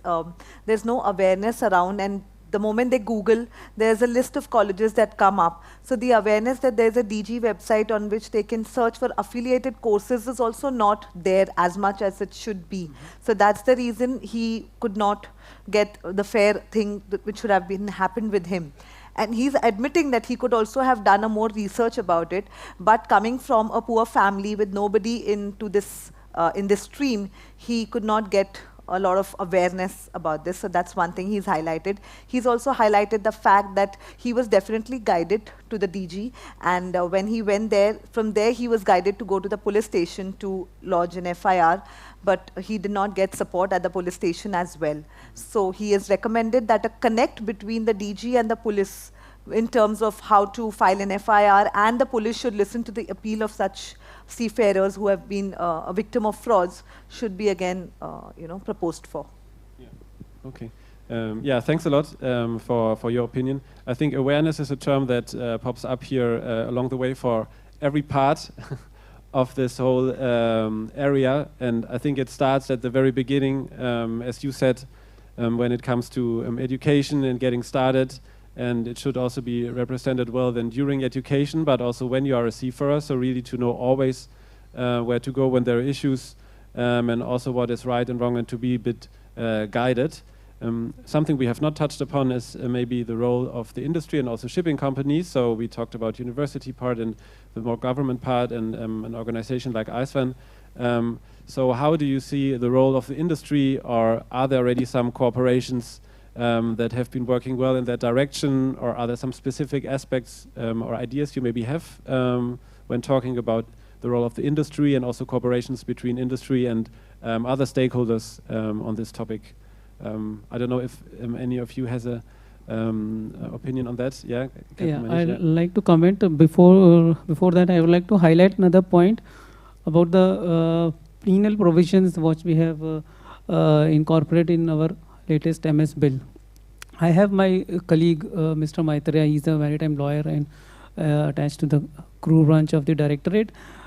You believe us that it was really a challenging task for us to incorporate a penal provision, criminalization of entity, because the whole India or everywhere it is going for decriminalization. Like you remove the provisions where the provisions for the penalties, especially for jail and putting them behind the bars, that has to be removed. So when we have introduced, we really had multiple meetings with highest level in our ministry, and then we made them realize the importance, how it will play a deterrence role, and why we have introduced the justification been given multiple times.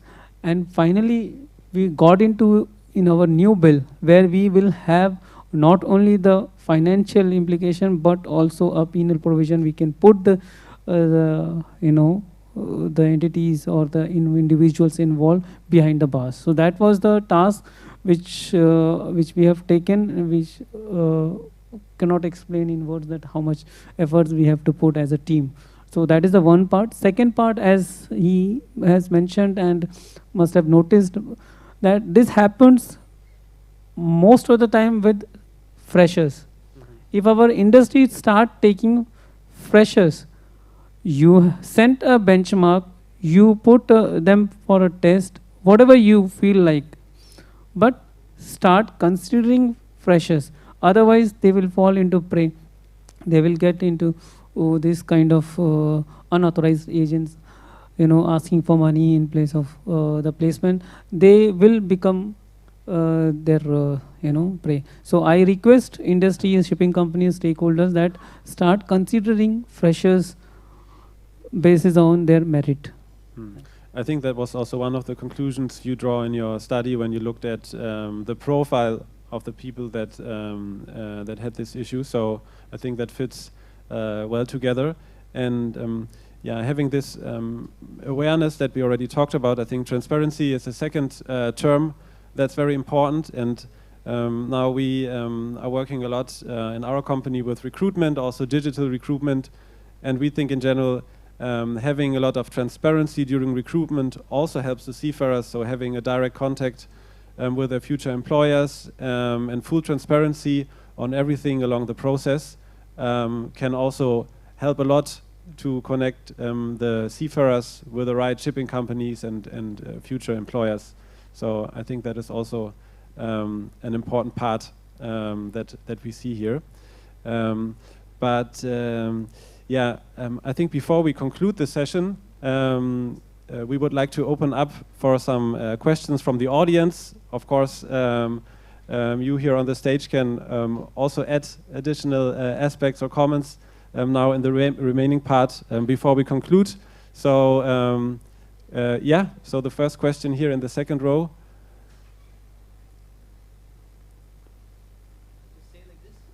There's a microphone is coming in. Hello. Yeah. So my question to Manish sir.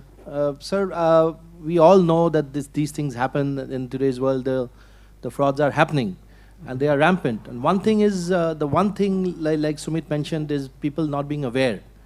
The other thing is like what I have come across is many a times that people are aware and willing to take the risk. They are just blinded. You know, it's just like they put a handkerchief over their eyes. They know that this may be fraud, but they want to go ahead with this because of the lack of funds. They want to the lack of employment. So why doesn't the DG shipping, or maybe does the DG shipping have, because I feel this is more of an immigration issue. How does the people, some of them have actually fake letter of agreements, fake employment letters from companies. How do they reach, how do they go out of the country? Can't DG shipping have a direct agreement with the immigration so that these people ultimately don't find way out of the country? It's a matter, I think, of External Affairs Ministry also. Is this initiative on? Is this something happening on that area, sir? Yeah, I'd like to answer that. First of all, this e-migration and the contract letters for seafarer, it is connected, but actually it is independent of each other. Like as soon as you have a license, the licensed agency, once they do their internal paperwork, they are free to e-migrate the seafarers. However, sometimes or most of the cases, in such type of cases, they do not have a proper documents, because there is no proper mandatory part from any government for the agreement. So it is going as per the industry's practice, like collective bargaining agreement. So they follow the unions. Sometimes if it is an Indian company, we follow the CMUI or other CBA. But these are all foreign flagged vessels. They have sometimes not similar to what we have, the article of agreements or the contract letters. But of course, this is also being considered that what all information is being captured in their profile, in their RPSL module, that are subject to the verification. That is being randomly being checked, and also there is a provision to check these documents under CIP. So this is going to come once it is finalized. The random inspections will be conducted, because every time when a seafarer is going, we, for your information, we have nearly 3 lakhs active seafarers from India. So practically it is not possible for each seafarer's documents to be checked by any agency or by individual. These are checked during the inspection, during the audit, and also in upcoming CIP. That will be inspected, verified, and there, when these documents are not found in order, these companies are sent a show cause notice. If the replies are not appropriate, they were also suspended and withdrawn. Bank guarantees are also been invoked. So there are provisions to take this. However, for every individual, it is difficult to check before joining, but it is the responsibility of the company or the RPSL agencies to provide them a valid document. Sea service details have to be correctly entered in the profile. So if it is found during verification or it is reported that it is not provided or felt incorrectly, then there are actions being initiated.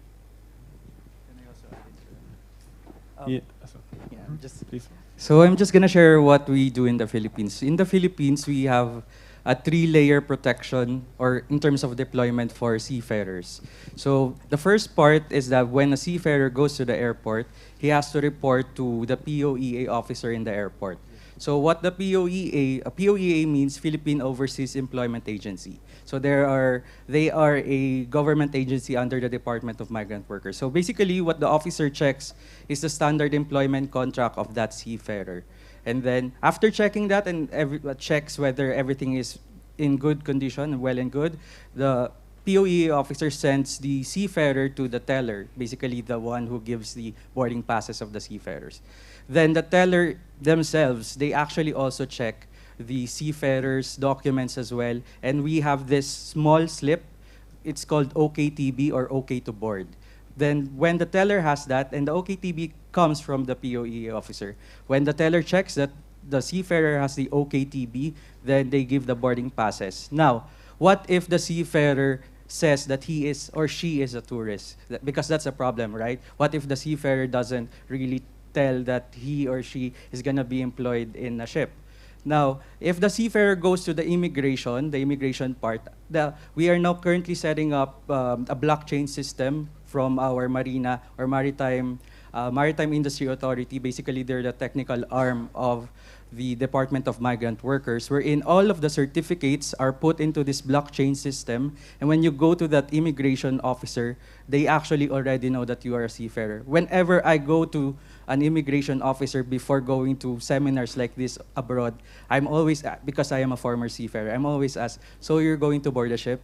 Because they already know that I am a former seafarer, and they have access to my certificates, to my COPs and COCs. So that's what we do in the Philippines, and maybe that's something that you could also explore here in India as well. So this article of agreement, what you said, that is being issued here also, I just mentioned. But the question was like, how do you verify that is valid, that is correct? In his case also, he must have received a contract. आपको contract मिला था?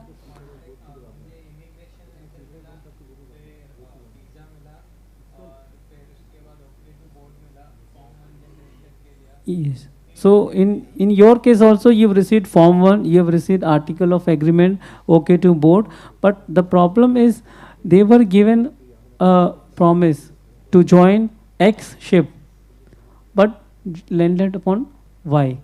There the problem starts. And in his case, he could come back, he could inform and to some extent facing some challenges, and he could come back. But there are cases even after going on board and then person is missing.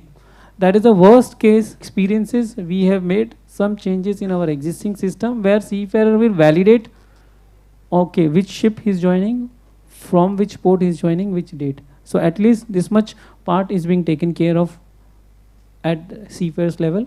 And in the new system, it is on a database, so that information what they are providing, that is subject to verification. So that part can be verified there. Thanks. There was another question in the third row. Yes, yeah? Yes, Alex, thank you. And first of all, I'll start by saying, Sumeet, all of us here, we feel extremely sorry that you had to experience a very difficult time, and extremely brave of you to come and speak in front of us, and that nobody else should experience what you have experienced. But my question again is to you, Manish. When Sumeet narrated his, very personal story, what probably moved all of us. There were multiple times in this where, in his own story, though it was a narration, there was a moment of doubt that, am I doing the right thing? Right from when he was to, enroll for the course, to when he was going towards the vessel, when he moved between the Emirates and into Iran. At all of these junctures, it's also possible that he did not have access to the emergency contact, which you did mention. The DG's got a comm cell, right? And this cell, to me now, if I need to find it, I have to look on the internet, and it's not always possible that the seafarer is able to reach the internet and any of these ports. Why not include maybe within the CDC or maybe within the the COC, an emergency contacts list for DG comm cell? We have so many other QR code, yes, but again that would require internet. But all of that somewhere where it's available, so that then and there I drop a line, and then I continue on my onward journey. But it has already been registered that, hey, something has been flagged, so that it's readily available. Of course, we shipping companies could provide that, but of course maybe you should mandate that, but include it in your documentation. Right. That is also a part of awareness campaign, that people should be made aware where to contact, whom to contact. So as you have said, absolutely correct. And we have sensitized it, that training institute, especially pre-sea training institute, where the seafarers are coming for first time in this institute. So there they will be trained. There will be a session will be conducted where they will be informed that these are the don'ts and do's, and the contact list, emergency contact list, that will be provided. You might have heard that in the beginning that some module related to this will be introduced in PSSR, so where they will get a basic information on such kind of contact details as well. There are another studies which is covered by GMU. They have mentioned about the indirectly open CDCs, where the seafarers can go without any pre-sea training. Pre-sea training is not required. This was a very noble concept was introduced, where if someone is not having sufficient funds to go for a structured pre-sea training, then also they can pursue a seafaring profession by opting a open CDC. Open CDC require 4+1, 5 basic courses, and then you are good to go as trainee OS or trainee engine rating. So that was the concept, but that has been misused by so-called this unauthorized agents, that when the seafarers are coming brand new without any knowledge or the background, they get mistreated by these agents. They charge money for their placement, because even after getting a pre-sea training, the seafarers as a fresher are facing challenges. Then definitely these open CDC cases are facing. So this is the concept was for something else, and now it has become money making racket, you can say. So for that also we are introducing, when you are going for this 5 basic courses, in one of the modules you will have this training where they will introduce that no money should be paid, 0 money to be paid for placement. Contact details of DG shipping, emergency contact numbers. DG comm center is manned 24/7.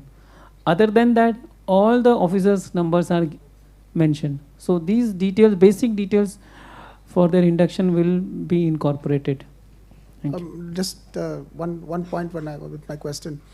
Is it possible that the CDC itself could have a mention of this? Yeah, we can take it as a suggestion, and we'll definitely look into that. That's a very welcome suggestion to introduce some contact details in CDC itself. We will definitely look into this. Thank you.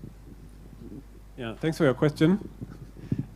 We are slowly approaching the end of our session, so we have maybe time for one last question. Okay. Okay. Good. Okay, good. So just some concluding remarks. So I think we have seen that the overall topic of recruitment fees and fraudulent activities is still an issue today. So we have heard some recent examples. I think it is very important, and I also have the impression the panel agrees with that, to have awareness around the topic and also transparency. And this is also why we are here. So creating awareness also towards all of you here in the room, that you can take back to your companies and to your own seafarers. We have heard some good measures and activities that are already in place to help affected seafarers, but also to avoid the problem happening in the future. And nevertheless, there still seems to be also some room for further activities, further improvement. We can learn from other countries how they have approached certain problems.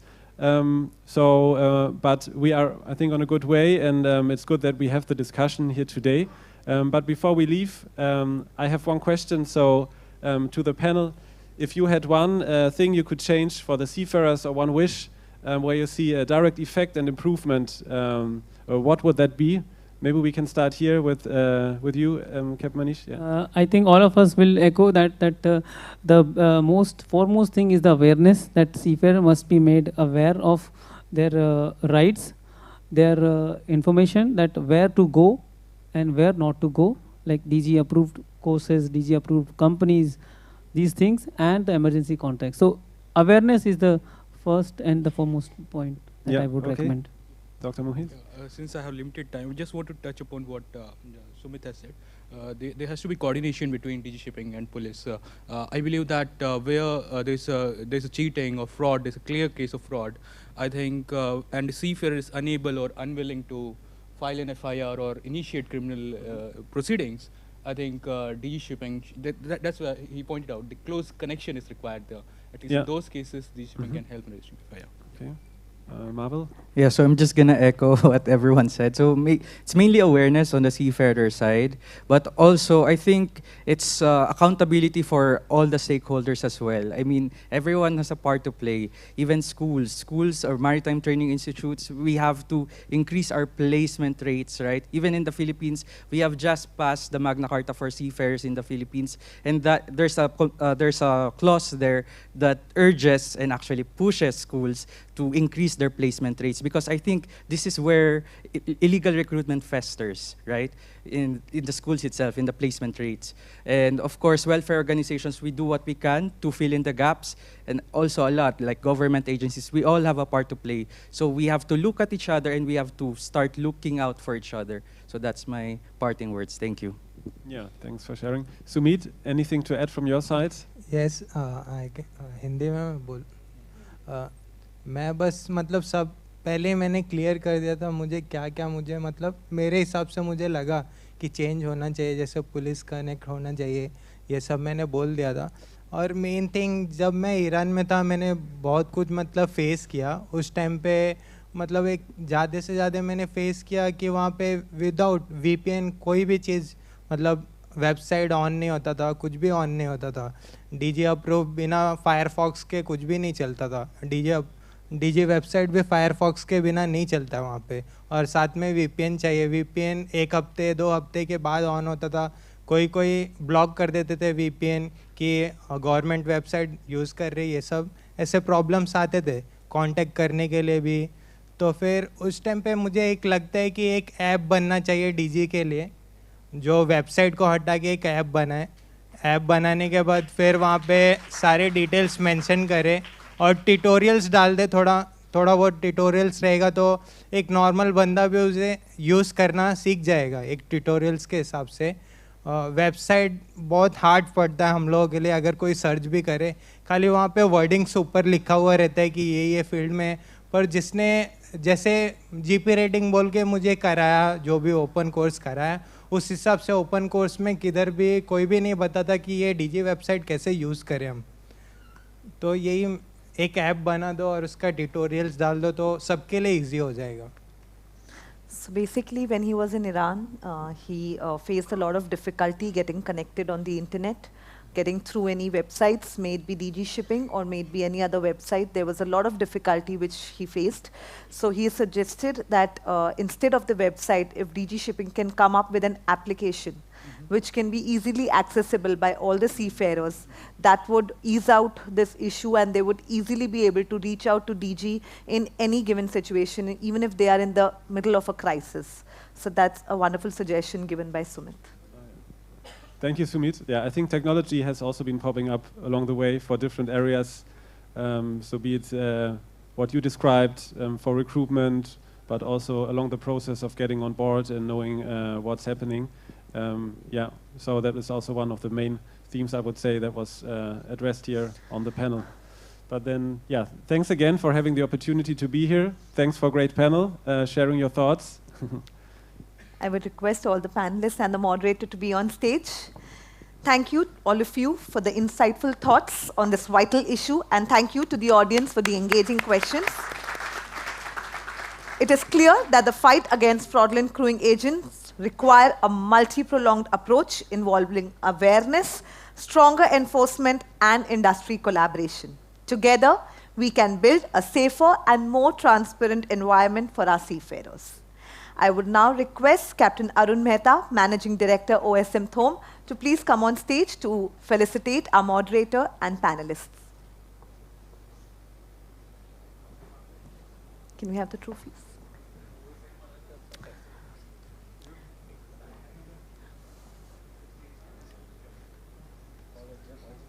Yeah. That's for our moderator, Mr. Alexander.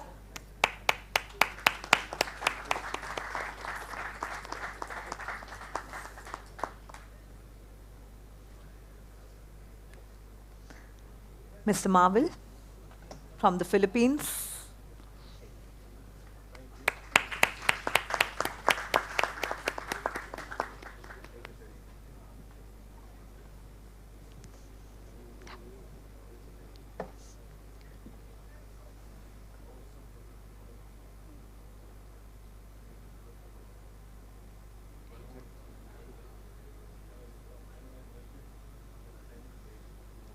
So, for Sumeet, for his courage and bravery. Thank you, Sumeet.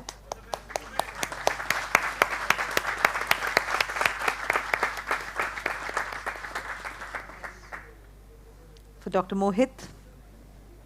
That's Manish. Sorry, Captain Manish. I'm sorry.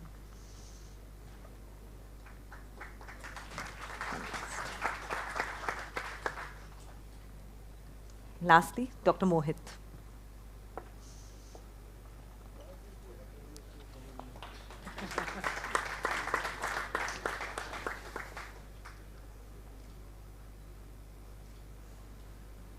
Can we have a group photograph, please?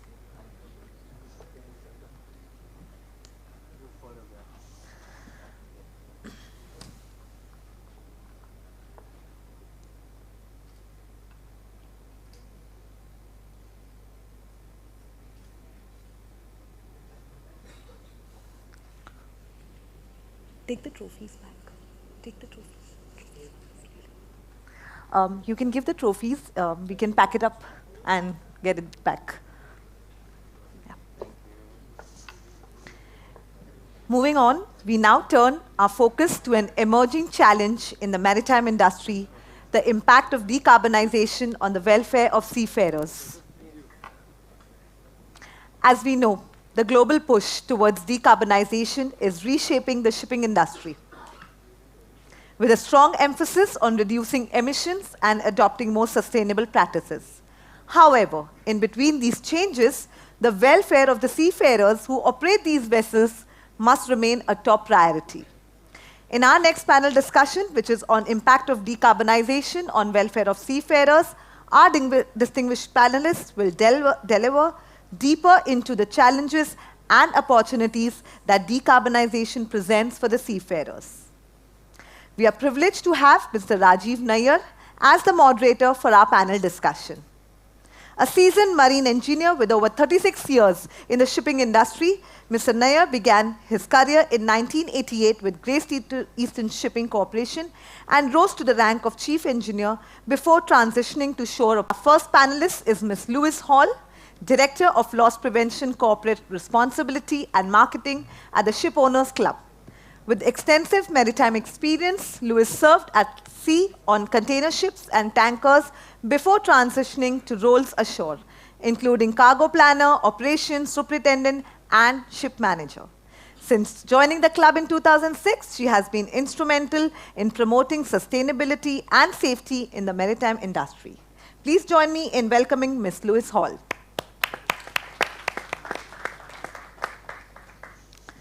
Our next panelist is Mr. Kaushik Seal, currently the director at Slabs Consultancy Private Limited, a firm dedicated to decarbonization and green transition, assisting the maritime and offshore industries in achieving their sustainability objectives. With over 40 years of rich experience, he is guided by his mantra, do what you enjoy what you do. He brings a wealth of expertise to today's discussion on the impact of decarbonization on the welfare of seafarers. Can I have you on stage, sir?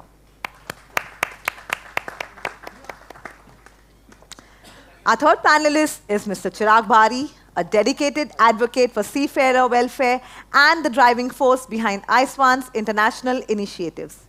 He is a fellow and governing council member of the Institute of Marine Engineers, India. After surviving captivity by Somali pirates during a vessel hijacking in 2010, Chirag has been passionately committed to supporting seafarers and their families in navigating the challenges of piracy and beyond. Last but not the least, our fourth panelist is Chief Engineer Karan, an accomplished maritime professional and an alumnus of Tulani Maritime Institute 2008. With over a decade of experience sailing on tanker vessels and working with advanced electronic engines, he has developed a strong specialization in decarbonization technologies, including scrubber systems and Tier 3 NOx reduction machinery. We welcome you, sir. Over to you, to the moderator. Thank you very much. And good evening, ladies and gentlemen. I think it's been we're coming into a session after which made us think a lot about the fraudulent practices which are impacting potential seafarers, and now possibly look at what could be impacting seafarers who are already on board. I think all one has to do is visit a city like Delhi or something to realize what could be the impacts of pollution and air pollution. But what was heartening to see was an article in the newspaper today. Beijing has turned around since 2013 to improve its air quality a lot. And we will come across, I'm sure, a lot of questions which will come up. Shipping only 3%. Why concentrate so much on shipping, bring about these changes? We'll pick them up when we come into the question answer session. And very valid points, but at the moment, what we would like to concentrate on is how will it impact the seafarer, because if one looks at the 2023 GHG reduction strategy, the pathway has been defined. 2050, net zero. And if you have to achieve net zero in 2050, you are going to have alternate fuels coming in. You are going to have a transition. You are going to see a change, I would say now, from the rail itself, not only in the engine room, but for all seafarers. So over the next 35 odd minutes, we'll try to share our experiences, our knowledge, and then look back for some feedback to learn from you as well. So first, I think, ISWAN, you have done a study, Chirag, on this. The way I would like to set the tone is first listen to that study, what that study has thrown about, let it set the tone, and then we move forward from there. Over to you, Chirag. Okay.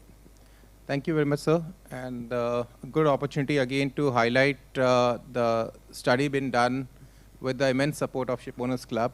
Lois is also here. I'm very pleased to say that. And so what happened was that in the last year, we started receiving some messages from seafarers, and we were in our daily interactions with seafarers in different places and to the helpline and other, face-to-face. We learned about what are the impacts they have on their mental health and well-being. So one of the key issues we picked up was around that the newer fuels or the change in technology is having immense pressure or stress on them. And that's how we looked at how we can find a more relatable study around it. And so last year we did a small study in which around 400 seafarers and also the shore staff participated in that. Majority of them, around 50% or more, were Indians. Nearly 50%, 43% in fact, were Indians, and then followed by Filipinos and other nationalities, about 29 different nationalities who participated in this survey.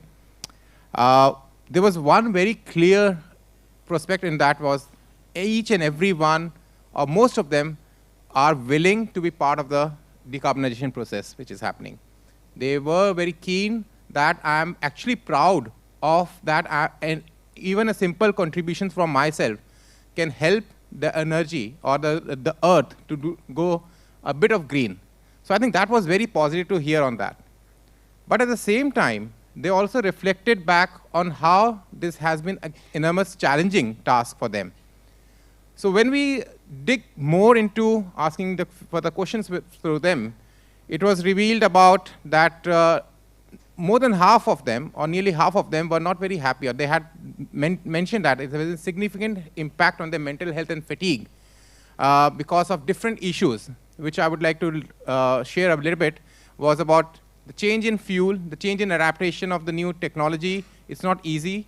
It has bring in a lot of the newer fuels which are not readily available, for example, or how to use the newer fuels. What kind of new ships are coming up, and they are not fully trained on that. So they're not fully comfortable of working on board that ship. So that is a psychological safety aspect that they always look into, that whether I'm used as a kind of a testing machine on board, that I'm a tester on board, that companies are using a lot more as an experiment on board without having much results out of it, and they felt a bit setback around it.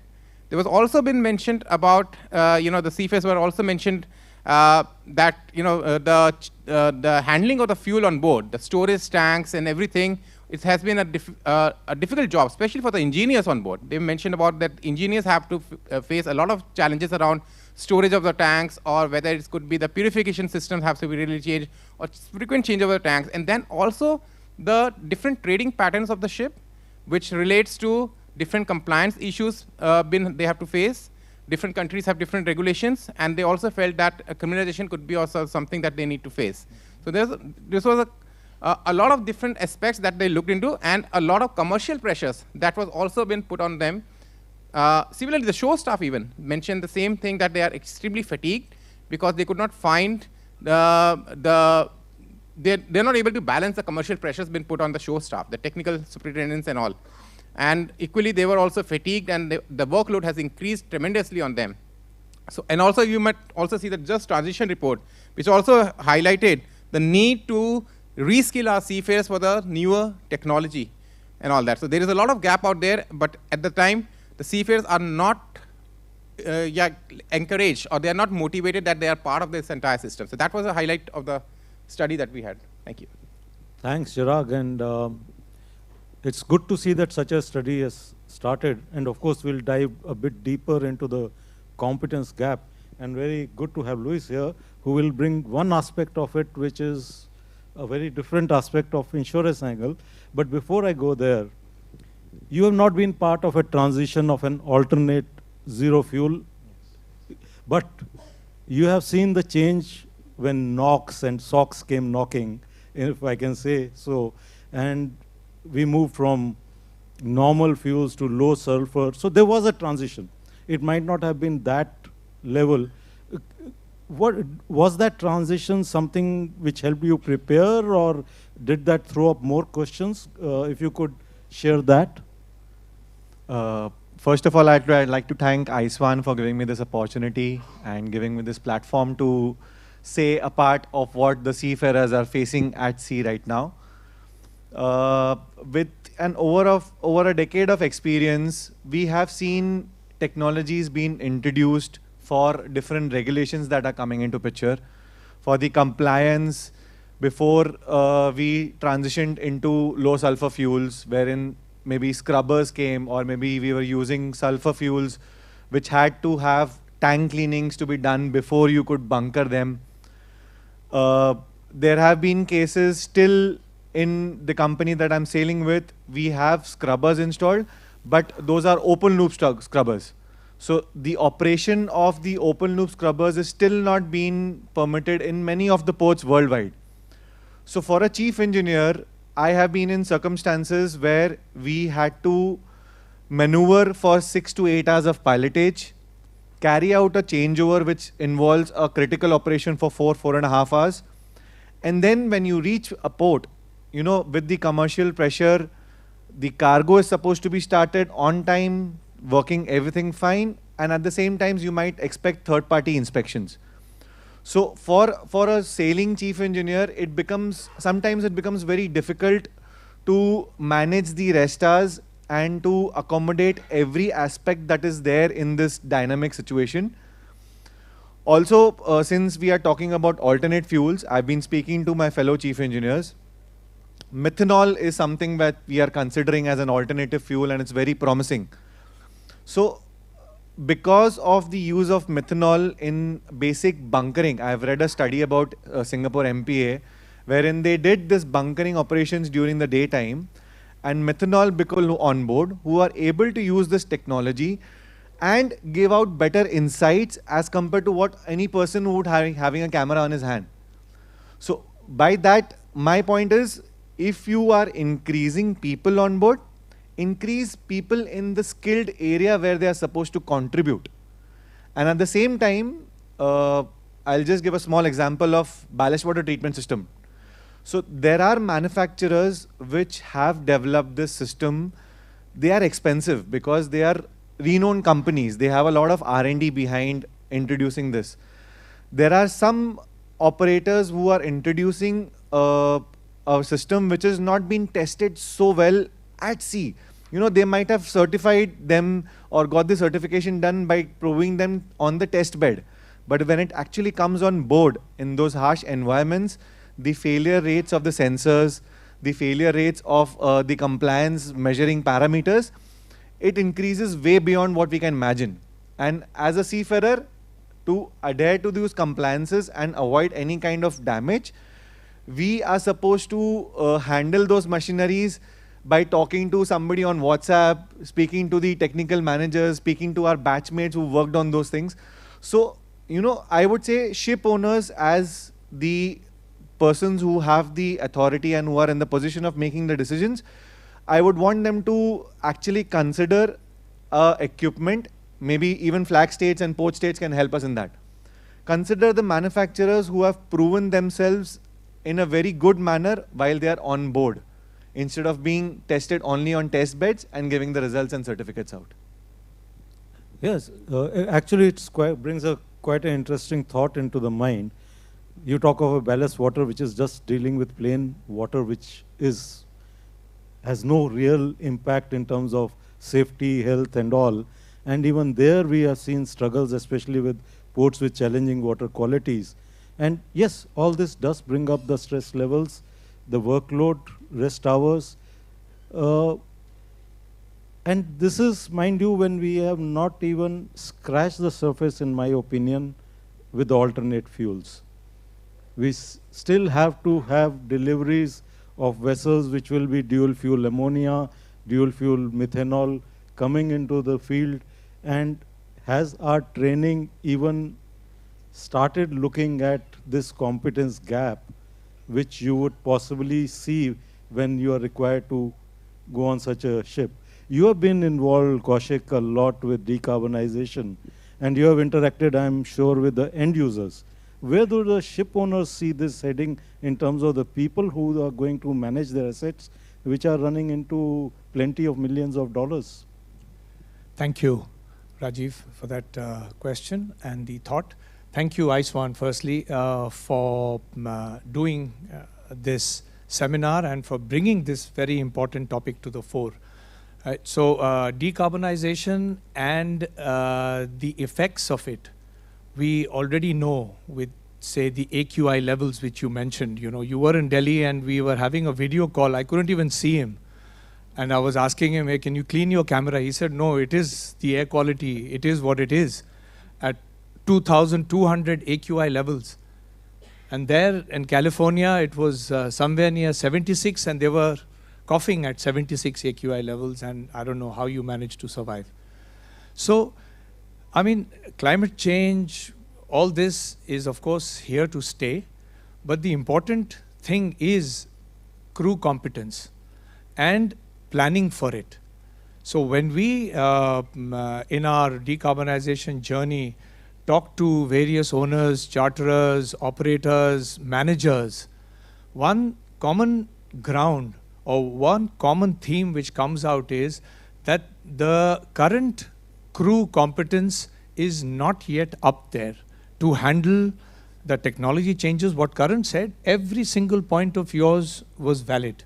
And we have come across scenario-like discussions. So whether it's the open loop or closed loop, whether it's the ballast water system, whether it's rotor sails, whether it's air lubrication systems, or whether it's alternate fuels. You talk of methanol. I have sailed on vessels which were handling ammonia. We haven't even gone there. I mean, ammonia is such a dangerous gas. I don't know how many people know this, that gaseous ammonia is lighter than air, but the moment it comes into contact with water vapor, the entire thing sinks and it becomes heavier than CO2. So somebody who's out on deck or in the bottommost platform of the engine room, if there is a leak, you're gone. And it's highly corrosive to your lungs with a short-term exposure limit of, I think, 5 ppm or something like that. So, I mean, all these are stuff which we should be trying and testing these out with people. So ashore, there are systems which sort of safeguard these, but as you said, these things are, we are far away from testing these on board.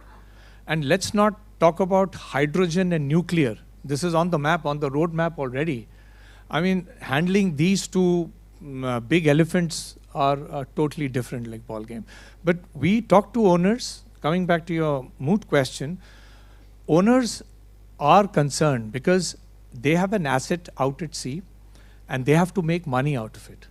So obviously their 50 million or 100 million asset needs a return on investment, and they look at 5 years, 10 years, 15 years horizon.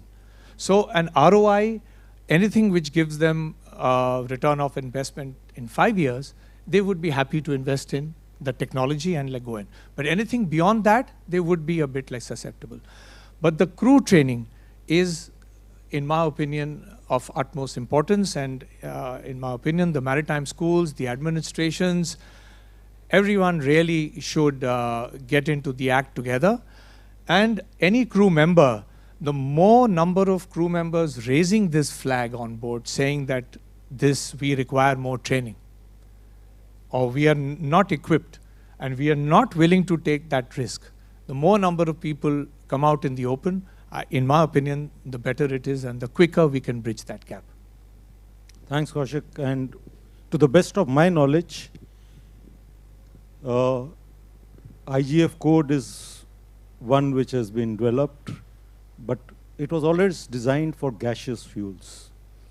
It didn't really take into account things like toxicity, invisible flame, etc. Maybe things will be modified. Yes, we have an HTW revision going on. It'll be a few years by the time that really translates into a new convention and code. We do have, like, as far as I know, we have taken these things a bit on the fast track. But again, there is a time gap between regulation, formation, then its implementation in model courses, percolating down to the institutes, and more importantly, in my view, the experience.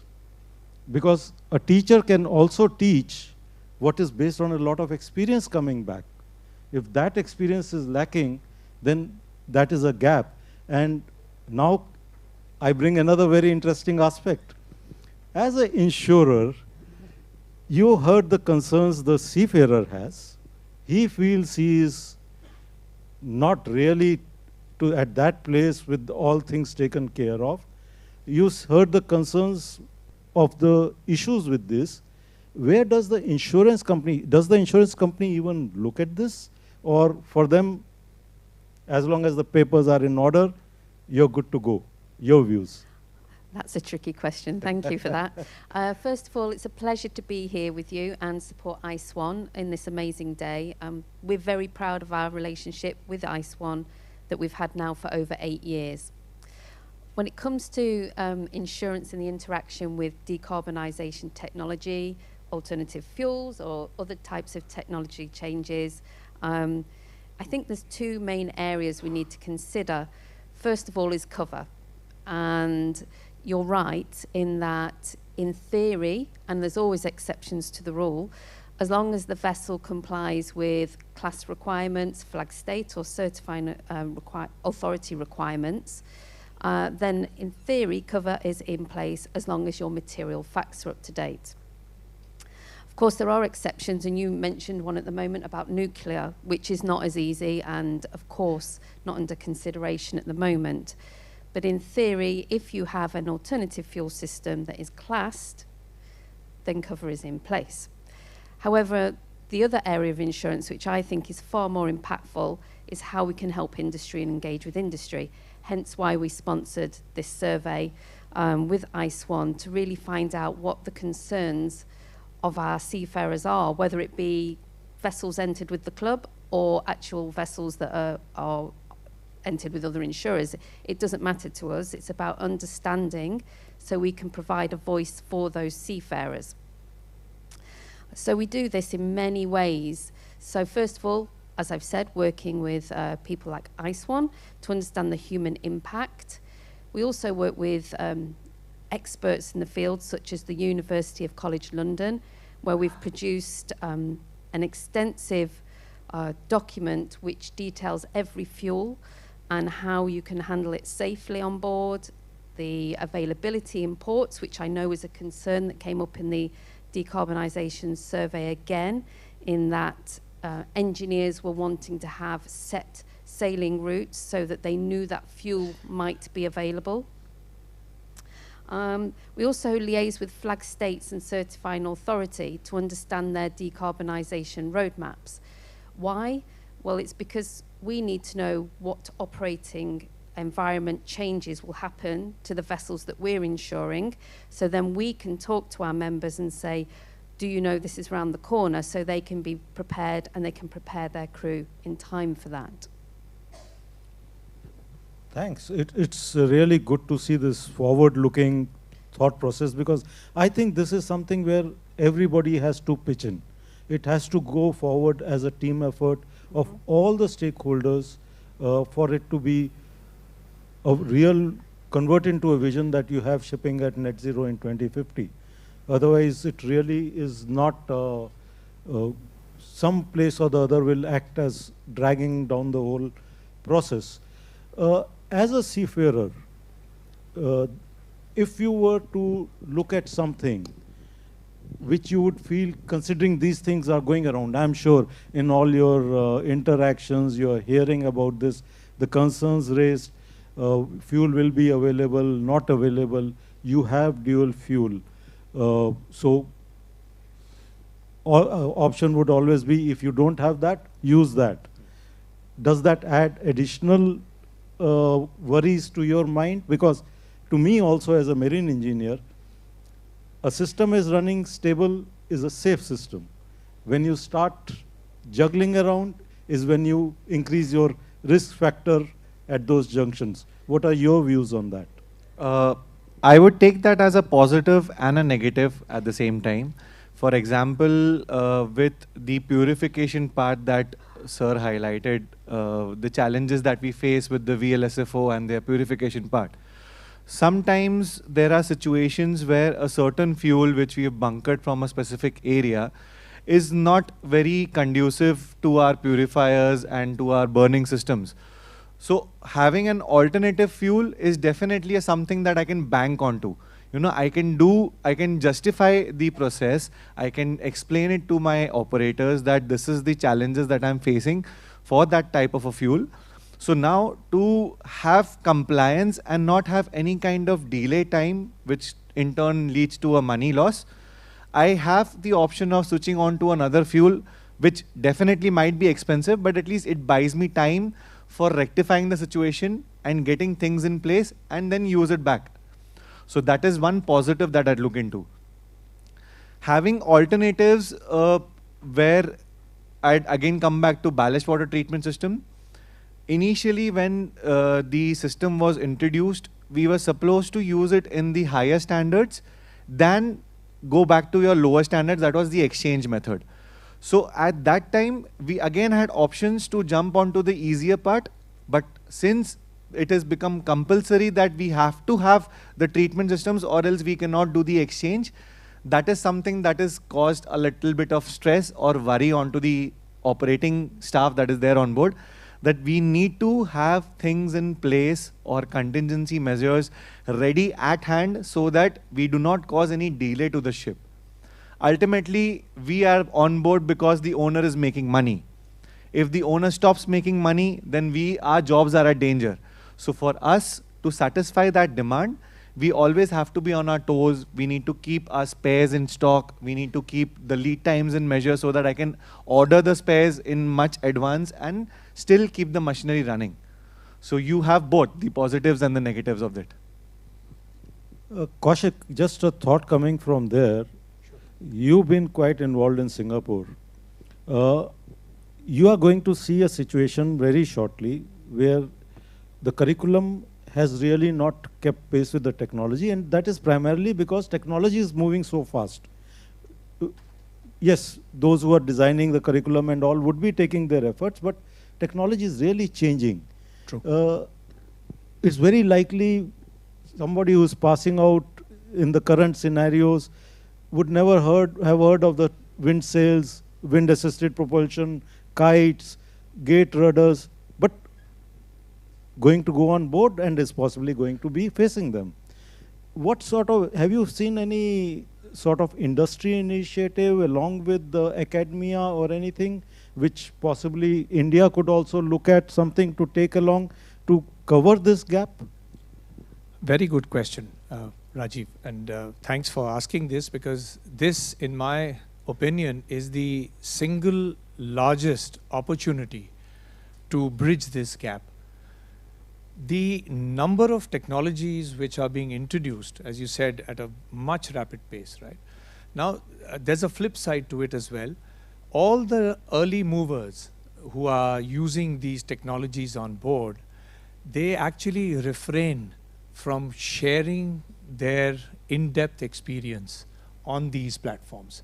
So what happens is, I mean, because they want to closely guard that because they are the prime movers and they want to be seen as industry leaders, right, for an equipment or a technology, which is fair enough. But it's at the expense of the seafarers not being able to get trained in that competency. That's where we see a lacuna. In Singapore, now we have these discussions very often in the various fora, and crew competency in terms of bridging that gap, how the new rules and regulations can be made. So Singapore Maritime Authority comes up with these rules for the seafarers who are under the Singapore registry, Singapore flag, right? Now, for Singapore, a maritime nation like Singapore, not many Singaporeans are going out to sea. So their focus, and they don't have many training institutes per se for the seafarers there. So focus has moved to India and to the Philippines, right, and part to Thailand and a bit in Malaysia, to bridge this gap of technical competency. But for that, information has to flow, the feedback has to flow very, very rapidly from the users to the training institutes. So that, in my opinion, is a roadblock, and which requires a push. And I'm sure India, with its digital movement and the data rates which are coming down every minute, we can really come up with a training plan at a very high level, which can be introduced. My thoughts. So, Luis, there seems to be a sort of a need for, let's say, technology transfer from places where the technology is being developed. R&D, I don't think in India is a strong point, but there are places. Can clubs and insurance companies sort of be a catalyst in assisting in that, or any other role? How there is a gap. The gap is, in my view, is going to widen with the speed at which we are moving further. There is a need for that gap to be filled with some technological inputs.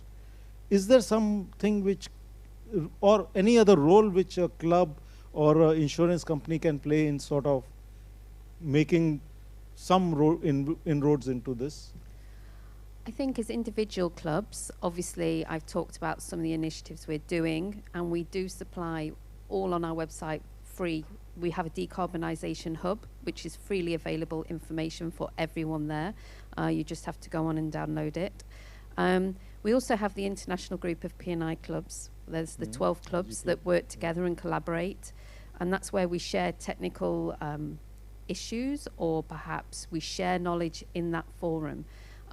So we can discuss training and perhaps where we're seeing a trend in technology being adapted and how we can make sure that we provide cover for that technology. But it's really important, like I said, that we engage with certifying authorities and classifications, just so we are aware and we can just try and keep bringing everyone together so we can inform our seafarers. I think, what are your thoughts? ISWAN, can it play a role? Can you think of something? No, absolutely. I think there's a lot of gap out there in making, as I mentioned, the seafarers are facing a lot of psychological unsafe on board. And that's where I think we all can work together with the industry, the academia and the institutes, even the seafarers, how we can encourage everybody to have a no blame culture. The seafarers should not be blamed for all this, because it's a technology which needs to has advanced so rapidly fast that they are left behind it. We need to understand that, and we need and once we accept that, we need to build up a better leadership and management culture ashore as well, so that we can support the seafarers more effectively. And they should not be left behind into all of these things, that they feel like they are left alone into all the transition. So I think these are some things which I think the industry and the universities and the training colleges can, while reskilling people, they can make sure that our seafarers, we are, again enthuse them that they are not alone into all of these things. Thanks. And also we the survey itself is just the first part.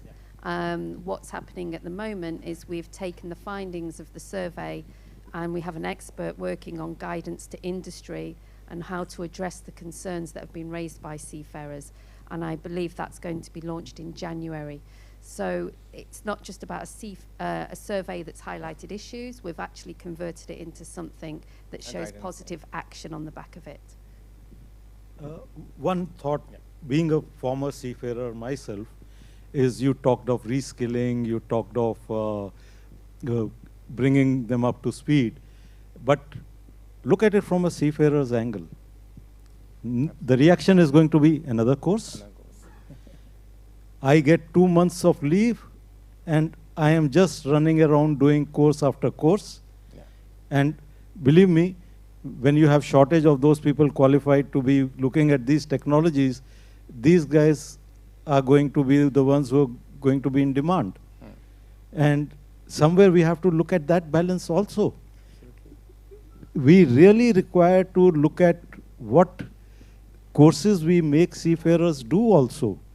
Refresher trainings, new topics coming up in your competence tables, mental health, psychometric examinations, on top of that reskilling with alternate fuels. It is also adding a burden. I think fortunately in the comprehensive review of the STCW Convention and Code, it has also been decided to look at, you may keep adding competencies, but finally what do you want the seafarer to become out there on board if you just keep adding everything to that seafarer's competence? You want to come in on that? Yeah, just a brief on what I feel. You very nicely mentioned that a seafarer comes on leave and then he is bombarded with training, which he has to expend his leave on and do that. So a simple solution could be that the companies, he or she is on the company's role and on the payroll and does the training, which means that he or she is not on leave but on getting full payment for that, or maybe some part payment, but a sizable payment, not just daily allowance or something. If that happens, if there is an incentive for this person to do this training, and he's attached as a salaried personnel, maybe on contract, maybe it becomes, because assure any training which happens to anyone, you don't have to take leave to do it unless it's a very personalized course which the person is taking. If it has to do with enhancing his or her competence, and it's going to directly affect the asset and the improvement, then it has to be on company time. So the company has to pay for that. So that's one solution which I think of, which could be a way forward. It looks like we're coming a circle. We are ex-Great Eastern. We used to be on staff.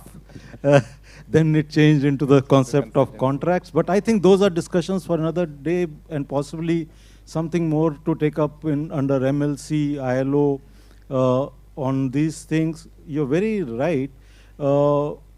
Solutions can be found, but then it also means a cost. And that cost finally has to be borne by the ship owner. And that, though it's a totally different topic, I have my own views on, but training is unfortunately something which everybody wants at the minimal cost. And sometimes trainers are also at the bottom rung of those who get paid, and that's why one of the other reasons you see this gap between actual experienced people coming and giving back to the industry. But interesting thoughts. In a nutshell, I think what I am hearing, the gap is visible. What is also visible is the gap is going to widen as we go along in this journey. The journey is also inevitable because we are otherwise going to pay a cost in terms of environmental impacts. So we are caught in a situation where possibly it's time to collaborate, put our heads together, and find solutions which are best way forward, both for the load on the seafarers, making sure they get the technologies which are proven, tried out, and are not just made as experimental issues. Anything any one of you would like to add before we open the floor for their views? Just build up on that. I think the Seafarers needs to be partner in this entire process.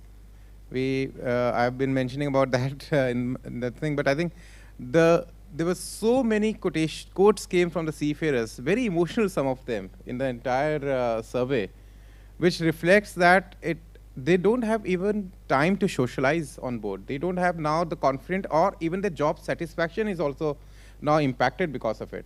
Now, obviously, we all want the things to improve, but if they are not, if the people are not interested to work in the industry, where are we going to find the new people from? So I think that's where we have to bring our seafarers as partners into it. Think from the angle of seafarers, the new policies, the new the conventions, whatever are we designing for seafarers, take seafarers into it as well. Look it from the eyes and ears of seafarers, that how will they get impact after this thing. So I think that's important. Thank you. Anything you want to add? I mean, we have some people who haven't yet joined the sea, so we should be painting a bright and rosy picture for them, and the path ahead should be very clearly visible, and you could be able to see the light at the end of the tunnel now, right? So we are here to try and pave that path for you. Oh, that I can share something. Don't look at it as a challenge. Look at it as an opportunity. If you do well in this transition phase, believe me, you would have made a very good career for yourself. So look at it as an opportunity which is opening up.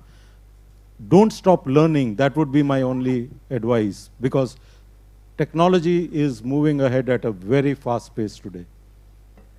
So, any? Open the floor for questions.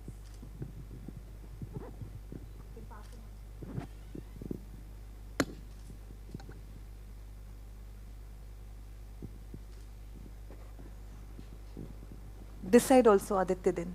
Later this side.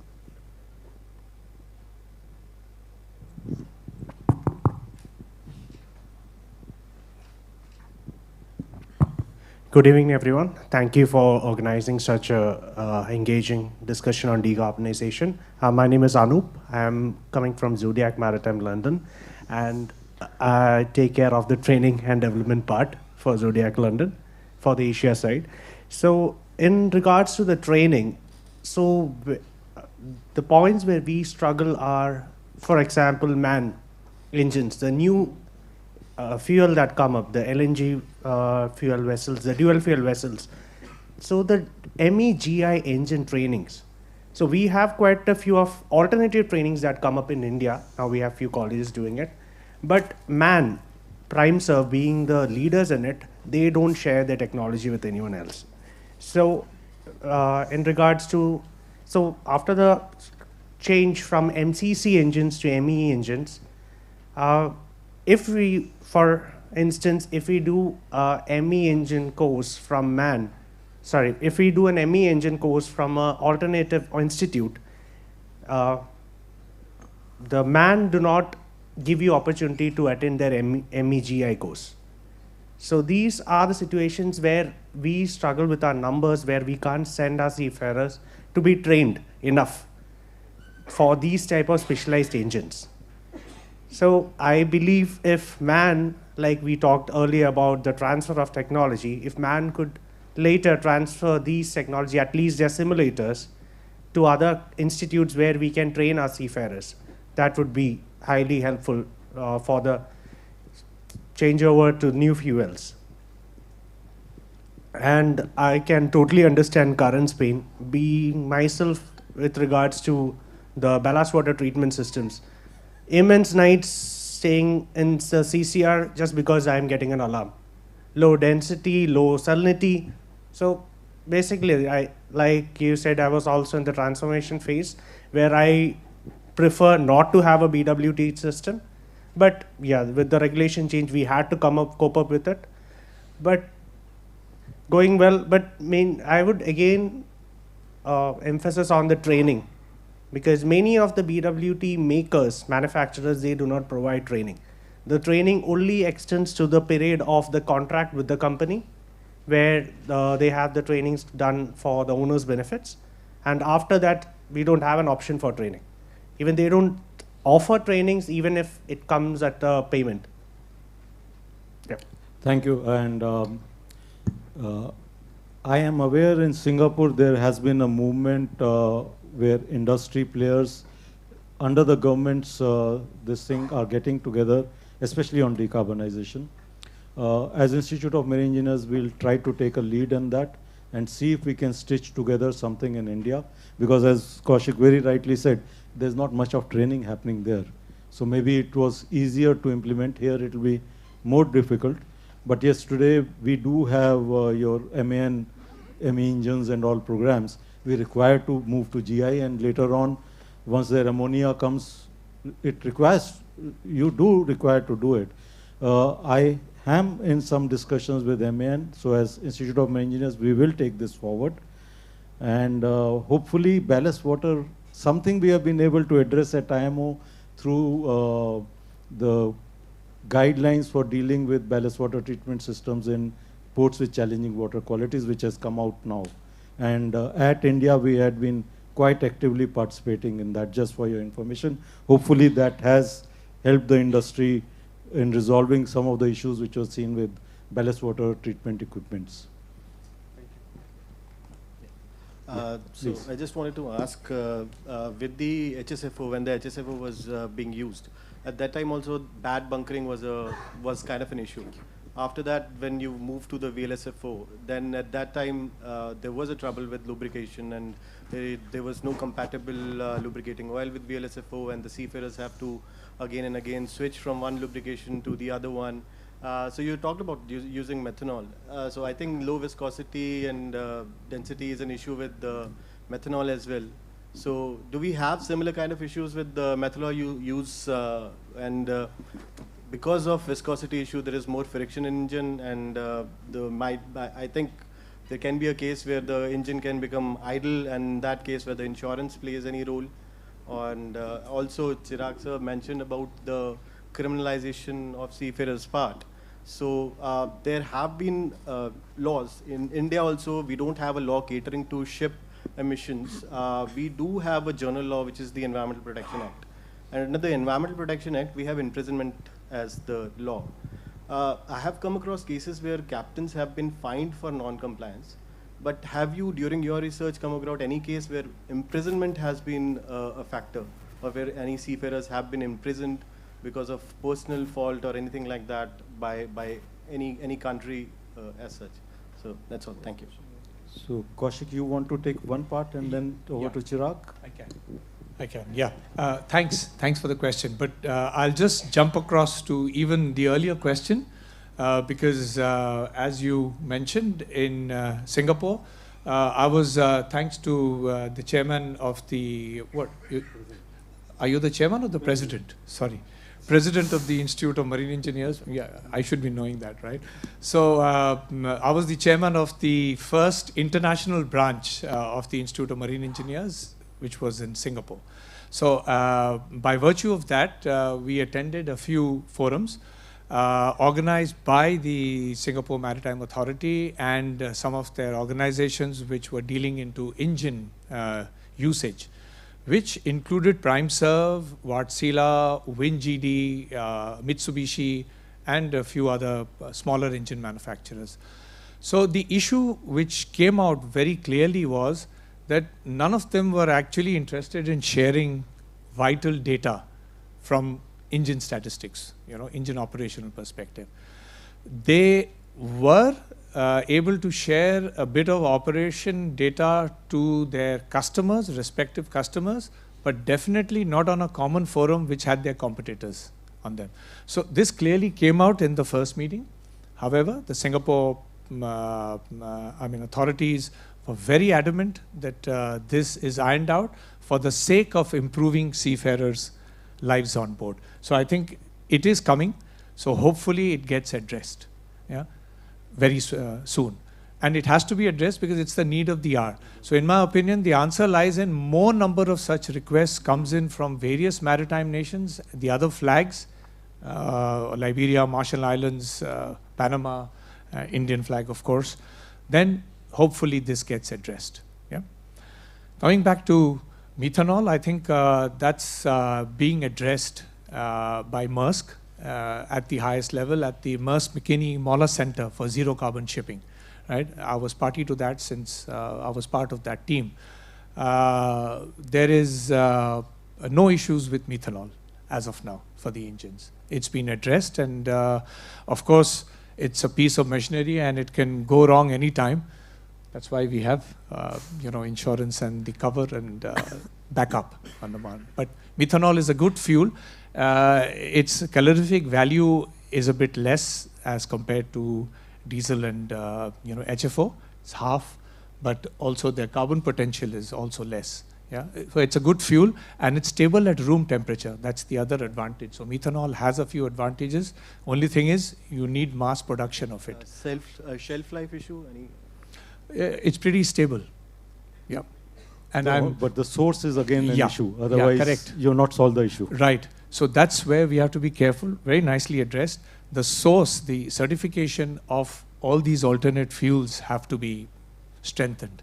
Because we know with the number of spurious agencies we just heard in our last panel, right? There are a number of people who are issuing these false certificates as well, and these will mushroom overnight. So we have to be very careful. You have to do due diligence before we buy this and use them on board. Yeah, thank you. Chirag will address the criminalization part. Yeah. So as part of the survey, to be very precise, we haven't come across seafarers mentioning about the actual, but they fear about the criminalization. That's what they've highlighted in the survey report. But I'll go back to the Seafarer Help Helpline, where we receive a number of calls and messages from the seafarers worldwide. We do receive cases around criminalization, but it is not been captured whether it was really due to the decarbonization issue or there have been fines. Definitely the seafarers have been fines, have been very common issue, but for the jails, I think it is more about the illegal cargo, mostly that we hear the cases on the helpline, is mostly the illegal cargo or the illegal drugs been found on the ship, but not precisely the decarb thing at the moment. We haven't come across at this stage. I don't have data right now for that. Thank you. Decarbonization, I don't think really, but if you knowingly are doing pollution, then there is no escaping it. So it's very important to know what are the regulations, and especially with these special areas and all, I would consider scrubbers would be a key place. Not only scrubbers and all, we are now getting into the underwater noise. You are having areas where you are required to reduce your speed now. So being aware of these regulations is another thing for the seafarers to be another load coming onto them. Yes. Another stress. One interesting thing, when you talked about underwater noise, I just came to know, very interesting trivia for everyone here. You know that all the oceans are connected by a layer beneath the ocean where all the whales and the dolphins they can send their signal. So that's their Wi-Fi connectivity. So just below the surface of the water, about 15-20 meters, all the oceans are connected by this wavelength of sound or whatever. So this underwater noise actually addresses that issue as a hydrospatial activity. Yeah, thanks. And I think the one area which has been declared where you have to reduce the speed is because of whales somewhere in Mediterranean. So like from pollution we've gone into noise, but interesting. Anybody else? Any of those who are looking at making the carrier in future?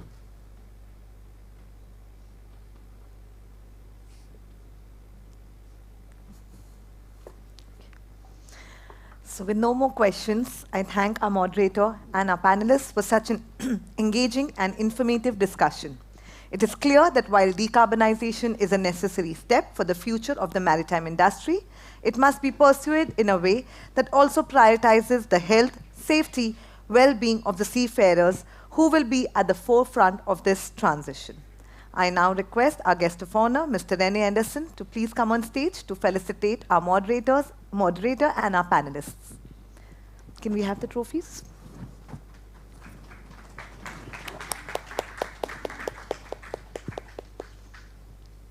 Okay. We start with our moderator. Go ahead. Yes, Mr. Rajiv Nair.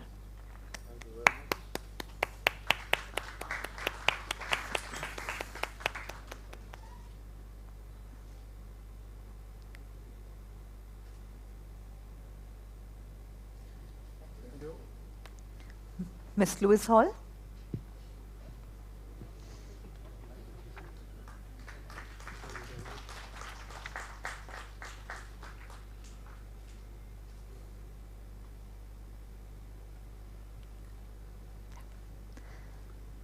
Mr. Karan Ahuja.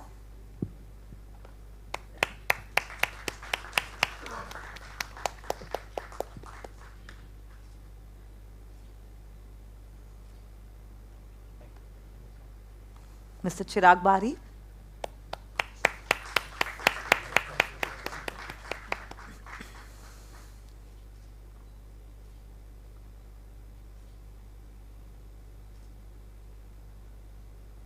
Lastly, Mr. Kaushik Seal.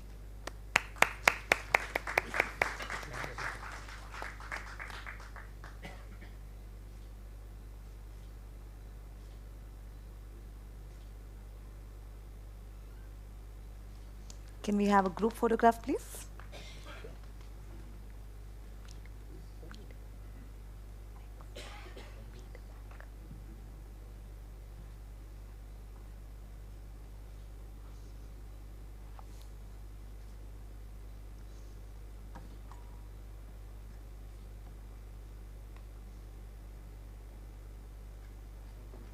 Thank you so much. Yes, we can take it back. Yes, we will give it as soon as this ends. No, I think it should be. That's the better way.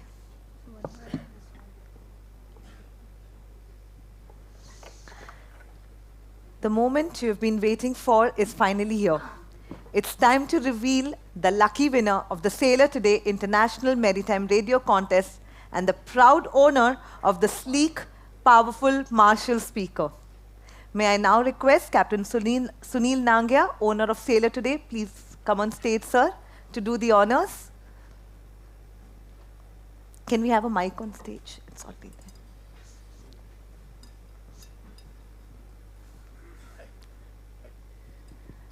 You want call Mr. Simon? Yeah. Can we have Mr. Simon on stage?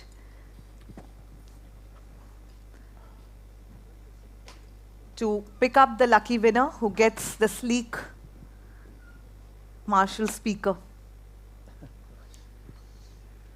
I hope it's me. I hope it's me. None of the ISWAN employees are allowed. Yeah, if the person is not here, we will pick up another name. Rupal Tushar Singhal. No? Now it's going to be tricky. Let's see. You taught them. Nikhil Jitendra.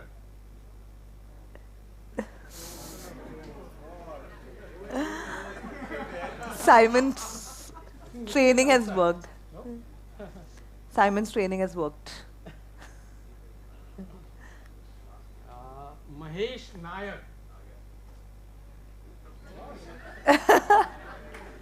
This is not going to anyone. Not bad. Let's see. We'll get there. We'll get someone. Mark Andre Gardner. We had, for Marshall Shipping, they were there. I think they left. They were there till now. I saw them around. Marshall Shipping should have been there. Yeah.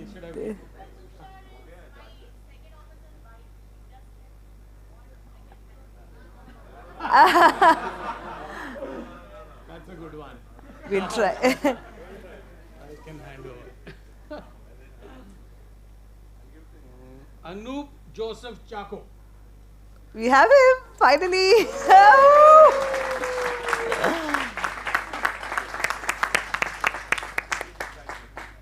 The big red box is right here. Luckiest of the four. Yeah. Thank you for participating.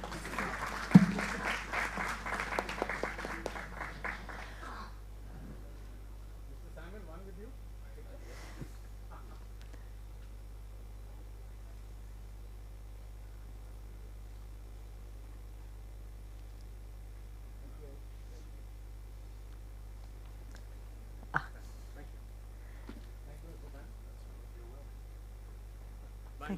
Thank you so much. To bring this insightful seminar to a close, it's my privilege to have Mr. Simon Grainge already on stage to deliver the concluding remarks for us.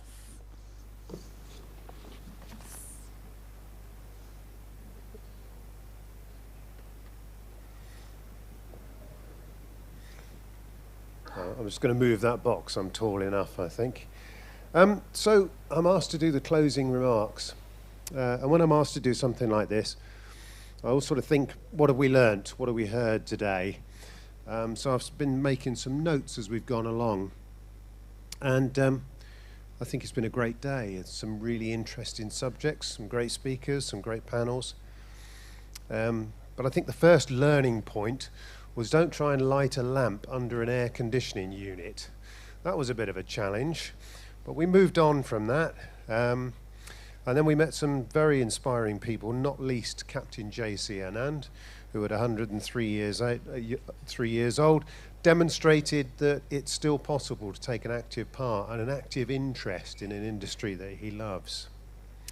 We then heard from the Director General Shipping, who talked about their commitment to the just transition, that India has the highest abandonment rate and what they want to do about it, and the fact that they intend to go above and beyond the regulations, the rules that are set by IMO and others, and also their desire to cement India's position within the industry.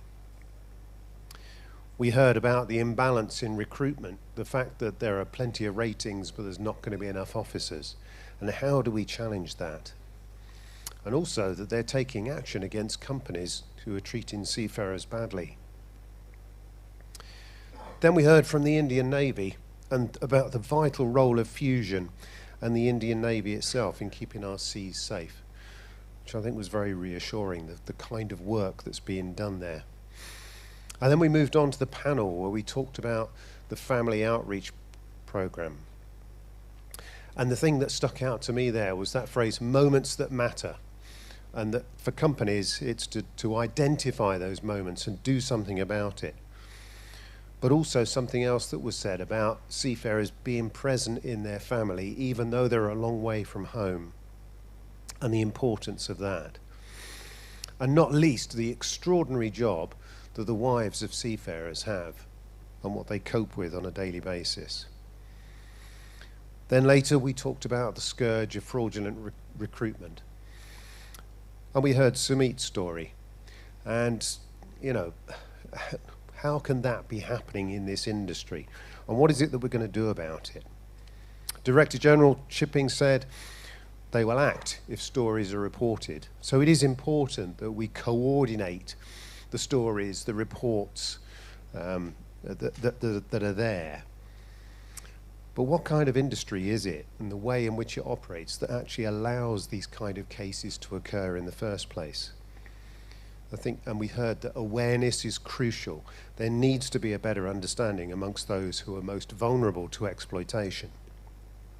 And that the legal system itself needs updating. There needs to be better information at colleges to prepare people for the kind of exploitation that they may be exposed to. And then this afternoon, we heard about decarbonisation and the impact that that has on the welfare of seafarers, and the study that we did, and the very interesting findings that came from it. The fact that seafarers feel that they are like test pilots for a new type of aircraft, making it up as you go along and hoping that things are going to be okay. And we heard that maybe India has an opportunity here in terms of training and getting their seafarers prepared and ready to be able to deal with the issues that are there. We heard about the possibility of false certificates. We heard about the fear that seafarers have of being blamed if things go wrong, and the reassurance that they need. And lastly, then, we also heard an appeal to cadets about the fact that it is an opportunity and not a threat, which I think is also an important point to make. So there you have it. There's that roundup of what we've talked about today. I hope you found it interesting. I hope it's what we try and do at ISWAN is we try and pick the subjects that nobody else is talking about, try and raise their profile, say to the industry, to everybody involved in it, here are the issues. What can be done about it? What are we, all of us, collectively going to do about it? So I hope that's what we've been able to achieve today. And the last thing I've learned, I suppose, is I'm very lucky to have a really good team here in India, because they're the ones who are responsible for pulling all this together. And of course our sponsors and our speakers and anyone else that's collaborated with us in this. It's all about partnership. So thank you very much to everybody. That's as much as I'm going to say. I'll leave it to you.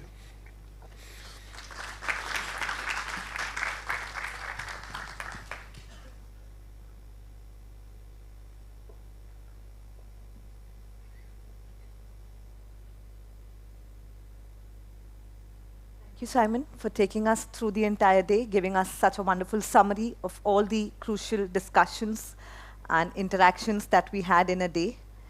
Your words truly encapsulate the essence of this seminar and reinforce the importance of our collective efforts in supporting seafarers and their families. To conclude this enriching and impactful seminar, it's now my privilege to invite Mr. Chirag Bahari to deliver the vote of thanks. Before which, we would kindly request all of you to give a feedback for today's seminar. The QR code is on the screen. Kindly scan the QR code and give us your valuable feedback.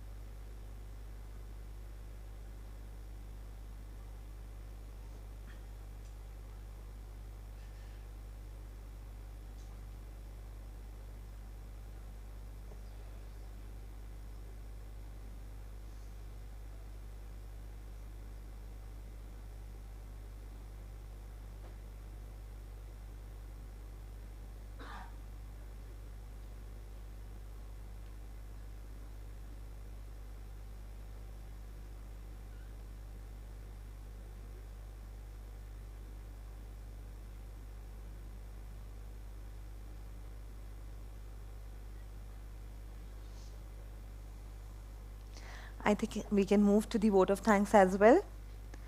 To conclude this enriching and impactful seminar, it's my privilege to invite Mr. Chirag Bari to deliver the vote of thanks. We look forward to hearing his reflections and expressions of gratitude to all those who have contributing to making this seminar a success. Thank you very much. Thank you very much. I'll use the mic then. Okay. So it's my great honor and privilege to propose a vote of thanks to all of you who has helped us in making the seminar such a resounding success. I'm truly humbled to be part of this wonderful gathering today. On behalf of our organization ISWAN, I express my sincere gratitude to all our respected guests. First of all, I would like to propose a hearty vote of thanks to our chief guest, Mr. Shyam Jagannathanji, Director General Shipping, Government of India, for his support to ISWAN, and as well to keep on guiding us and mentoring us on ways we can do more and more work for the seafarers and their families, welfare, look after their well-being issues. So it was very notable to hear a lot of initiatives that the DG Shipping is planning to take in the next few months.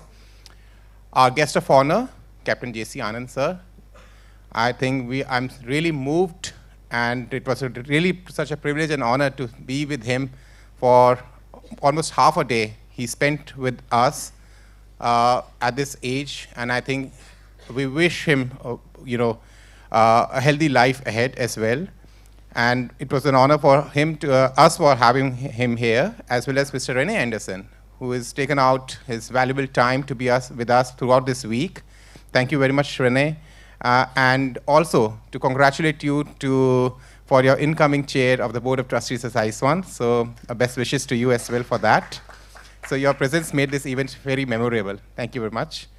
Commander Abhi Sharma from the Indian Navy IFC IOR, who flew down all the way from Delhi. If you are not sure, they are having a lot of events in Delhi in the last couple of days, and they've been extremely busy with those events. But the commitment of IFC IOR and the relationship that we have developed between ISWAN and the IFC IOR, they were there here in the morning, and I'm extremely thankful to them as well.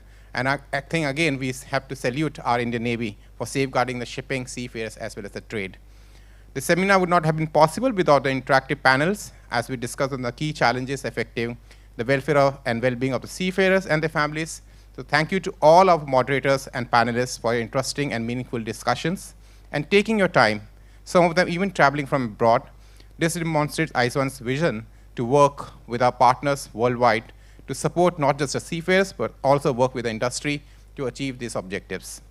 The active participation of our cadets and ratings from various maritime training colleges, seafarers from different shipping companies, their families, as well who have been here since morning. Extremely thankful to all of you. I would like to also express our profound gratitude to the management of Shipping Corporation of India and the Maritime Training Institutes towards their support of hosting us this event at their wonderful venue. I would also like to thank our esteemed sponsors, Gujarat Maritime University, Maersk Fleet Line, Kandla Seafarers Welfare Center, Fleet Management, Campbell Shipping, Anglo-Eastern Ship Management, OSM Thome, Mayfair WeCare, Emarat Shipping, Bari Shipping, MMSI, Seabird, MSC, Growing, Marlow Navigation, TK Shipping, Equita Small Finance Bank, Media Partners, Merex Media, Radio Partner, Sailor Today, TK Shipping, and without which this event would not have been possible. Many thanks for having trust in ISWAN. Really, it has been a wonderful pleasure to working with you in this partnership. Thank you very, very much. I'm also happy to express my vote of thanks to my colleagues, our mentor for the entire team, Mr. Simon Grainge. It's been really wonderful that you have been here as a pillar of support to the entire team. Thank you so much, Simon, for taking all your time off instead of such a busy schedule. We all know how much we are struggling to go back home from the last so many weeks. We have been traveling. I know our body looks very tired, but our mind and heart are there for the seafarers and their families. My colleagues, Karuna, Soumya, Marville from Philippines, again was here. So they really helped us with their ideas, their support. A lot of thought has been gone into in how this seminar should look like, who needs to be the panel, who all can contribute better. So I think a lot of work has been done in the. I would also like to welcome my Indian operations team, Suchita and Aditya. Just please raise and give a sounding applause to them, please. It has not been possible for me. You always see me in the front, but then I'm just doing what they want me to do, and it's not been easy for them as well. So thank you very much, both of you, for your commitments. Today morning, if you don't know Suchita, she has a small daughter. She has an annual function. As you know, that parent has a very important role because it's once in a year that you get to know the annual function.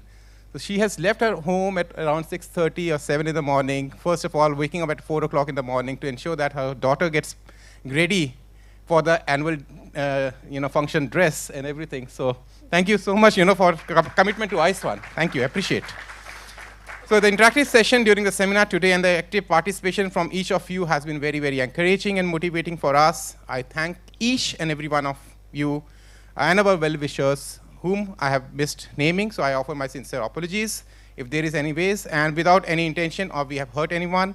Once again, I thank you everyone, and please join us for the high tea. Thank you very much and have a great evening ahead. I would request the dignitaries and the panelists and the moderators to be around. We would just like to distribute the trophies with us so that it just doesn't get left behind. The mementos.